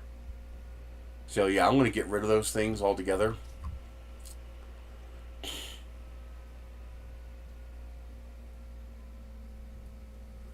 So it's just circular. And then what I also might do is minus 1.5. Let's drop it a little lower. I might also make the external concentric. Infill, external, concentric. I think that would look prettier. Yeah. But I don't want them all to be concentric because that's not going to be strong. I'd like the other layers to not be concentric. I'll have to create multiple processes to do that. But yeah, that would look much better. Then I'll create a stencil and use that to spray paint the spots on. But yeah, I could vase mode print this, and then if this is not too tall, the print head should be able to come inside here and just print this as a second print.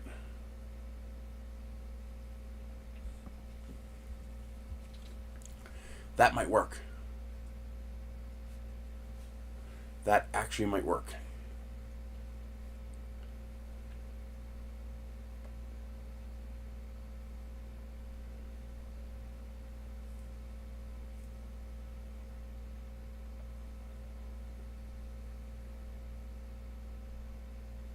Technician is on the way. What?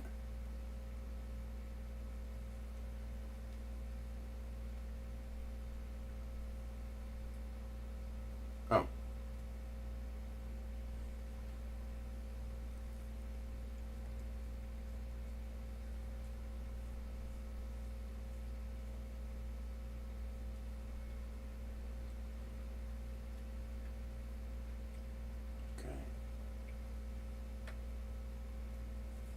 I'll have to go through my spam later. Did you get that email address, Cassandra? Cassandra@Nerisse.com. Nancy Echo Romeo Yankee Sam.com. And then if I make this shallow enough, I can do this whole thing up 0.4. Well, that's only going to take an hour to print. I'll screw that. Let's just go with 0.2. It's only going to take an hour. Well, now it'll take an hour and a half, but that's okay.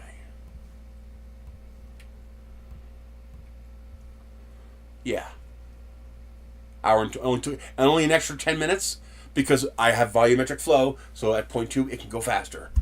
Okay, that's why. Yep, we're definitely doing this. I want to print these.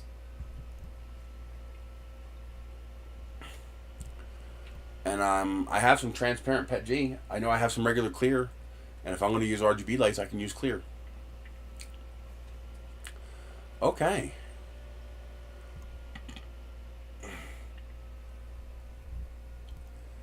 Okay. And I also figured out another trick I can use, possibly. This is something I thought of. Let's see, file. Save factory file as small cap, SM cap. Now, let's try this.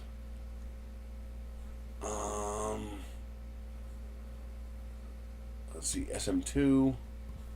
Let's copy this. Edit. Model. Go back to this one. Cap. Edit, paste.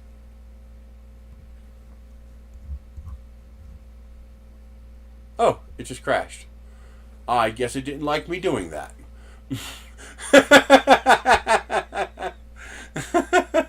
It said, F you.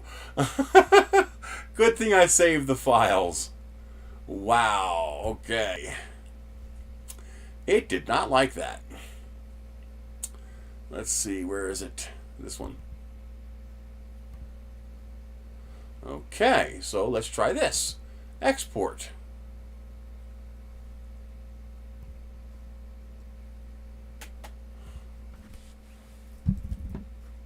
SM small.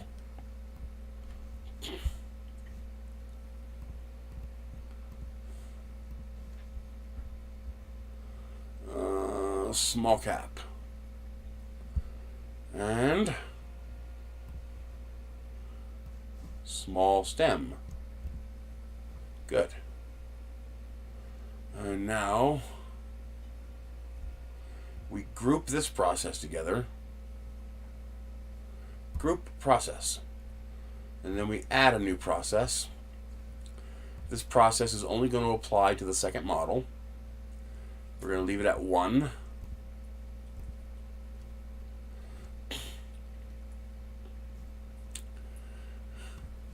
We're going to start at 1.2.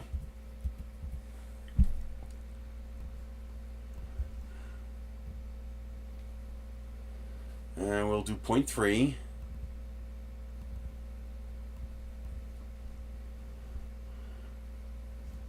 Actually, this I should be able to get away with 0.4.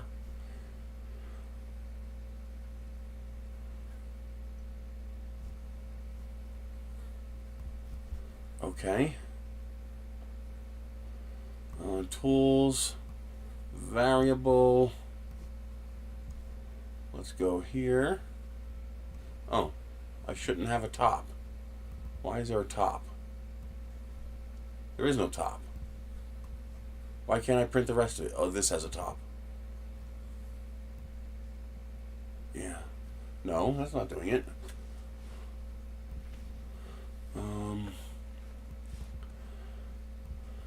Model selection problem.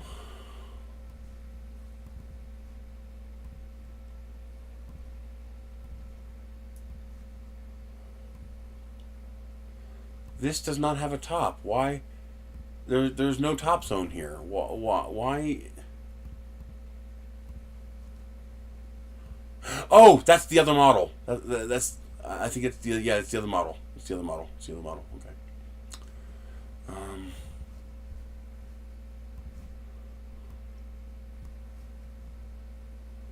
So we are at 171. Let's do 168.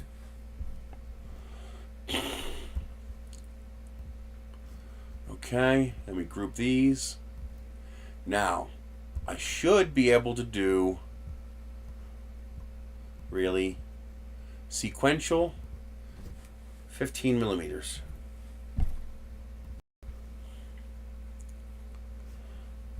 Okay. Oop, I gotta turn off Additions.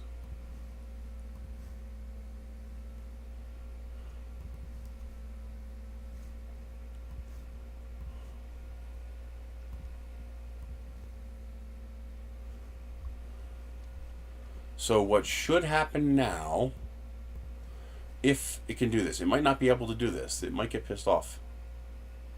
It did.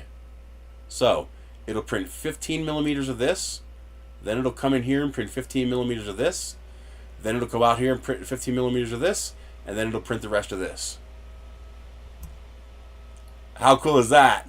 So I'll only have one jump. And I can do the whole thing in vase mode. Yeah. I think that might actually work. And then all I do is stick one of those solar lights in here. Use some VHB tape and just stick it right in there.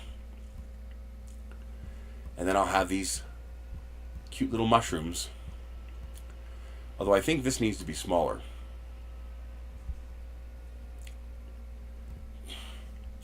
Yeah, I think that's a little too big.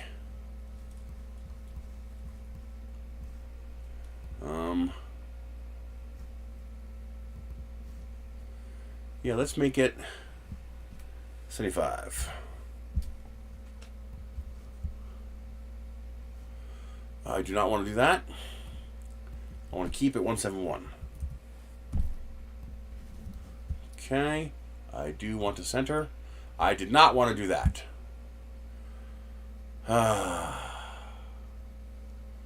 Okay, I gotta do this. File, export. I wish there was a way to center just one model. Like I want to center one, but not the other.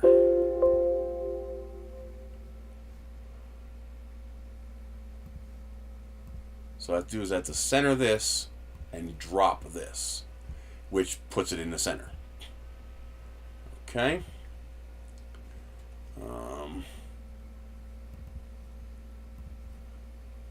This one.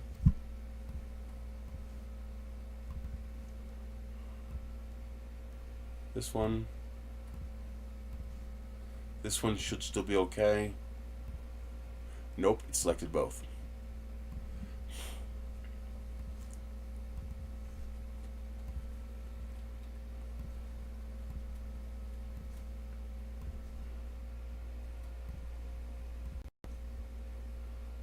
Much better. The proportions look better on that. I like that. Okay. So now it will print.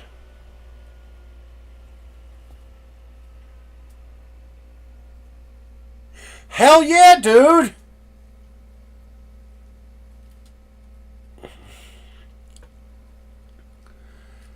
I call saving $3,000 a big deal.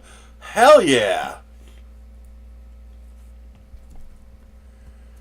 Good for you.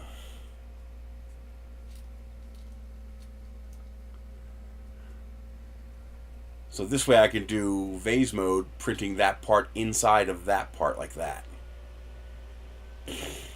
I just have to measure my clearance from my nozzle to the x-axis.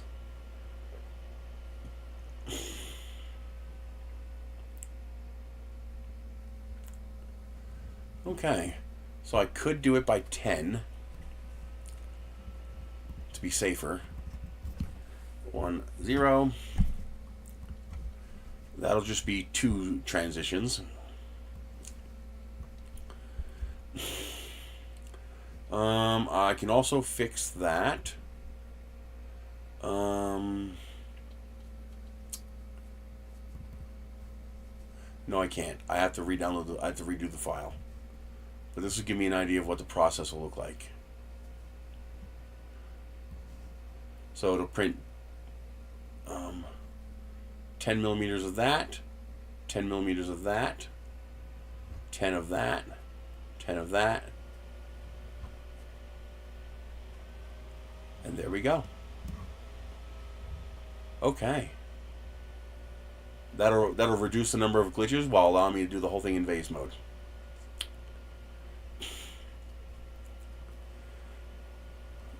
Now there is one catch-22. I might be better off printing these as separate parts and gluing them together. Only because that'll allow me to print this with a base. And if I print this with a base, that's a way for me to attach it to the ground. So even though this will let me print it as one piece, printing it as two pieces will let me have an attachment point to affix this to the ground. And I think that might be worth the effort to do.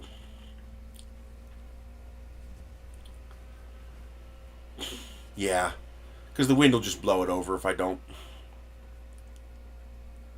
It's just going to blow it over.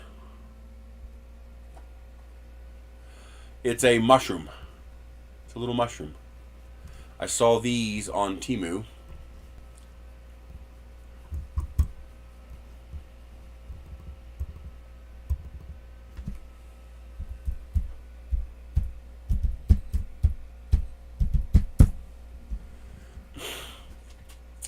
I saw these very cute little stools on Mushroom. They're 40 bucks a piece. And I thought, I can print that. And I should be able to print it strong enough that I can sit on it. And I can make them in all these colors.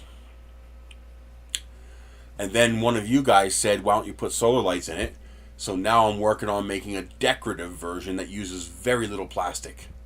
So I designed and modeled it. This is the full-size one to sit on. Like, yeah, garden art. This is garden art. I love decorating my yard, so this is garden art. This whole thing is only going to take, this little one is only going to take 62 grams of plastic. The big one's like 300 grams. And I could put solar RGB lights in these to make psychedelic mushrooms.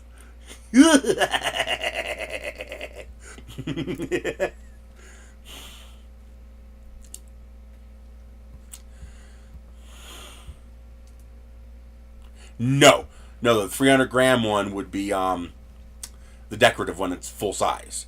The one that I sit on will be about 2 kilograms.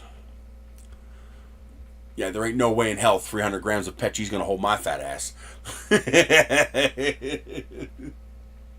Although 1 kilogram of PET cheese does hold me. You know those I haven't been doing them lately. But you know those 1 kilogram 300 by 300 by 150 millimeter blocks that I'm making? Because I eventually want to make a wall or a building out of them. I can stand on one of those and they hold me. I did that at Rocky Mountain Rep last year. I actually stood on one and it actually held my weight. So theoretically, properly designed, 1 kilogram of plastic is enough to hold me. I may try to optimize the stool to get it down to 1 kilogram. I may try to do that.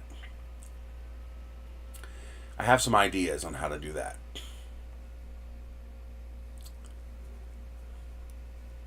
Because it would be nice if I can get it down to 1 kilogram. Yeah, my shed blocks. Those are 1 kilogram each, about 900 grams each.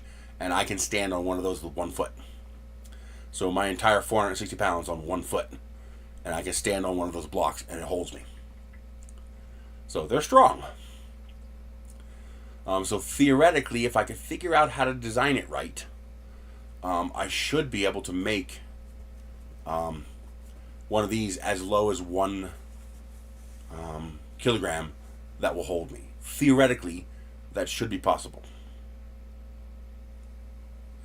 A lot. So let's say you want to do a 10 by 10 shed. They are 600 millimeters, 300 millimeters on the side, so they're 12 inches, so 1 foot. So, and they're 1 foot tall. So, that's 1 square foot. So, 100 square feet means a 10 by 10 wall needs 100 blocks. So, to make 4 walls, I need 400 blocks, approximately. So, yeah, a lot of blocks. A whole lot of blocks. And at $10 a kilogram, 400 blocks, 1 kilogram each, 400 times 10, that's $4,000 in plastic. Which, considering a 10 by 10 shed is about $6,000 or $7,000, that's actually not too bad. Hey, Paul, how you doing? No, you can get PET G for $10 a kilogram easily. And with coupons, you can get as low as $6 a kilogram. So that would be $2,400 for the 4 walls. And then you would still need 2x4s and something for the ceiling. Which for shed prices is actually not bad. For a good thick shed, a good quality wood shed is about what, $5,000 to $8,000 depending on where you live. So that's not too bad. However, with that in mind, you don't have to buy high quality sheds. You can buy tin metal sheds for a lot less.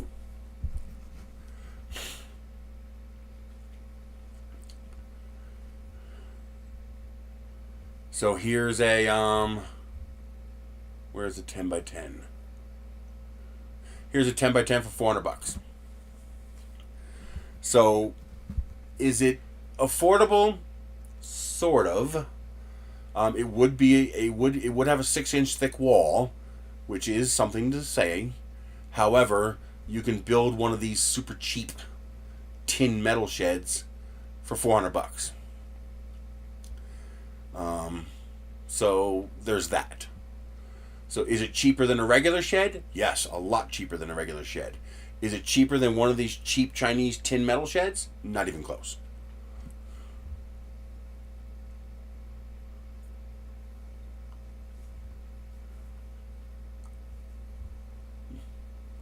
Here's a 12 by 10 for $600, but you're better off with the 10 by 10. You can get these 6x4s for a lot less than this. I've seen them. I think I've seen them on Temu. 6x4 shed. I think I've seen them as low as $150. 120. Here's one for 120.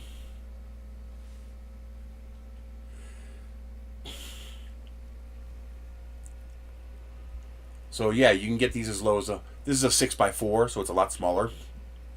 I could also use thinner blocks to make this. But you don't actually save that much weight when you make the block thinner, because all you're saving is the infill. You're not actually saving the perimeter. For a 10 by 10 out here, nah. Just a couple hurricane straps, you're fine. As long as the shed's strong enough. But for a 10 by 10, you don't need much. You don't need a slab. Now, if you want to go bigger than 12 by 10, I think you need a slab. I think code requires a slab. But anything 12 by 10 or less, you can just drop it. That's actually not bad. Now, my question is, can I flip this around? So this top here, you see how the taller part is where the doors are, and the shorter side is where the back wall is? Can I build this backwards so I can have the taller side in the back and the shorter side up front? Because that's what I would want. I would want to put, 9x4. Ooh. That's nice. It's only 200, Oh, the 5x3 is the 114. 120. 5x3. Ooh, look how short that thing is. Ew. Yes. See, this is the 9x4 is the one I would want. But I want the double doors like that. Although, I guess this could work. Because what I don't want is, I don't want the snow and rain going to the house. I'd rather it come out this way. Although the house is off the ground, so I guess it doesn't matter. I keep forgetting it's a mobile home. It's up on blocks. So there's no foundation to destroy. Huh. Well, I want those. I want one like this. Yeah, see, I want the double doors like this. So $125 with discounts. The brown one. That would match the house. See, I would just line the back of my house with these. You know, build one, then build another one, then build another one. And then I'd have enclosed storage, and it would just sit right alongside of the house. I got his card. I met him at Rocky Mountain Rep Rap, and he gave me his business card. So I am going to contact him. Probably for him if he feel. I figure we'll do a couple small projects first, see how he likes it, and if he does like it, what we'll do is maybe build a smaller shed, you know, like a 6x4 or 5x3. That's not going to require 400 rolls of plastic. But more importantly, I want to build a wall for my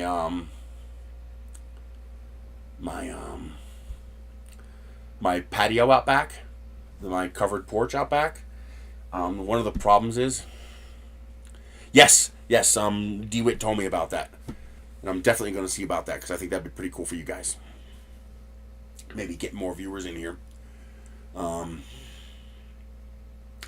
If they have transparent PETGs, I want to build a wind block for my patio out back. You know, so just a single wall, so it'd be about 100 rolls of plastic.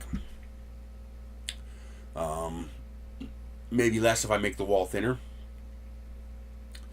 But I don't want to make it thinner because it's going to be holding up a lot of wind. We get 60-mile-an-hour winds out here. But the problem is the wind goes west to east, and so when I'm in my theater in the backyard, the wind comes straight in and blows through like a wind tunnel. And so what I would do is put up a wall to block that wind. But I want the wall to be transparent colors so the light can come through. Not only would that allow light in during the day, but it'll look beautiful. And at night when I have the lights on, it'll also look beautiful because the light will shine through the wall going out the other way. I think that would be very pretty. And they have enough colors. What colors do they have?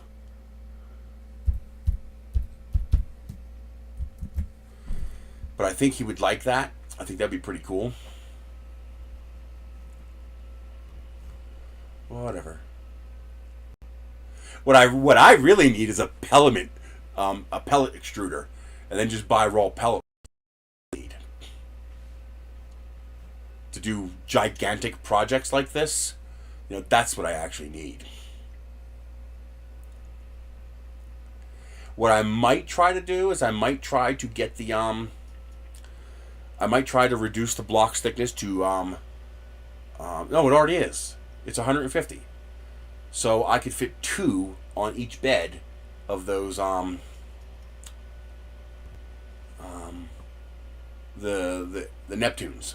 I could fit 2 on each bed, which is a big deal because then I can set each printer to go for 2 days.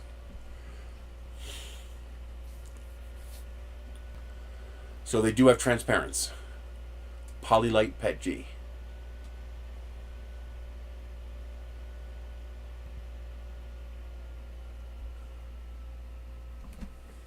Because this is what you want to use. You want to use transparent colors.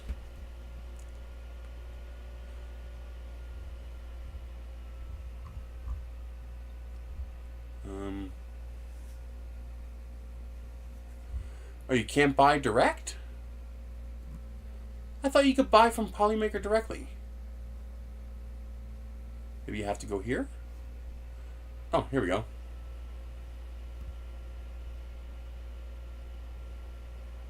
Let's see, PETG. Polylite, okay. So they have... I want translucent.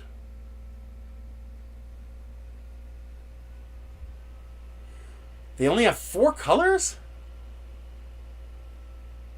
They got 400 filaments and they only have 4 transparent colors.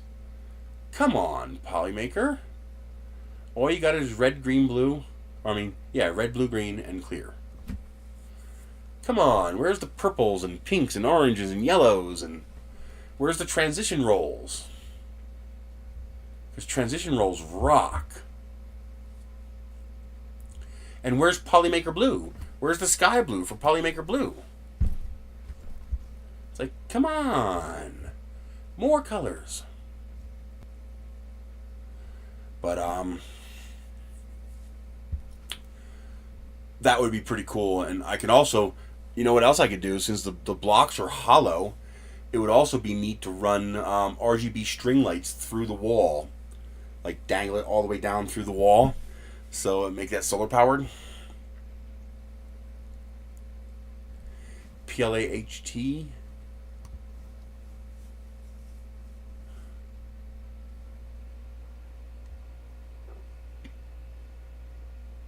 Oh no, no, I can't use that because you have to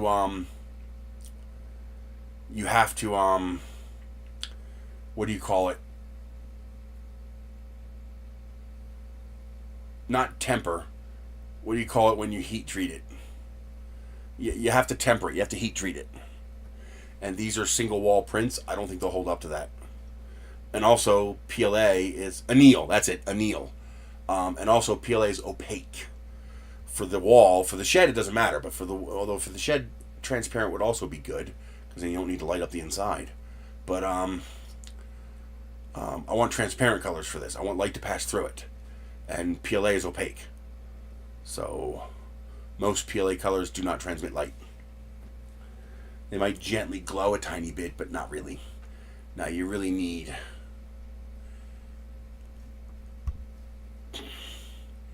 I wonder if these would be translucent if you print them single wall. Like, how opaque are these?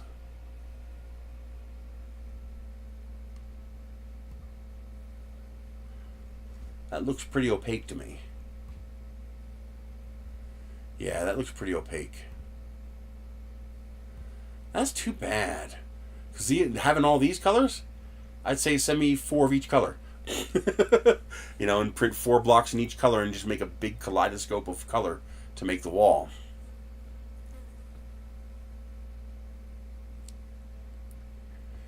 After you anneal it. The problem is, how do I get the block to survive the annealing process without warping and deforming? That's the hard part. And my God, I would need an actual oven. I don't have an oven. How would I even anneal something that big? We're talking 1 foot by 1 foot by 6 inches. But yeah, it says you have to anneal it. You have to anneal it at 120 degrees to get the temperature resistance.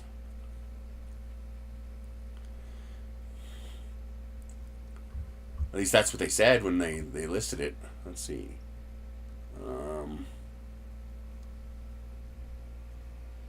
PLA. Where is the HT?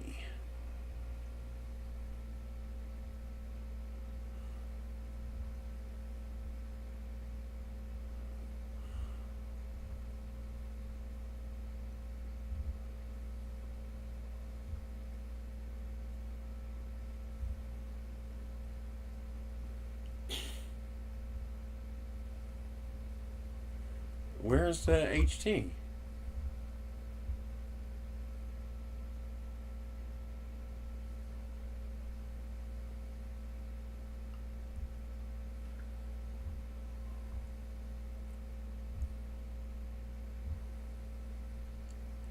I don't see the PLA HT at all. PLA HT.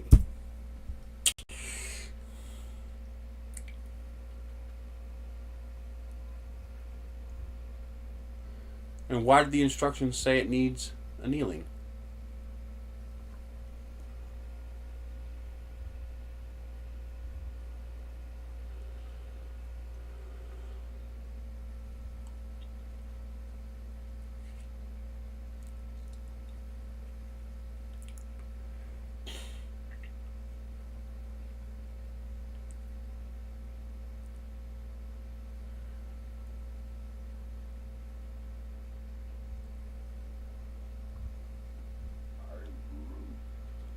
Oh, they're out of everything.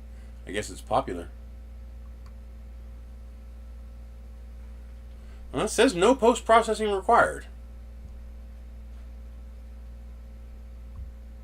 Okay, that's interesting.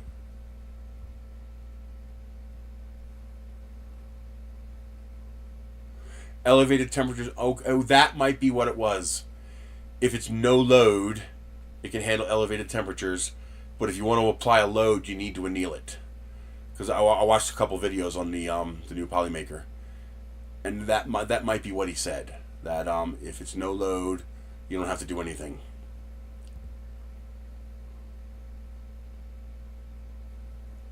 Huh.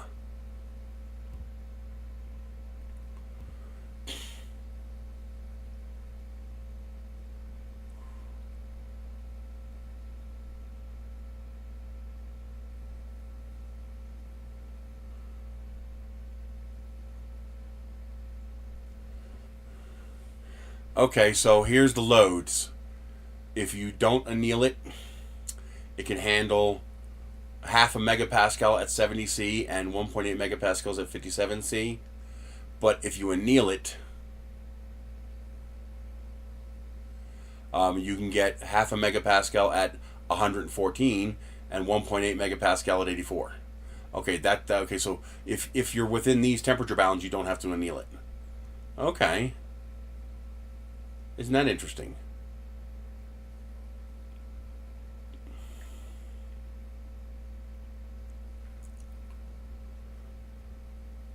Huh.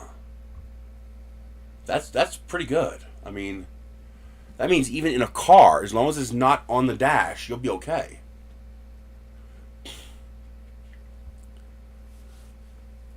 Hi, baby. Hi. You want some petting? I'll give you petting too. I haven't forgot you. Yeah. You're a good boy. Mm-hmm. You're such a good boy. Interesting. The glass fiber, yeah, that's going to be stronger, but also costs a lot more money. That's this one here. Because the glass fibers are going to hold things in place. The plastic will be weaker, but it'll be more temperature resistant. Really? Really? You just did that on purpose. Like, you know. Yeah, give me the ass. Screw you, cat. He just knocked something off of here. Just because he felt like it. Says the same thing. Same temperature, same tensile strength.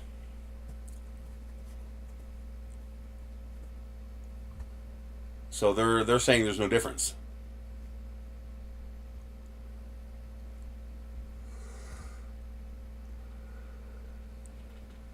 Huh.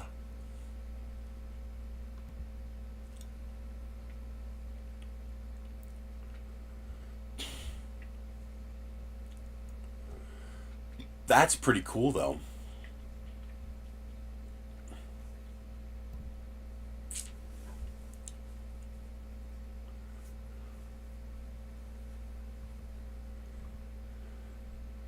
So anneal it at 100, you gain an additional 30 centigrade deformation resistance. That's pretty cool.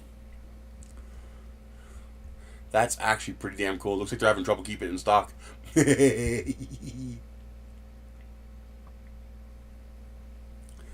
Yep, this is the new PLA from Polymaker. I am showing you the screen, right? Yes. I was hoping I wasn't being stupid again. That's pretty cool. Not good for the shed, because it's not transparent. But that's pretty cool, though. That's really cool. And they have transition rolls, which makes me happy. I like transition rolls. They're just fun. Yeah, they got 3 transition rolls. Rainbow, fire, and something else. Rainbow, tropical, ice, and fire. I also love that they tell you what the transition is. So if you want a rapid transition, use the ice. Medium, tropical, and fire. And longer transition, use the rainbow.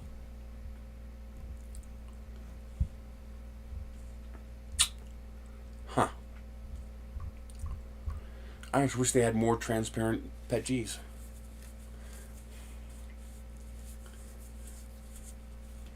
Free shipping on all orders?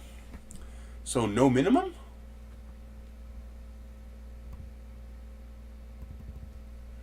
And you can't click it.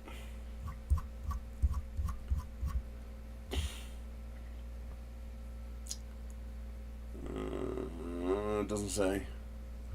That's pretty good if it's free shipping on all orders and no minimum. Huh. Okay. That's pretty cool. This is a pretty novel idea, too.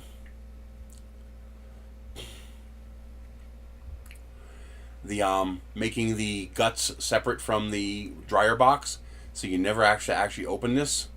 You can actually pop it off of here. You can see here, you can pop it off, put it next to the printer, run your print, and then you can just buy extra of these boxes, which are only $30. and start your next drying. That's actually pretty cool, especially in a print farm environment. This is pretty neat. Yeah, that's a pretty novel idea.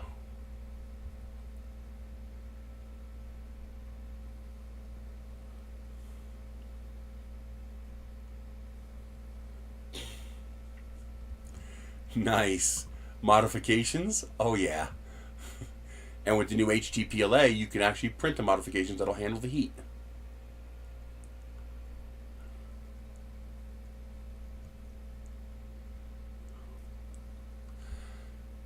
Nice. Double barrel mod. That's awesome. Wall mounts for it. This is a great idea. Triple barrel setup.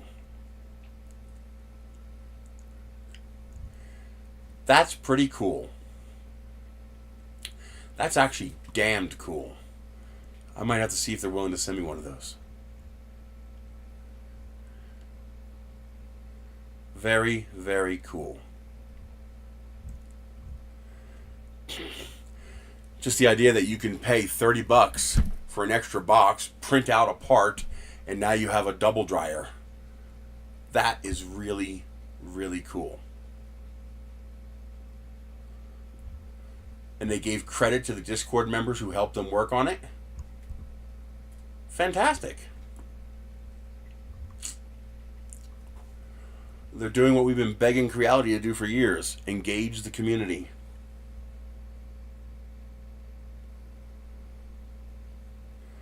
Nice. And you like it? No issues?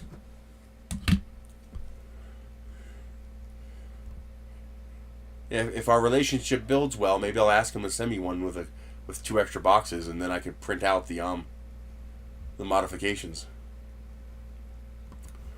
because they have a triple dock mod right here.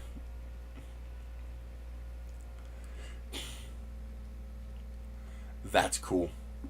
That's just freaking cool.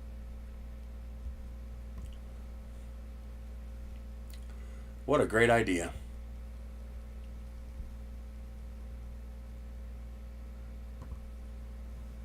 Is there any different stuff on Maker World?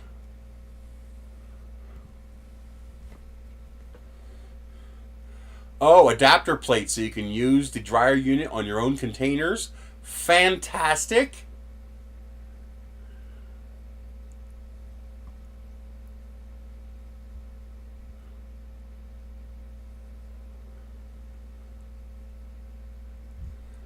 Huh.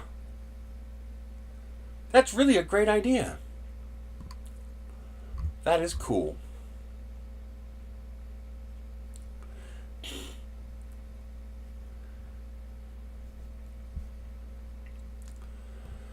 Alrighty. I'm gonna call it for today. I want to get to the post office and get the where's the cat? Here's the cat. Hi, baby. Here's little Nosy. And there's Ender. Give me that tail. Give me that tail. He's a good boy. Alright. That's it. I am going to work on a prototype for the mushroom. I want to see how little plastic I can get it down to using a 0.8mm nozzle. And I'm going to start with the small one. And maybe next time when I order the next shelving unit, since I have to add like $30 to the order in order to get the $100 cash back, I think I'm going to try to order these lights. Because if I order 2 of them, I'll have 32 of them and less than $1 a piece and free shipping. Oh, and I have a $5 coupon too. Nice. So I think I'm going to do that. Try to grab those. Oh, you didn't see that because I didn't switch screens. You little dim. I want to try to get, the next time I place an order, I'm going to order another one of the shelving racks, the printer rack, so I can have 2, and then for the Neptune 3s, and then order this to get to the $130 that I need. to actually I could just order one, but I'm gonna pay $3 shipping, so I might as well get two since I'm gonna use them. Do they use? Can I not click on this? Okay. I really wish I'm gonna have to look into these and make sure. It doesn't matter, I guess, either way. For that price, I'm not going to argue, but I'm hoping it's nickel metal hydride batteries, because then it'll last for years. While the nickel cadmium batteries don't last so long. No, it has to be nickel metal hydride. It's 600 milliamps. There is no 2/3 AAA cell that is a NiCad. That would be like, I don't know, half that. So to be 600 milliamps, it has to be nickel metal. Okay, good. So what I'll do is I'll order another one of the printer racks.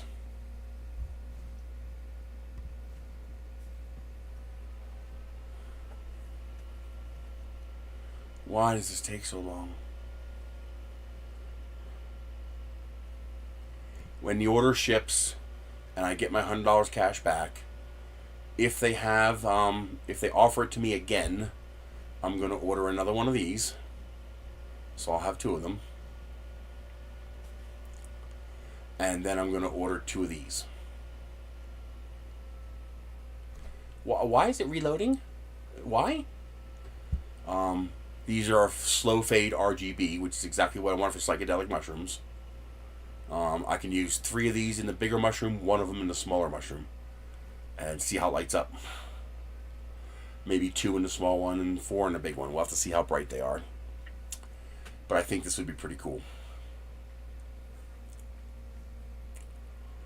And I think this is going to be pretty neat too. I could put filament down here, tools down here, UPS, printer here, dryer up here. I have a small table on the side for if I have to work on it, repair it, and it folds down out of the way. I should be able to put this on the other side. I'm betting I can mount this either direction. So I can have one on the right, one on the left, This is pretty cool though. This is nice.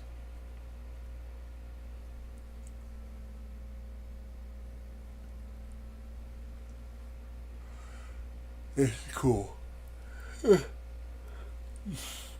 Keep giving me those coupons. I'll keep using them. You see, I got $1,400 in stuff in my cart. That's not because I'm going to buy that. I can't. Where the hell would I get that kind of money? But they populate the promotion page with... can I show it to you on here? Will it let me show you on the PC?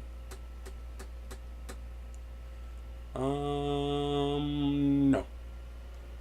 What is this? Okay. Okay. Oh, this is going to be the $300 in coupons. Yeah. These are the kind of games you get. Yeah, this is a coupon bundle. And so you order a certain amount of stuff.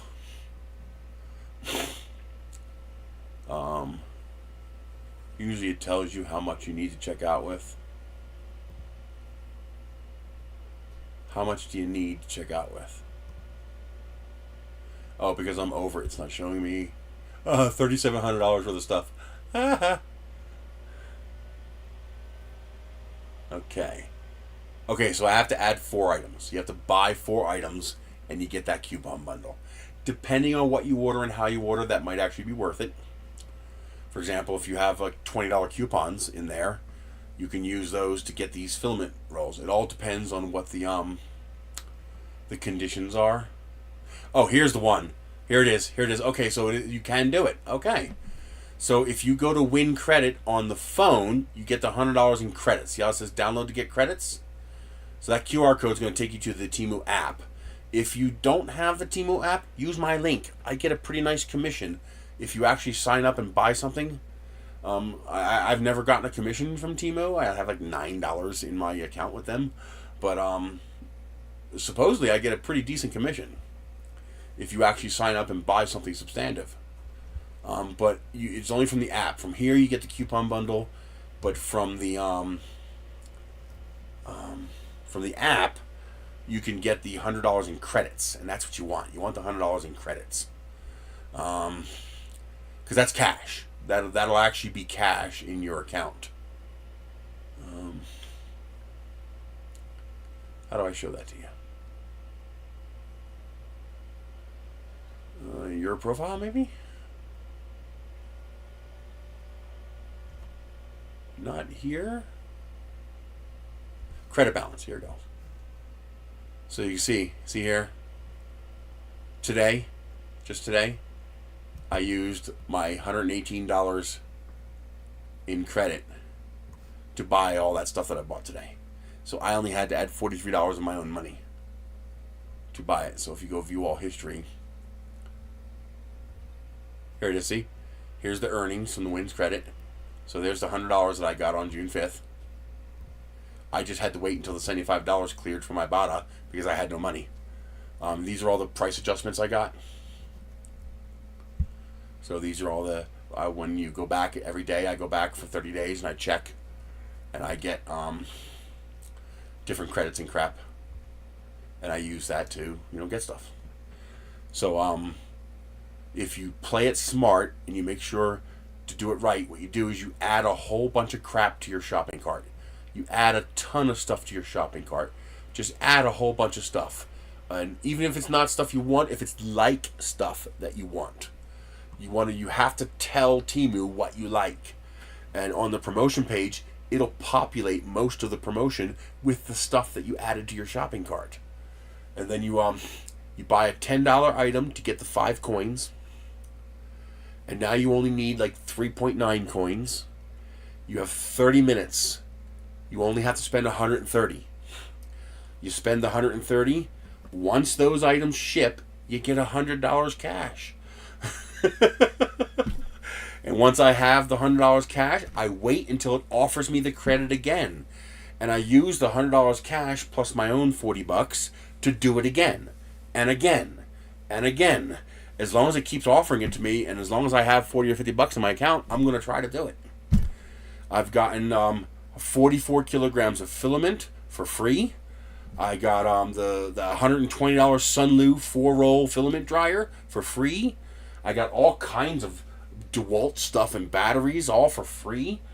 Sure, I had to buy stuff too, but I'm spending $43 and I'm getting $164. Hello? I'm just going to keep doing that as long as they'll let me do it. So if you guys can take advantage of that, install the app. Use my link if you can. Install the app, and then you might be able to just type in win credit. Like you type in farmland and crap like that. You might be able to just type in win credit and it might pop up. Otherwise, whenever those little pop-ups come up, look for the word credit. Whenever you see the word credit, that's when you want to tap on it. The best one is the $50 credit, because they're going to double it to $100, and they're also going to give you the 3% during that 30-minute window. So you only have to spend $140. $10 initially to get the 5 coins, and $130 to get the 3.9 coins you need to finish the 100 coins to get the $100 cash back. The only catch is they don't give you the $100 until it ships. So once these 2 orders here get marked as shipped, I'll get the $100 credit. And then all I have to do is wait until I get that offer again and do it again. So here you can see today I bought this for $118, and I added this shirt to get me to the $130, and that gets me my $100 cash back. So I spent a grand total of $164, but $118 of that was credit. So what is that? I think it's 43. I'm pretty sure it was 164 minus 118. Yeah, 46. It was a little bit less than that. I guess I had a couple coupons or something, but it was $43.16 that I spent in cash. That's how much came out of my bank account, $43. The rest came out of credit. Here's the $11.27 when I bought the covers for the couch, and then I guess $84 went toward the the printer stand and $20 went toward the shirt or something. I don't know. I have no idea why it's two separate things. But what is that total? They have their own accounting for why they do it the way they do it.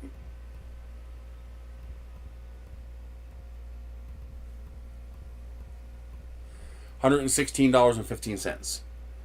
I had 118 though. I wonder why it's different. Maybe the 118 was coupons.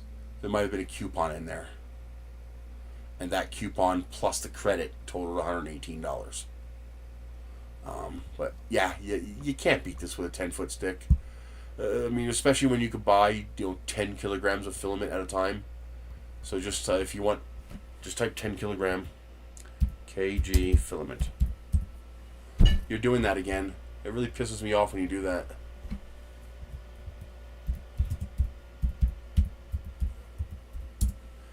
It's these other things stealing focus. Just add a. See how I got all these added? See how I have all these added? See? I have anything that's $10 a kilogram or less, or approximately. Okay? I have all these ones. See, $93. That's under 10. $84. That's under 10. 94, 76, 84, 105. Close enough. This is 5 of them for 45. It's 100 for 10. I just find a bunch of these and I add them. And then when I go to the page, it'll populate that page with the things that I've added. I didn't add this one because they didn't have a multicolor. Yeah, see? I want this. This is what I want. I want this pack here that comes with the 10 different colors. I don't want all 10 one color. I mean, if I had the money, yeah, I would say, go this time, give me that one, then give me that one, then give me that one, then give me that one. But, I have to assume at some point they're going to stop offering me the coupon. And when they stop, like they stopped offering the $20 coupon, they don't offer that anymore. That was a really good deal. It was a $20 coupon, no minimum spend. As long as your order was 20.01, you could use the $20 coupon. I actually purposely did it. I found something for $20.01 that I wanted, and I got it, and I paid a penny for it. I was like, I can't believe they let me do that. I can't believe they let me do that, but they did. I guess. I think their backers are throwing money at it to keep people interested in Temu until the tariff thing gets settled. I think they're hoping at some point the tariff thing will get settled. Part of my extra money I had was $5 credits for my orders arriving late. And part of my credit was when you... here, I'll show you. When you buy something, they give you a price match guarantee, a price adjustment. If the price goes down within 30 days, you just click on here, and if the price has changed, it'll tell you. It'll show you there. So, let's see if I go to something where I did get a price adjustment.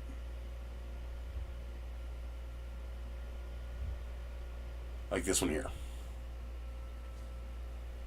So here you see I got a 60-cent price adjustment and a 4-cent price adjustment. I've gotten penny price adjustments. Hey, it's a penny. It's free. Pennies add up. I'm going to take it. So that's 64 cents that I got to put toward that filament today. That rack, that shelf. So that's free money that I would never have gotten otherwise. So every day, every 2 days, I log in on the app and I tap each item because you only do it for 30 days. And I just hit price adjustment. If there's no price adjustment, it tells you. It says no adjustment possible. And if there is, you just hit credit, hit claim, and you get the price adjustment. It's that simple. It's really pretty nice. So I guess they're desperate to gain market share.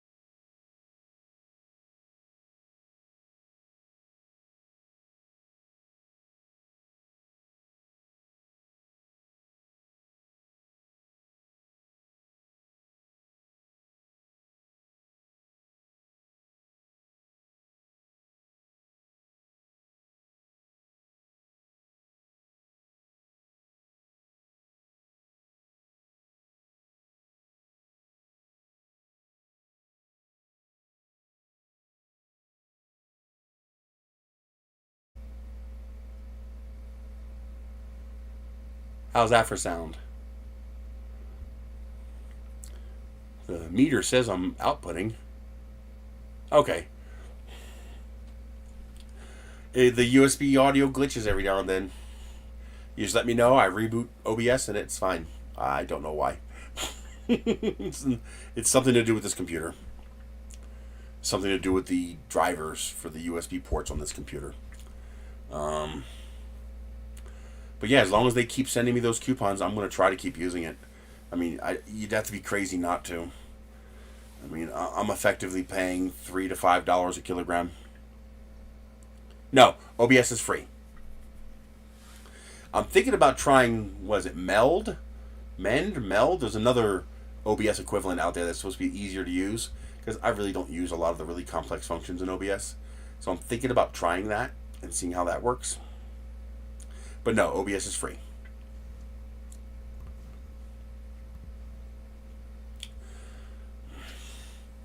Hi, kitty. Yeah. I love my kitties. My yummy, yummy kitties. But try it. See if it works for you. Remember, have about $150 ready. Populate your shopping cart with as much stuff that you actually want. Make sure you add some $10, $20 items in there. And, you know, all the 3D printer stuff you want, anything you want. Laundry hampers, whatever. You'd be amazed what's on there. It's all local warehouse. It all ships from the U.S. now. And then if you get offered that credit thing, remember, you have 8 minutes and then you have 30 minutes. In the 8 minutes, you pick anything that's $10 or more. You can pick multiple items to get to the $10, but remember, unless it's from the same seller, you're going to pay a $3 shipping charge per item. So make sure it's worth it. You know, if you're ordering, you know, this for $26, okay, it's worth paying the $3 shipping. That's not a big deal. But if you're ordering a $2 pair of earrings, it might not be worth the $3 shipping if that's all you're getting. So try to pick something that's around $10. As long as you're $10 even or higher, you get the 5 bonus coins. Now you have 30 minutes. You get 2% cash back.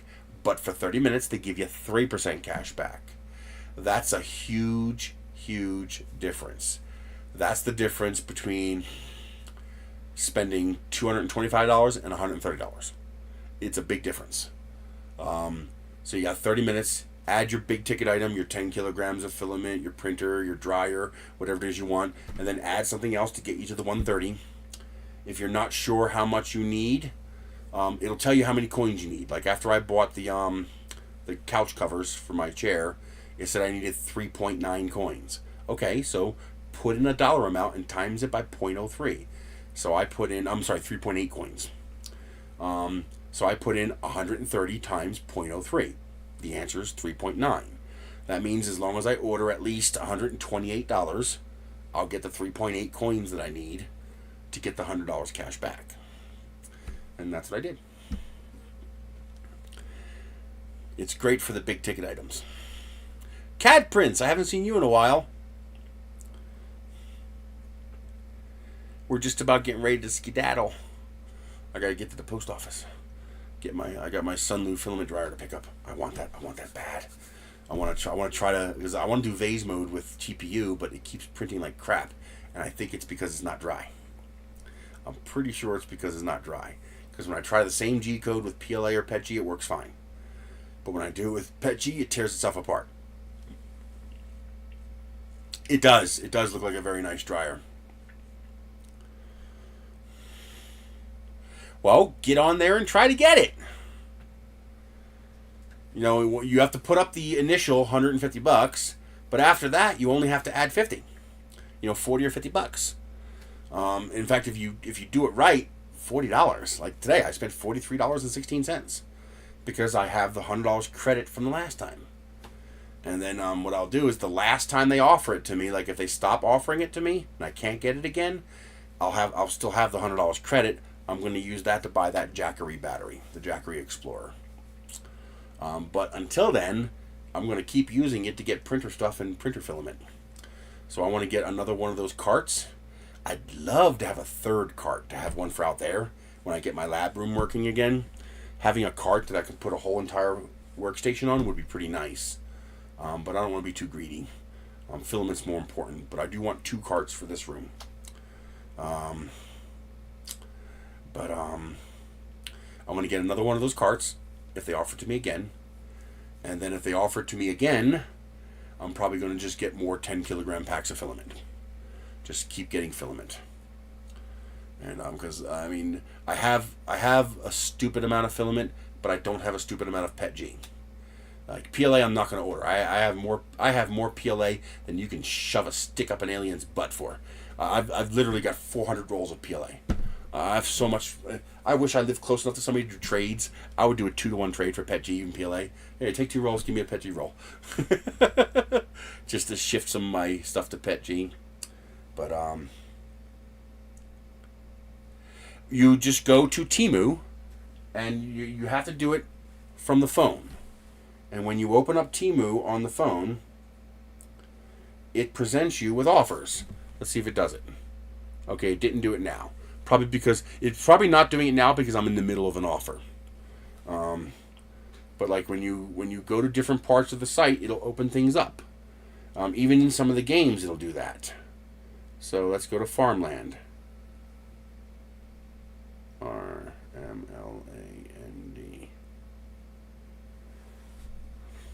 I finished Fishland and I'm getting my free stuff. I already got a couple things in. Oh, and I also get grams of water for placing the order. And so I got 1,000 grams for doing that. That gets me 1% closer to finishing. Yeah. Go away. Shoo. So you have the thing like this Farmland game. It's just a dumb thing where you gotta grow the wheat, and the idea is to get you to spend money. But if you're already spending money, you might as well get the free stuff. Yeah, I mean, you might as well. If you're ordering that much, you might as well get the free stuff. But sometimes they'll have like this here. This little thing here pops up. And so, you found a lucky clover. Let's see what it is. Claim. Thank you for your previous orders, blah, blah, blah, blah, blah. Open. Come on, just tell me what it is. Okay, so this is... Pick 1 extra freebie, get it with order. Okay, so this is actually a pretty simple one. If you're already going to order something cheap, do this. You might as well. I mean, if you're going to get your freebie anyway, you're going to order something anyway, you might as well just do it. So, for example, if I were going to order the that scooper with rake thing that I want to get, it's like $10. Okay, so I would go here and do this. If I know I'm going to go and buy that $10 item, I'm just going to go here and get my free item. Why not? Just get the free item. So let's say, I'm not going to do it because I'm not going to order anything right now. But I don't got no money left. I am broke. But I'll just go through here and pick something. Pick a freebie. Make sure it's worth it. Because I don't know if I don't think they charge shipping. Yeah, I don't think they charge shipping for the freebie on this. Some do. You got to be careful. And then I would pick the item I actually wanted to go shop for, and I would get a freebie. Then you have down here, a voucher challenge. So here we go. Whatever. Go away.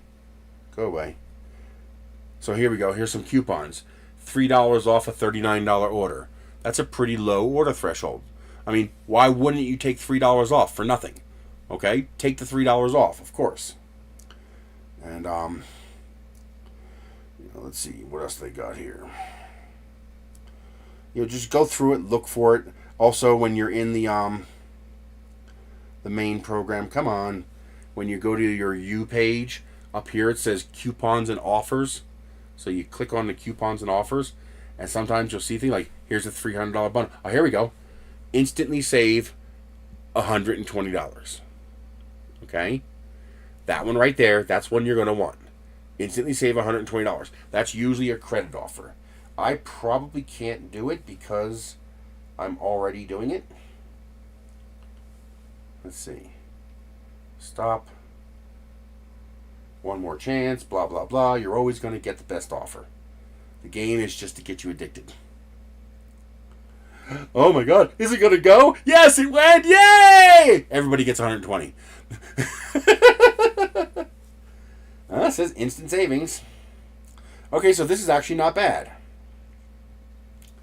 So this one is $120 off orders of $300 or more. So you order $300, you get $120 off. That's like 40%. That's a 40% discount. So you could order, 30 kilograms of filament or 20 kilograms of filament in that table, and you're getting one of them for free. Because you're going to get $120 off instantly. If I had $300, I'd probably do it. You could add 10 kilograms of filament, the Sunlu filament dryer, and that printer table, and the printer table would be free. The printer table is $118. You're going to get $120 off instantly. So all you're doing is spending $200 to buy 10 kilograms of filament and the Sunlu filament dryer, and you get the table for free. I mean, they're just throwing money at you. I mean, you got to spend money, but they're throwing money at you. And if you already have a need to spend money on that much stuff, then take the money. So that's the one that's offered there. Sometimes it'll... Oh, see, now here's the other thing, too. You got to watch. Now that I left that offer, it's gone. Now I can't get it again. I got to wait for it to appear again. A lot of these really good deals are one-time deal. You got to do it when it shows up, or that's it. It's gone. And you got to wait until it appears again. That's how I got it. I did it just by doing that.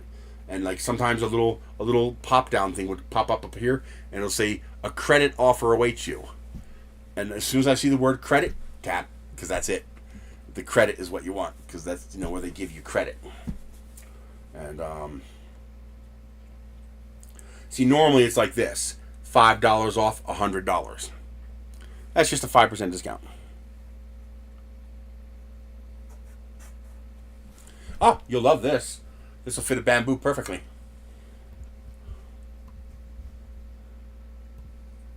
Hang on.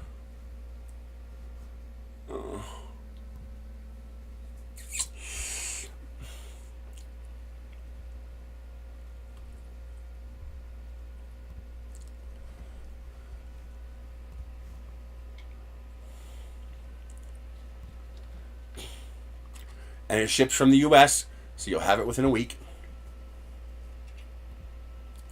This is on Temu.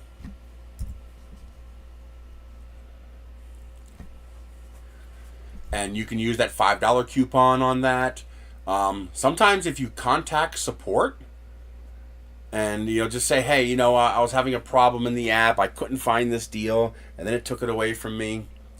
And they'll usually offer you some kind of credit or coupon, and it's pretty easy to get them to give you a 20% off coupon. So you could buy this and you get $20 off. It caps at $20. So you get 20% off up to $20. But still, grab that 20% coupon and you can get this for $98.16 plus tax. Hello? It's free money. Take it. In fact, if you apply a one coupon, you can only apply one coupon. Oh, that's why this is $113, because it's using the $3 off over $39. Since I have that coupon. It's one I got from Farmland. It's nice. It really is pretty nice. Let me show it to everybody else if you don't click on that link. I mean, it's big enough to hold a big printer. If you look down here, they give you the dimensions. Right here. So 28 by 31 by 23. So I should be able to fit the Neptune 3, Neptune 4 Maxes in there. I could put my Sunlu dryer up here, little laptop down here, tool set, put some tools and a UPS here, put some filament down here. I mean, it's pretty nice for $118. And it's all metal. It's hard to argue with that. And it's got wheels. That's a big deal. It's got wheels. So I can move it around. But yeah, this is pretty nice. Yep, I ordered one.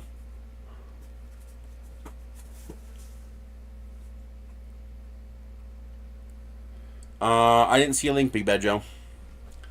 Yeah, I just posted the link with the filament rack. I just posted the link with the thing.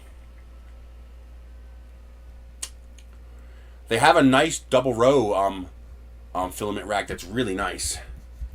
I'm thinking about if this goes on long enough and if I have the money, I'm thinking about getting these for out in the container. The problem is I need 6 of them. Well, 4 might work. 4 might work. Let's see. First of all, am I showing you guys the screen? Yes. So not that one. This one. No, that's the short one. Is that it? Yeah, this is it. This is it. Yeah, I'm pretty sure this is it.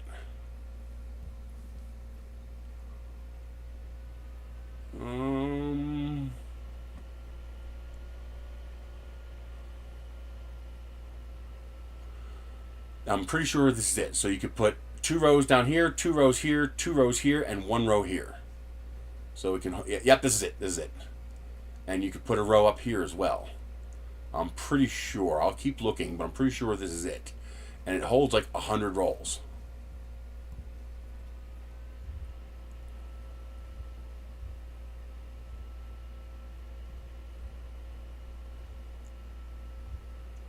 Where is the other one? I just want to make sure it's the right one. Here's wall racks for mounting on your wall.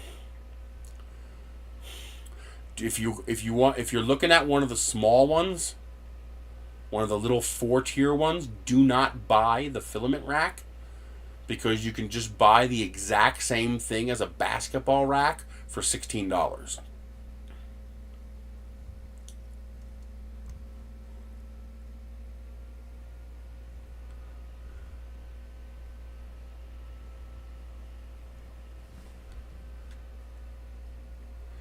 Search for 3D printer filament storage. 3D printer filament storage.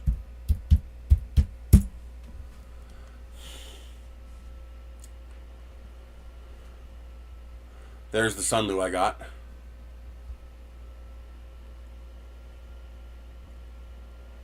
Ooh, that's nice. You get the double rack at the top and the big rack at the bottom for the big rolls.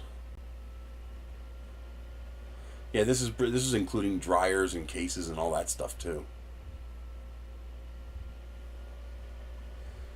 Add rack.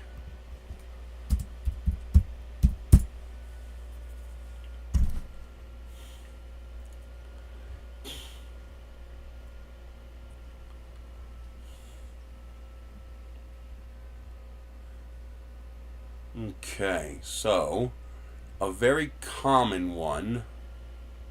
Oh, here, let me show you here. Hang on. Amazon.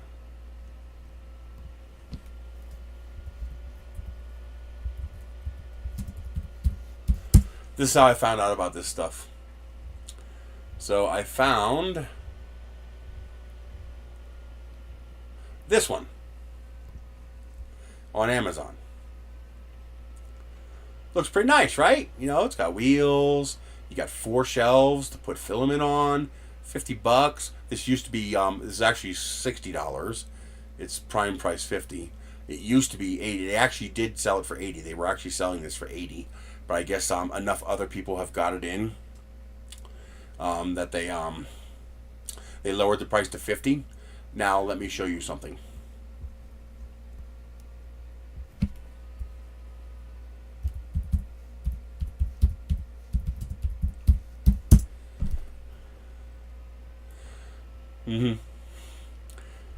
You can actually find it for as low as 16, but here it is for 23. It is exactly the same rack. In fact, this one, you'll get these 3 baskets, which you can remove, and you get 6 hooks on the side, which you can remove, that you don't get with this one. It's the exact same item. They just called it 3D filament rack and doubled the price. I couldn't believe it. I was like, you gotta be kidding me. Oh yeah, that's pretty nice. That looks like a repurposed, like a printer table kind of thing. Talk about that one, Big Bad Joe. Isn't that crazy? Hey, that's capitalism, man. If you can buy it for 20 and sell it for 50, all the power to you, man. And that's the American way. But if you're smart, you look at that and go, I've seen that before. I've seen that before. Yep, that's where I've seen it.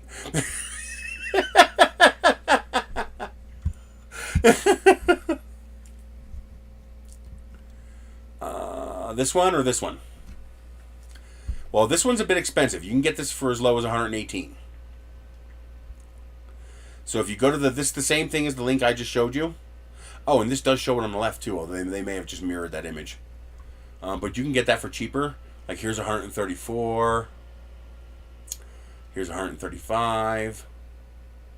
Here's a 5-row with wheels. That's not bad, but that's too expensive. That's way too expensive. Oh, left. Okay, which one?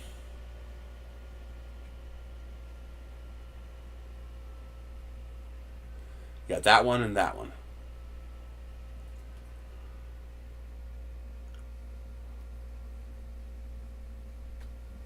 So this one here.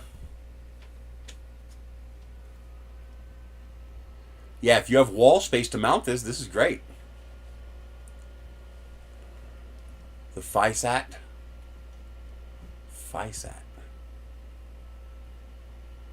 That's to the right, dude. That's to the right. Yeah, I wouldn't buy this. Instead of buying this, so let's see here. It's 5 tier, although this is heavy. Oh, no, this is a double row. Yeah, that's not bad. Oh, they have 2 different kinds. Wait a minute. Okay, they have 2 options. You have this one and this one, which is sold out. So you can't get that one. It's sold out. The only one they have is this one, which is not horrible because this gets you double row here, and a row for your big rolls. Or put a piece of wood on top of here, and now you have filament, big rolls, and a place for a printer. You can do that too.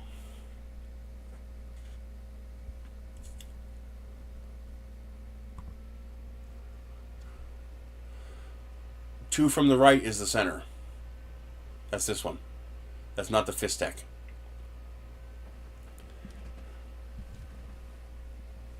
Fourth from the left, yes. That's this one here. I mean, that's not too bad. I mean, it's not a horrible price. Although, this looks pretty similar. It's only 42. That's pretty nice for 42. It's also narrower, so it'll fit against the wall better. But this one will hold more. And this one also has the option for putting your big 3, 5, and 10 kilogram rolls down the bottom here.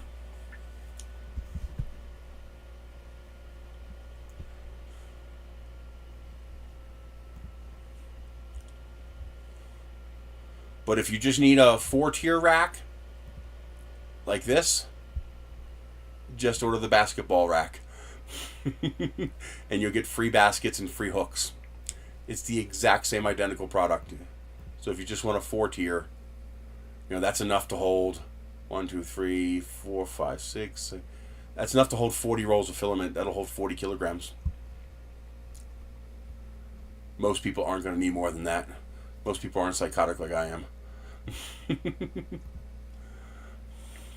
And I swear I've seen this as low as $23.50. I think that was with a $5 coupon. No, because that would be $18.50. But I've seen this as low as $16.50.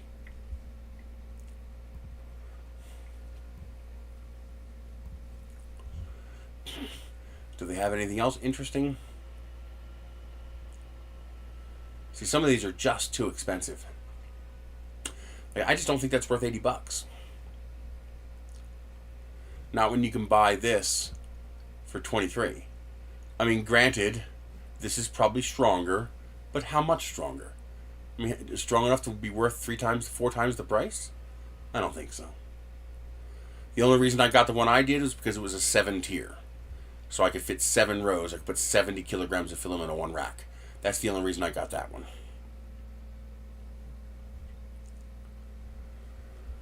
These wall mount ones are nice if you have the wall space.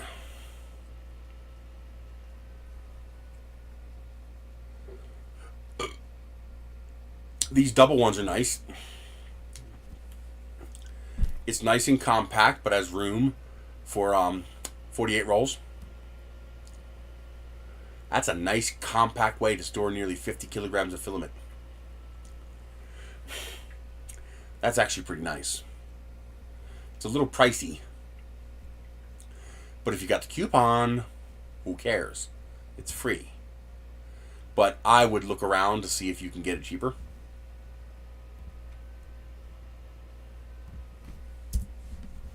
And here's the link for the Fistech one you were looking at.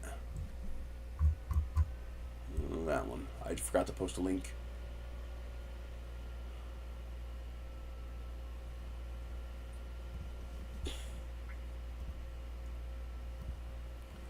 And there is, that's the same one. You didn't give me a new link.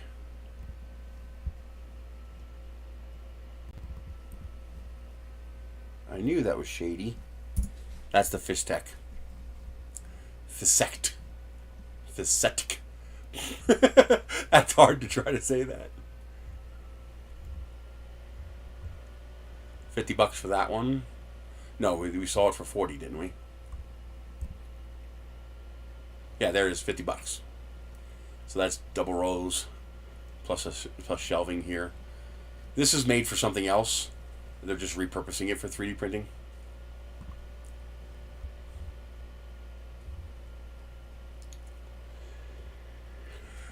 The one I'm going to try to get is, where's it at? Not that one, not that one. I'll come back to these later. Where's the one I was looking at? Not that one, not that one, not that one. I don't see it. I'll have to find it. It would be, here it is, right here. This is the one I was looking at, but I can get it for less than this. This is too expensive. But this is the design I was looking at. That's way too high a price. I'm almost certain I have it in my cart for a lot less than that. Oh, here's another rolling cart. That's not bad. That'll probably hold a bamboo. Where is it? Come on. Well, this is the design I'm looking at, not that one. That's a nice little cart though. The only problem is this this grid around the top here. It make it hard to open your door. That's not ideal. That's an interesting little cart. But this is the one I was looking at because it's double row. So it'll hold 90 rolls of filament. So 2 rows, 2 rows, 2 rows, and then a single row. 4 of these would hold 360 rolls of filament, and I could put these out in the in my Connex containers, and I can get all that filament out of the bus. But I know I've seen this for cheaper. That's way too much. There it is, 61. Yeah, I knew it was cheaper. So yeah, 2 row, 2 row, 2 row, and then a single row. So this will hold 90 rolls of filament.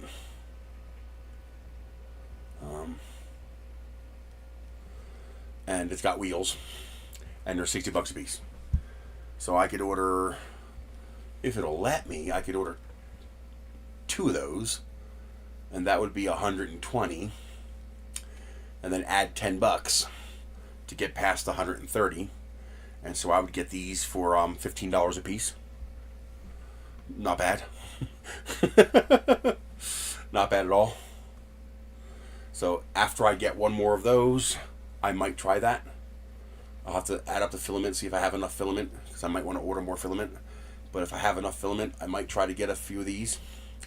That would let me get all of that filament out of the bus, finally, in a format that I can move it around, I could roll it around. Huh. The only thing I might do is replace the wheels with off-road wheels. You know, 3D print my own big, 8-inch wheels, so that I can roll it around across gravel and shit. But yeah, that would be nice for mass storage. You'd just be able to fit so much.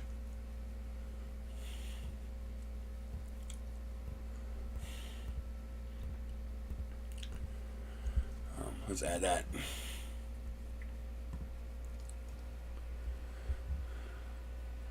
So that's 61. It'd be worth trying to find, even if $5 cheaper, that will still save me 20 bucks in the long run. Oh, that's a nice one. Woo, that's expensive. That's expensive. It's pretty though. Oof, 400 bucks.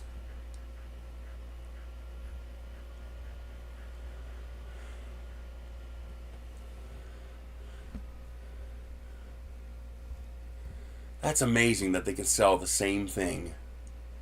Like, you know, that's 150 and the exact same thing from a different seller is $61. That's amazing. It means you really want to look before you buy, because man, you don't want to overpay. That's nice, but too expensive. You know, if that was 40 bucks, I'd be like, hell yeah. Now, this would be a decent little resin cart, maybe. But no, you don't need that kind of shelving for resin. The best thing for resin is one of those, that's nice, but again, for $128, this is only worth it if you are that strapped for space. Because otherwise, you buy the $23 basketball rack, and you need 5 instead of 4. Alright, and it's just a better deal, because for this price you could buy 5 of the other ones.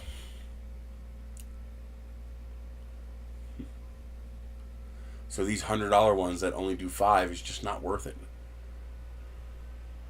Look at this. Here it is. This same thing. Same thing. It's the same thing for half the price. 360 to 210 just with a couple scrolls of the wheel. It's the same thing. Oh, that's mind-blowing. That's actually a very pretty rack. You imagine having like 4 or 5 of these along a wall? That's pretty.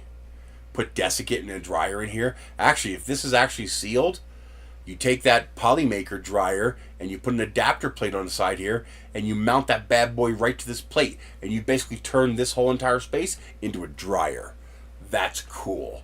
And then you can keep the draft away from your printer inside of here, and you put your tools here and your filament here. That's a nice rack. I don't even think I have a place for this, but I'm gonna add to the cart anyway just to keep an eye on it. That's not 210 for that's not bad. That's not bad for 210. You just want to look at that.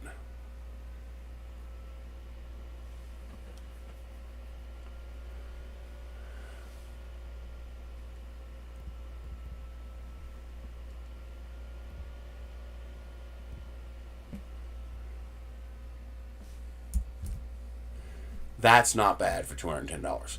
Especially if you use that you can get this and a $97 10 kilogram pack of filament and use that $120 instant off. So you buy 2 of these and you get 10 kilograms of filament for free. No, I'm sorry, you get buy 1 of these and get 10 kilograms of filament for free, because it would be like $305 and you get $120 off. So you get the filament for free and you'd save 20 bucks on this. That's not bad.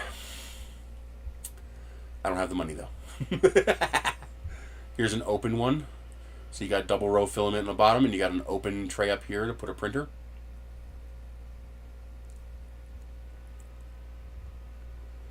Anything else new?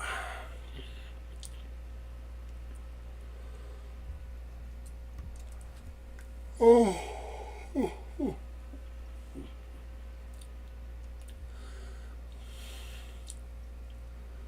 Boy, I tell you, if I had a dedicated workspace, it'd be nice to fill it with those things.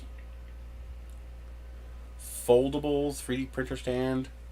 That looks rather expensive.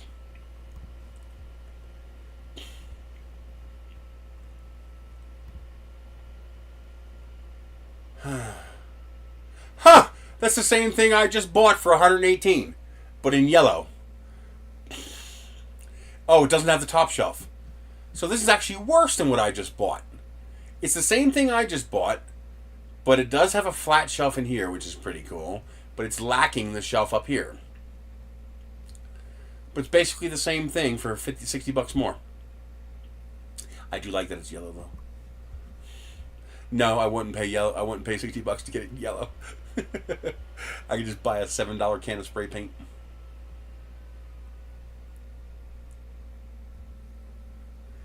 Yeah, there's the trick is if you can figure out what these things are. Like, okay, remember all the stuff we just looked at, okay? Now, let's try this. Printer stand.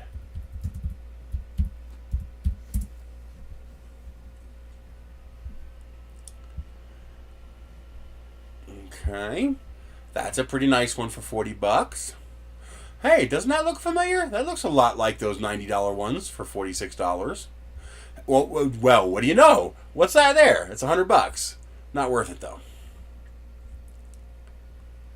I'm willing to bet you if you just start searching for other things, like that looks awfully familiar, you'll be able to find where they got the idea for them, and you'll be able to buy them a lot cheaper. Because now these things aren't so new anymore. You know, printer stands are commonplace, so they're cheap.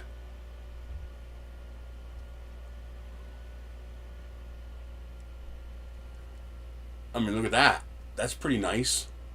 38 bucks. A desk with a top shelf here, $38. You're the only reason you're paying this much is because it says 3D printer.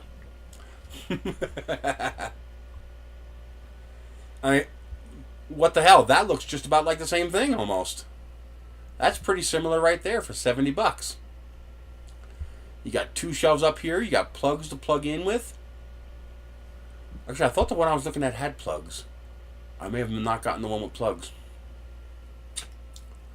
And a shelf down here. You know, 70 bucks. So if you can figure out what it's similar to, you can find the original version of it that's not, you know, got the 3D printer price tag added to it. Nice little corner tables. Yeah.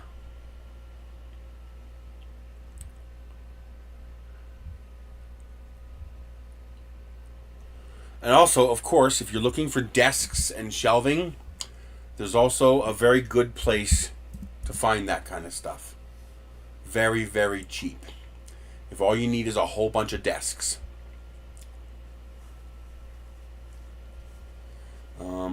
You come into here and you go to Marketplace.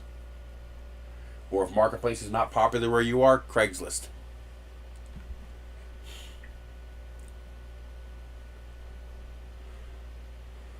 Well, that's not a bad price. Oh, Subaru Brats are so cool. There's no way in hell I'd fit in one, but I would love a Subaru Brat if I was small enough to fit in one. See, this is what happens around here. Free Roku TV in need of repair. Do you know why they're doing this? Because they don't want to pay the $5 to drop it off at the trash dump. So they're hoping to con somebody else to take it for free. But just search for desk. Just go to Craigslist or Marketplace and search for desk. Here's a Hutch desk for 50. Here's a simple desk for 25. Let's see here. Here's a standing desk converter for 45. So you can use that to add a second shelf to your desk. These are expensive desks. We're looking for the dirt cheap ones. That's not solid wood. That's particle board. It's not worth it. Here's a glass top desk, $25. Computer desk, 30 bucks. Ooh, this is an Edgewood. I need this. If this is what I think it is. This might be what I think it is. No, it's too big. Maybe not. I have these desks that are really narrow. And I like these narrow desks. They don't take a lot of space. Ooh, I'm going to save that. Awful lot of money, though. 45 is a lot for that. And you'll get and you will probably be able to get these for free where you are. I live in an island. Albuquerque is an island.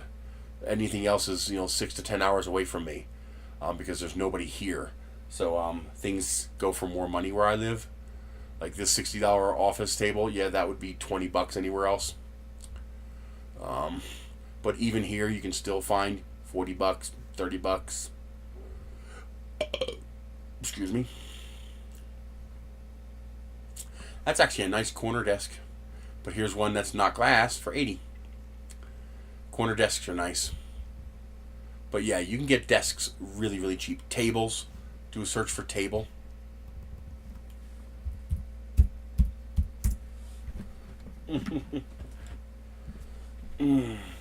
Let's do a price max of 50, minimum of 10, just to get rid of the junk. Only minimum of 1 is fine. Okay, so here's a dining table for 25. You can make it smaller by removing the leaf. Here's a nice little end table. Coffee table, end table type deal. That's a nice farm table. I like that. Glass tables are actually pretty nice because they're fireproof. They won't burn. Let's see. We can also do a search for metal table.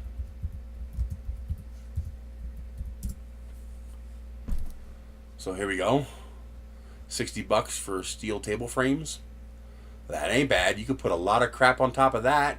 You'll have to put a wood frame on top of it, or whatever you want on top of it. But these are nice. They're probably on welding tables type things. But sometimes you find also outdoor.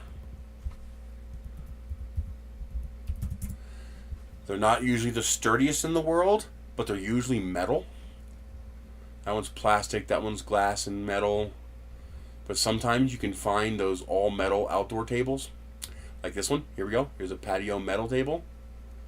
That's too expensive, but you can find metal tables like this. And metal tables are nice because they don't burn. Yeah, oh, here we go. That's nice. That's nice, but that's a lot of money. No. But that's the kind of table you look for. That's nice. But yeah, that's the kind of stuff you look for on Craigslist and whatnot. You can also, where I live, it goes for a fortune because everybody has property, so everybody wants it. But in most places, you can usually get it pretty cheap. Do a search for shelving. You'd be amazed how cheap you can sometimes find shelving. Now, again, where I live, there are psychopaths here. So this guy wants $45 for these plastic shelves. That's what they cost in the store. Why the hell would I pay you $45 for your warped, used shelves that are sitting in the sun bleaching from UV when I could buy it brand new for that price? Now, if it was $45 for all three, I'd say yeah. But no, he wants $45 each. He's nuts. I mean,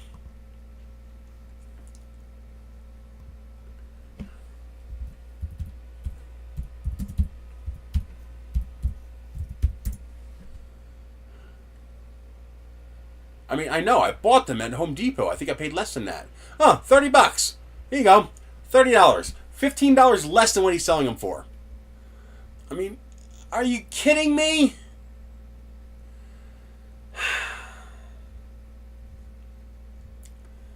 I just don't get people sometimes. I mean, and they've been listed for a very long time. They've been on here. I remember 2 or 3 months ago seeing this exact same picture.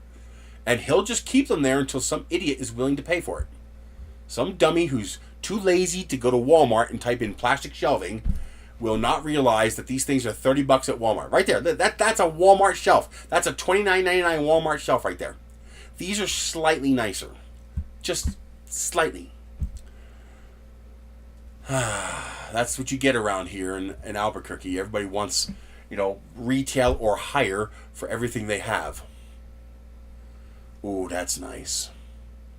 Now, you see, that's actually not a bad deal. That's a nice, tall metal shelf. That's not a great price, but I bet you if I offered him $40, he would take it. That's not bad. That'd be at least worth spending the money on. It's all steel. I hate when people are. Well, I mean, I don't know. I call it greedy, but if they can get the money for it, I guess I can't blame them. Why did you go back all the way to here?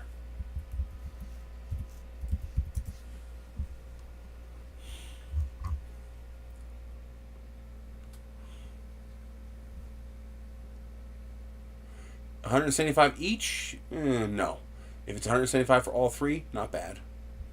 Now you see, this is a little expensive, but it is a 60 by 24 by 84. This is full-size metal garage shelving, but that's about what you'd pay at Home Depot.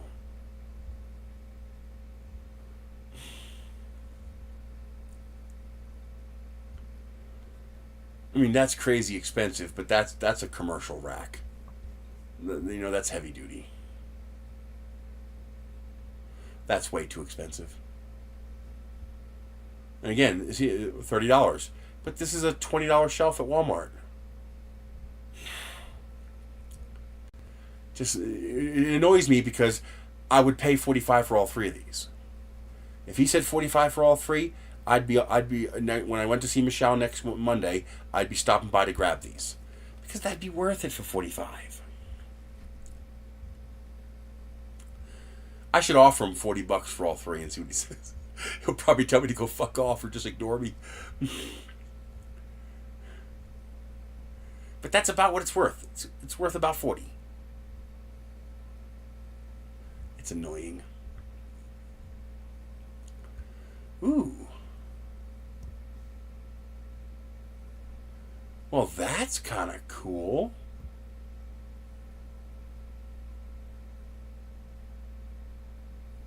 A little pricey, but not bad. I can't get it. It's in Arizona. But the cool thing is it's adjustable. The problem is it's short. I think this is made for like books or DVDs or something like that. That's the problem, is it's short. If this was 80 inches tall, that'd be pretty cool. Oh, I gotta hit this to go back. That's why I did that. That's beautiful. But see, now this is custom built. Somebody built this, and it's built out of real wood.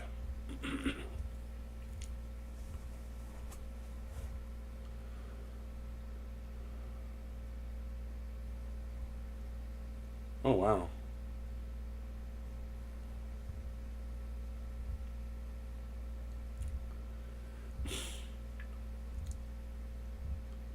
All right, that's it. I gotta get out of here.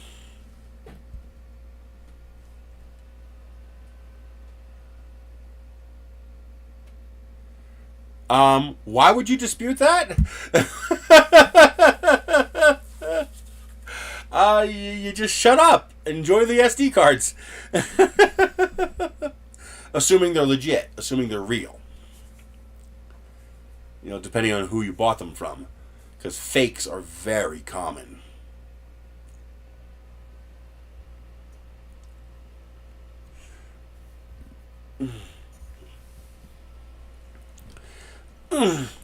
Now, this is annoying because if somebody sent in the case of SD cards, I'm not saying nothing.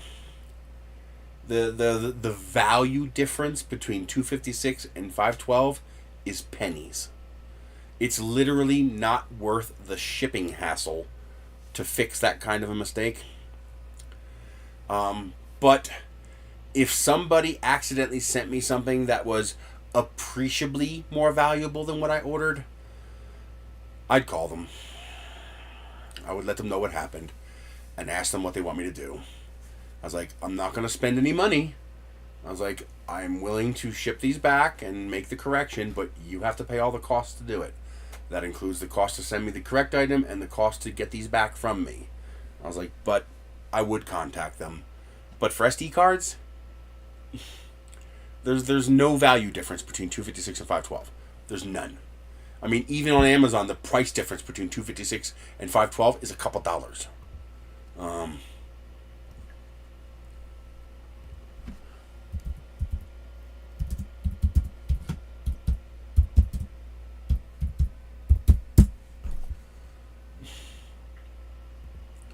not what I asked you to do. What are you doing?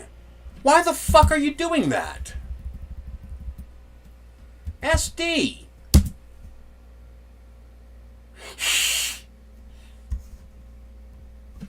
Wanker. So here's a 256 for 15 and a 512.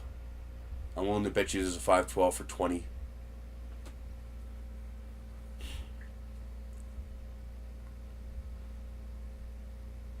Okay, that actually is a pretty big difference in price. It is double the price.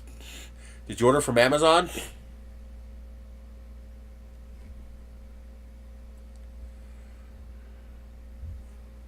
You know, at double the price, you're talking $45 difference in value. If they're cheap, no-name brand, I would just leave it be. If you bought it from a reputable seller and their name brand, I would contact Amazon and ask them. 99% certain they're going to tell you to keep it. They're going to say, your gift, they're yours. Temu, they're fake. They're fake or they're slow. And don't bother returning them. They will tell you to keep them. Oh no, it's Temu, it's local seller. So they might be real. What's the listing for them? You got the link? Wait a minute. 5 pair. They sent me... Oh! You ordered 10 cards, and they sent you 5 cards, but of double the size. So you got what you wanted in space, but not in number. Oh, that's a problem. So you didn't gain anything by that, but you lost from that. Because you wanted 10 cards. And instead, you got 5 cards. Sure, they're the same size overall, but now you can only put them in 5 devices. That's a problem. I would contact them. Well, it depends. Do I have a use for the 512 cards, and are the 512 cards real? If they're real and I have a use for them, I would keep them. If I actually do need 10 cards, then I would contact them.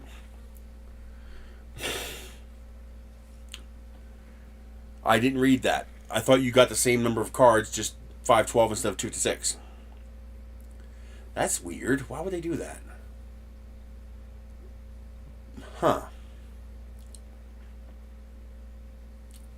So it was a 2-pack and you ordered 5 of them. Okay. Now, there's 2 ways cards can be fake. They can be fake as in it's a 32 gigabyte card that's been reprogrammed to look like a 512 gig card. Or it's fake in that it's a class 10 card that runs at 1 megabit a second. Meaning it's got real cheap EPROMs inside. DIMMs.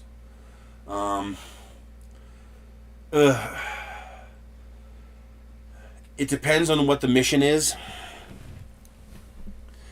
If these were going in video cameras, I would say I will not buy mission critical memory cards from Temu.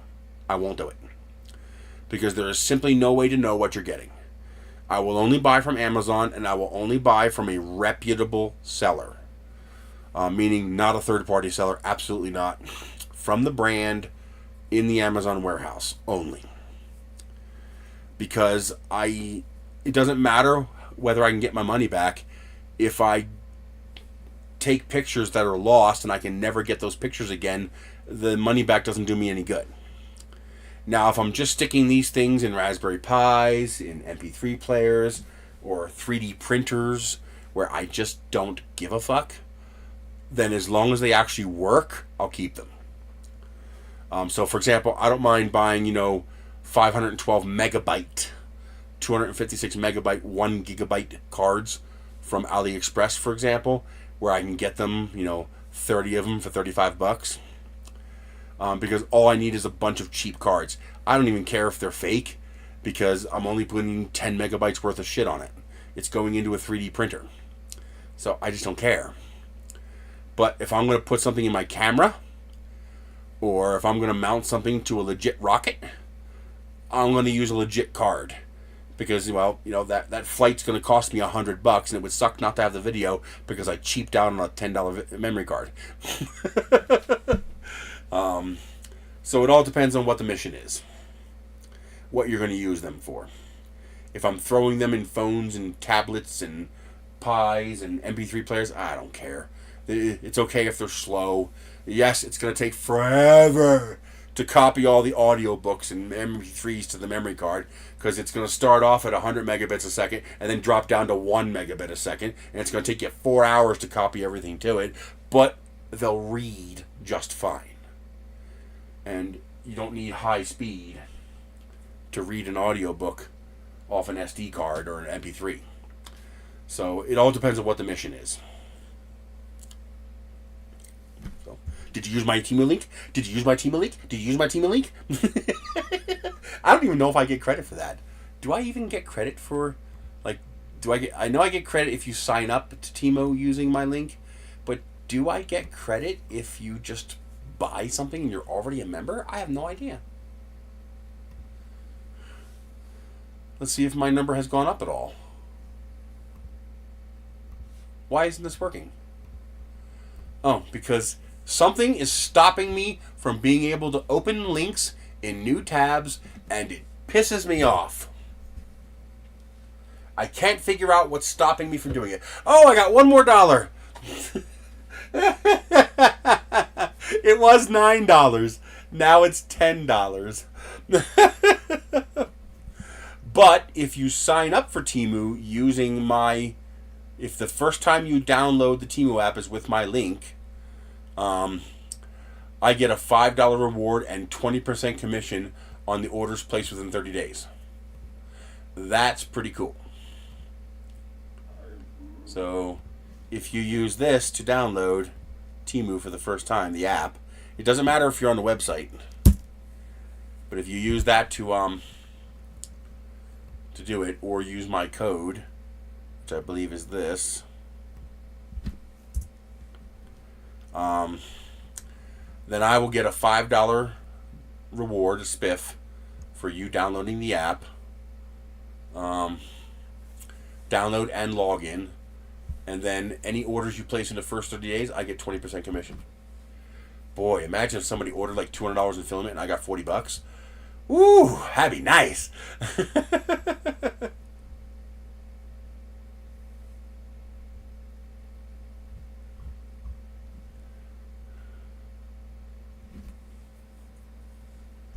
Ooh, what's this here?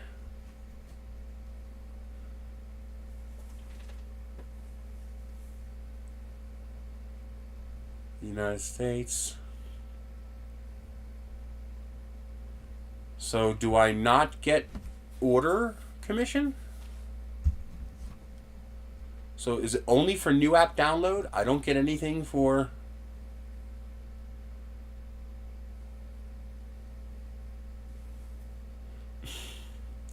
I don't know how this works.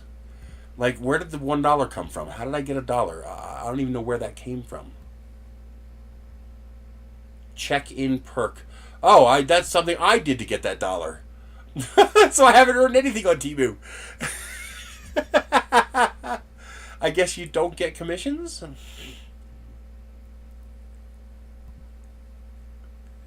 I don't know how that works.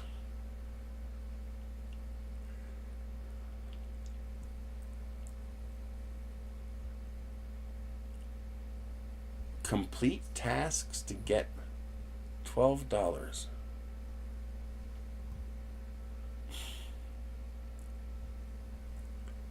Okay, so I can do that.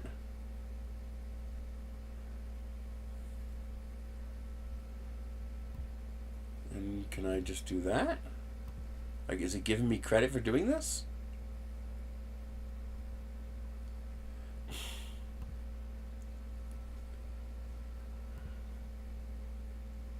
I don't know.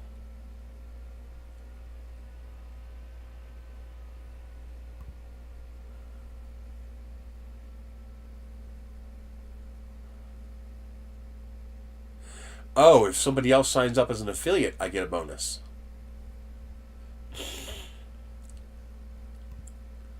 That's That's a big bonus.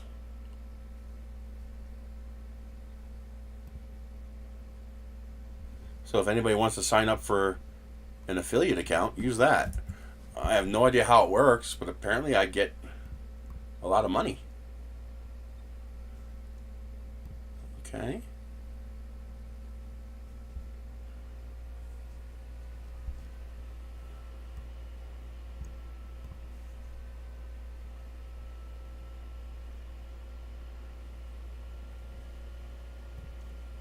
I don't think I got the money.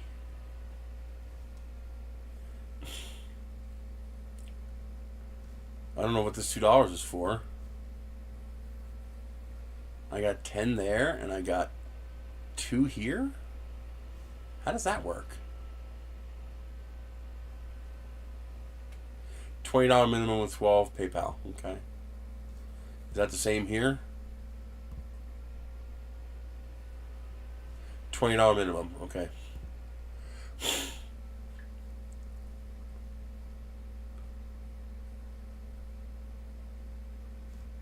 I have no idea how this works. You guys can't even see what I'm doing. I have no idea what this is. I doubt I have enough traffic to warrant this.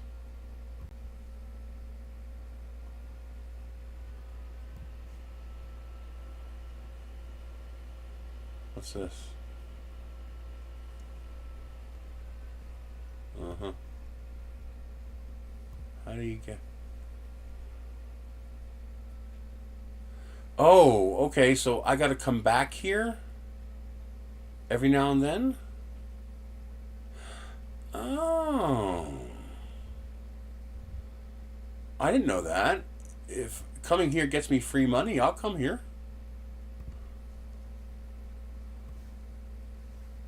Okay.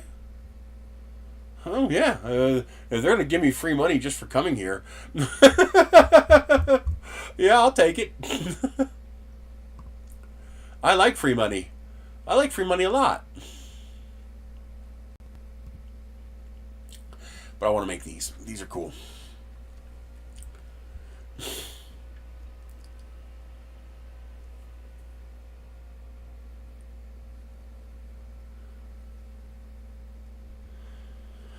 Alright, that's it. I am wiped out.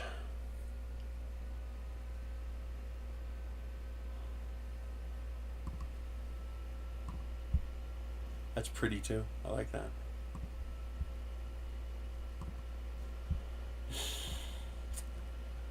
Alright. Hi.